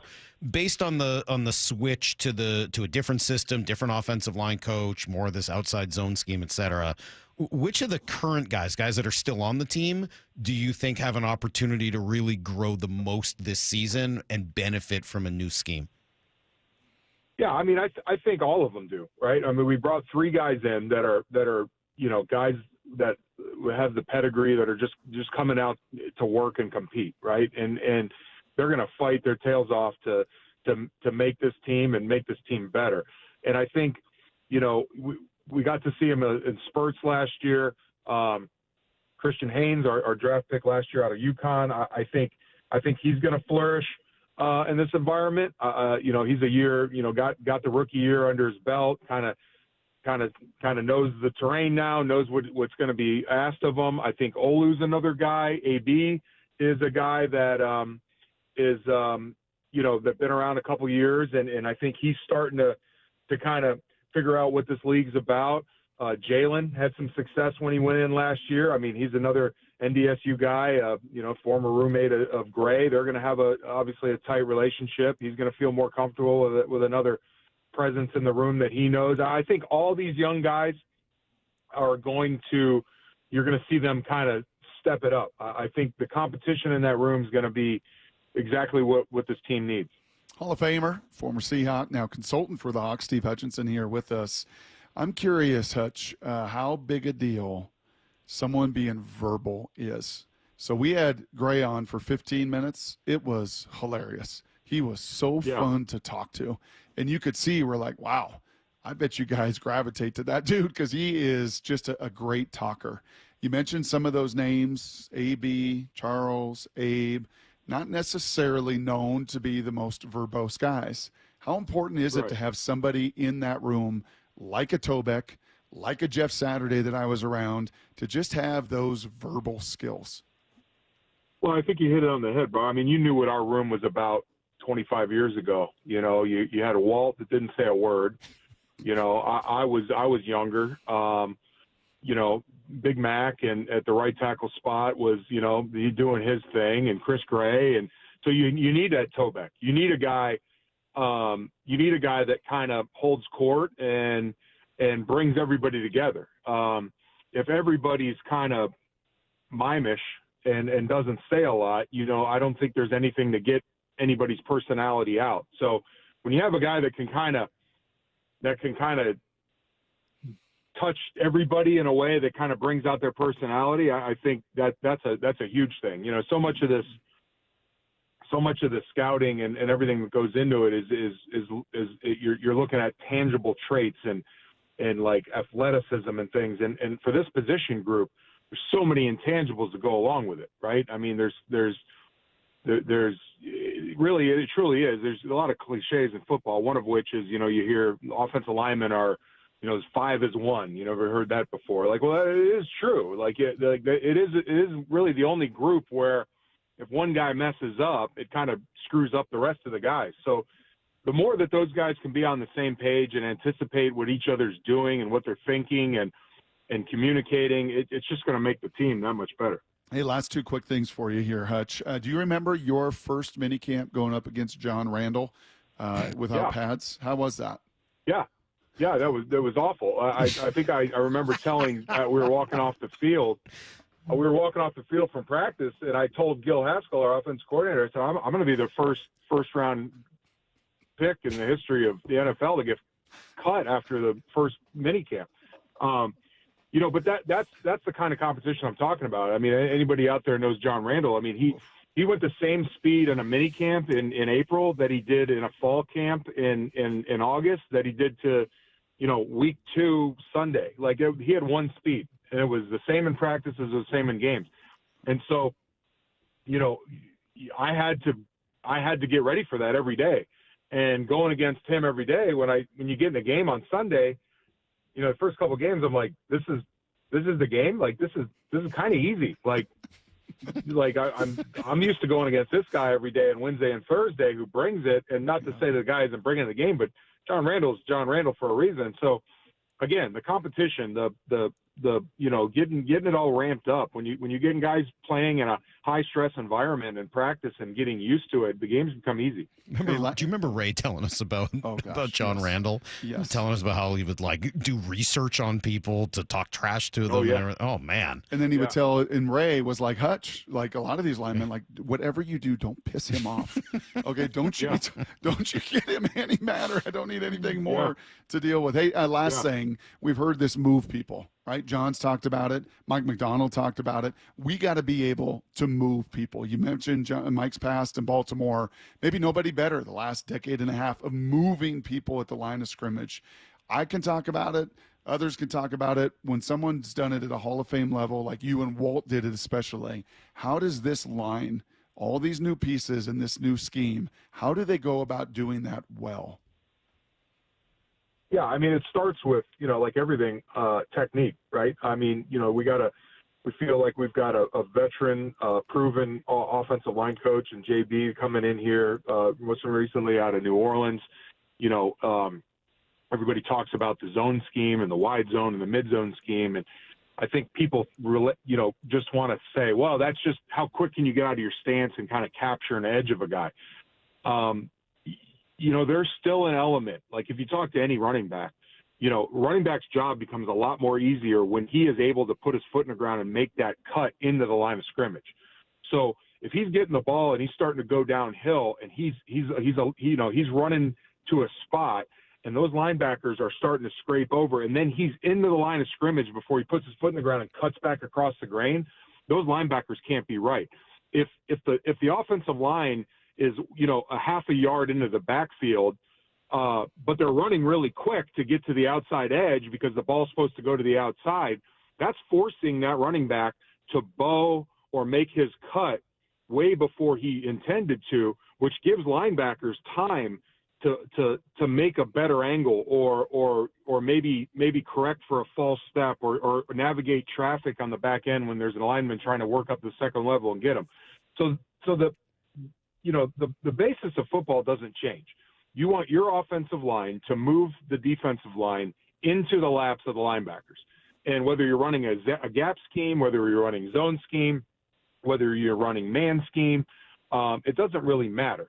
The angles change with the zone, zone scheme for the most part, but you're still moving those guys off that spot that they started, and that's huge. So you gotta come off. You gotta have your feet under you. You gotta get your feet in the ground. You gotta come off, with low pad level. Leverage always wins, and you gotta be able to finish and be athletic enough to stay on guys when they try to shed you. So it's still football.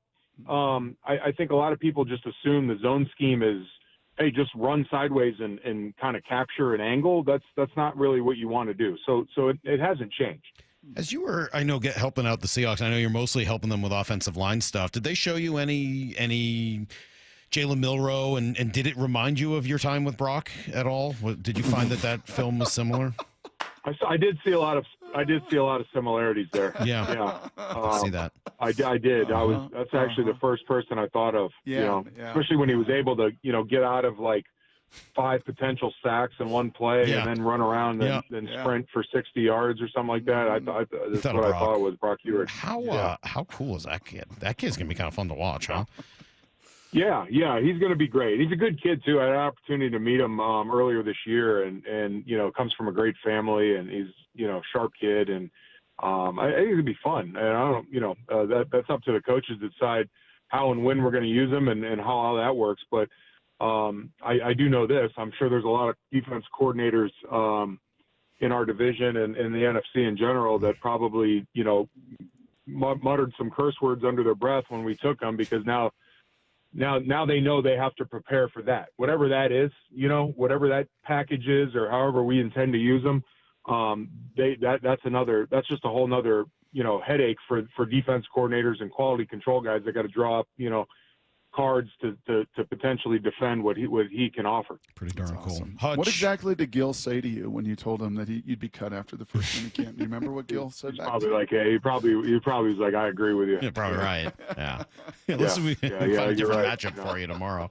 Hutch, thanks so much. We appreciate it. We're excited about Gray, excited about the future of this offensive line and the team and everything else. Thank you so much. We appreciate the conversation. Yeah, it was my pleasure. You guys have a good one. All right, there you go. There's Steve Hutchinson, the Hall of Famer, and some really cool stuff there on what they're looking to do and why Gray Zabel was their pick. I had asked you yesterday, Brock, and maybe that last question's a good lead into it. He said, maybe for Jalen Milroe, if you are the offensive coordinator or quarterback coach, et cetera, and you're thinking about using this new weapon, what is your short-term plan? What is your long-term plan for how to get the most out of him? Yeah, the very first thing, Salk, and this is going to be one of the cool things with me jumping into coaching, and I'm already kind of feeling this as we do some workouts at the very base level right now at the high school. The very first thing is he flies in here Thursday with the rest of these rookie guys, and you're putting in your base stuff. Like, that is the foundational stuff. And I don't screw around with any wildcat, any joker, putting him in any other spots. No. Like, you're going to come in here as a quarterback of this rookie class, and I want you to command it. I want you to own it.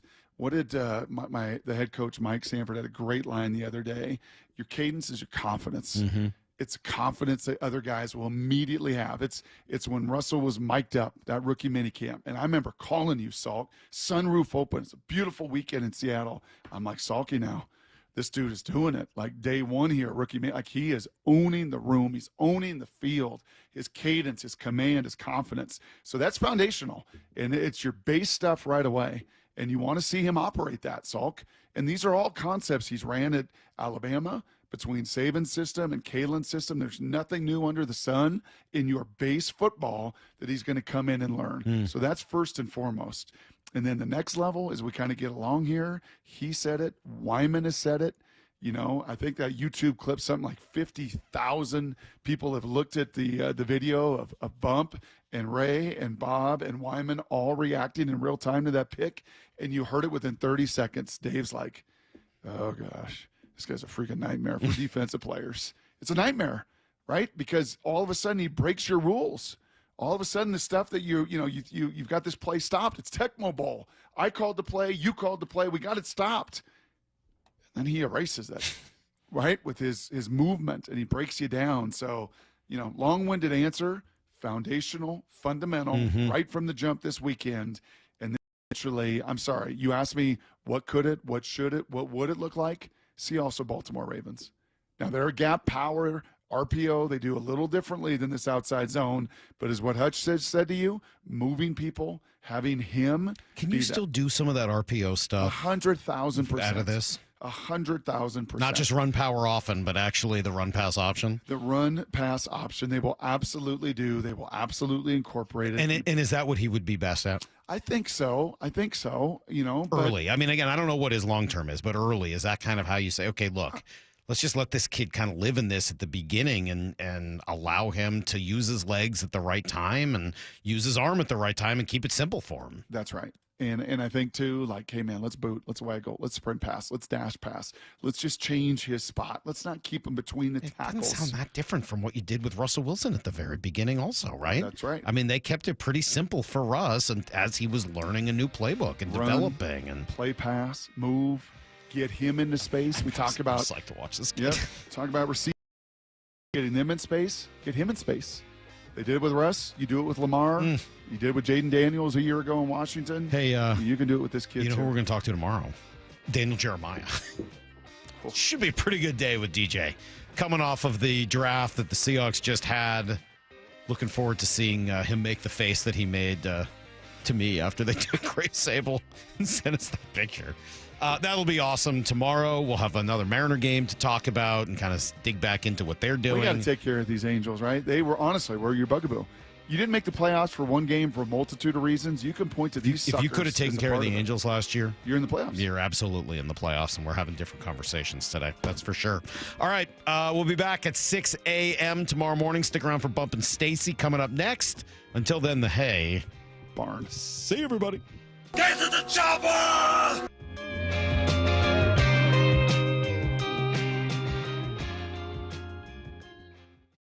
Bump and Stacy. Nick Imanwari's college coach, head coach of South Carolina, Shane Beamer, joining us. Hey, Coach, how do you think his game translates to the NFL? He's got such a skill set because of his size and athleticism. He really can do so much from a coverage standpoint, from knowing what Seattle does defensively. And I think they like guys that are multifaceted and can do a lot. Bump and Stacy, weekdays 10 to 2 on Seattle Sports, the app, YouTube, and your smart speaker. For many of us, it's happening. Your hair is thinning, crown disappearing. Hair loss for me was like identity theft. The solution? The simple one-day treatment that worked for me from Advanced Hair. And I'm just one of tens of thousands. Advanced Hair was recently crowned the winner of the 425 Business of the Year again. Advanced Hair begins regrowing your own natural hair the very next day, and it's guaranteed to grow for life. We've all seen the pills and lotions, those monthly subscriptions. They help retain what you have, but if you're like me, you want more. You wanted your own natural hair in specific areas permanently. From Advanced Hair's groundbreaking technology to world-class Dr. Perungo, it's not maybe your hair will grow, it's guaranteed that your new hair will grow. For your free consultation, $250 off, 250 free hair grafts, call 425-449-8185. That's 425-449-8185 or advancedhair.com. From whiplash to herniated discs, there are a few car accident injuries we've all heard of. JP Pendergast with Pendergast Law explains that even the most common injuries differ from one another. Pre-existing conditions, health history, beginning of treatment. There are hundreds of factors that make every person and every injury unique. While these variables aid medical treatment, the strongest case recoveries must also take them into account. Could you explain a little bit more? Our team at Pendergast Law is obsessed with turning over right here in Seattle. Right here in Seattle. With $215 billion in business loans and over 3,700 business specialists across the nation, we help businesses thrive so communities prosper. What would you like the power to do? Learn more at bankofamerica.com/local business. Bank of America, official bank of FIFA Club World Cup 2025. Copyright 2025 Bank of America Corporation, all rights reserved. The Oki Golf Platinum Players Card is the perfect gift for your favorite golfer to welcome back spring. With 7 prepaid rounds at any public Oki Golf Course location, including the Golf Club at Newcastle and Washington National Golf Club, along with 7 50% off guest passes and unlimited discount fees, the Players Card is the best value in golf. And now through April 30th, Oki Golf is offering 1 free bonus round with purchase of the Platinum Players Card. Visit okigolf.com today to secure one for you and your golfing loved one this April. Wesley Financial Group is not a law firm. An important message about your timeshare from Chuck McDowell, founder of Wesley Financial Group. If you receive an unsolicited phone call or mail piece to discuss selling, renting, or especially canceling your timeshare, don't fall for it. Contact your timeshare resort or Wesley Financial Group for assistance, and I'll send you our timeshare exit information kit free with the straight facts about timeshare cancellation. Call 800-885-7700. 800-885-7700. Ready to order? Yes. We're earning unlimited 3% cash back on dining and entertainment with a Capital One Saver card. So let's just get one of everything. Everything? Fire everything. The Capital One Saver card is at table 27 and they're earning unlimited 3% cash back. Yes, chef! This is so nice. Had a feeling you'd want 3% cash back on dessert. Ooh, tiramisu. Earn unlimited 3% cash back on dining and entertainment with the Capital One Saver card. Capital One, what's in your wallet? Terms apply. See CapitalOne.com for details. This is Secret Clinical dominating extra stinky stress sweat. And this is regular deodorant. Secret Clinical in a heat wave. Oh, what a beautiful day. This is regular deodorant. Ugh, I can't. Secret Clinical with workout sweat. Let's run another marathon. And regular deodorant. How much more? Secret is the GOAT because nothing fights sweat better. Stay fresher under pressure. This is the story of the one who, as a maintenance specialist for a historic high-rise, knows that vintage charm historically needs constant attention. Which is why when it's time to upgrade turn-of-the-century mechanicals, they turn to Grainger. With easy access to 1 million+ products and the scale to deliver when and where you need them. The right tools and supplies are never far away. So the one can keep that vintage building running like new. Call, click Grainger.com, or just stop by. Grainger, for the ones who get it done. This is Seattle Sports. Streaming through the Seattle Sports app. KIRO AM Seattle. KIRO FM HD2 Tacoma. Home of the Seahawks, Mariners, and everything Seattle sports. Seattle Sports Snapshot. The Mariners are back in action today after an off day. They're taking on the Angels for the first of a short 2-game series. First pitch is at 6:40 p.m. The San Francisco 49ers and tight end George Kittle have agreed to a new contract extension that keeps George in San Francisco through the 2029 season. It includes $40 million in guaranteed money. Snapshot, brought to you by Miller Lite. When it's game time, it's Miller time. From the Quantum Fiber Studio. This is Bump and Stacy on Seattle Sports. Streaming through the Seattle Sports app and at seattlesports.com. Now, here are your hosts, Michael Bumpus and Stacy Ross. Here we go now.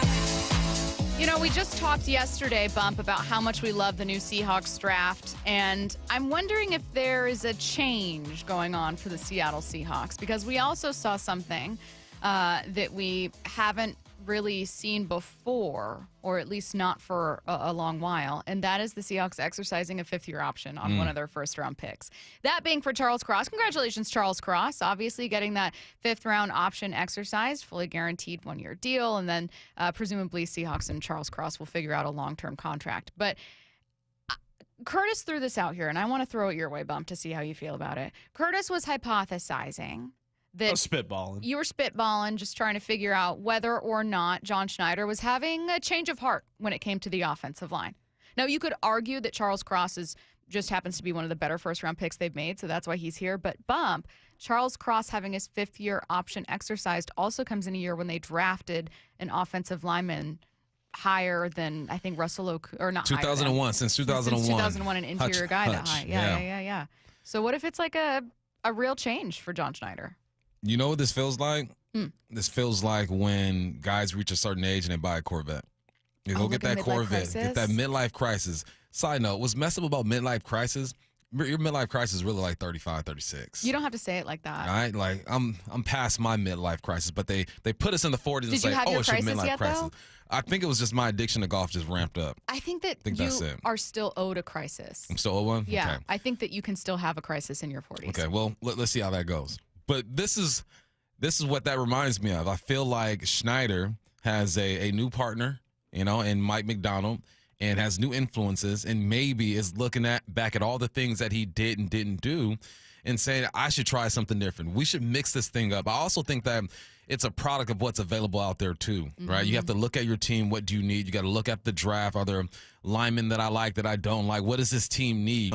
It's for sale. I'm going to go get that. That's what she wants. So it might be some of that too. That's part of relationships. And it doesn't exclude Mike McDonald and John Schneider from having that type of relationship. So there are three different scenarios. It's John Schneider has flipped the switch and said, I'm doing this.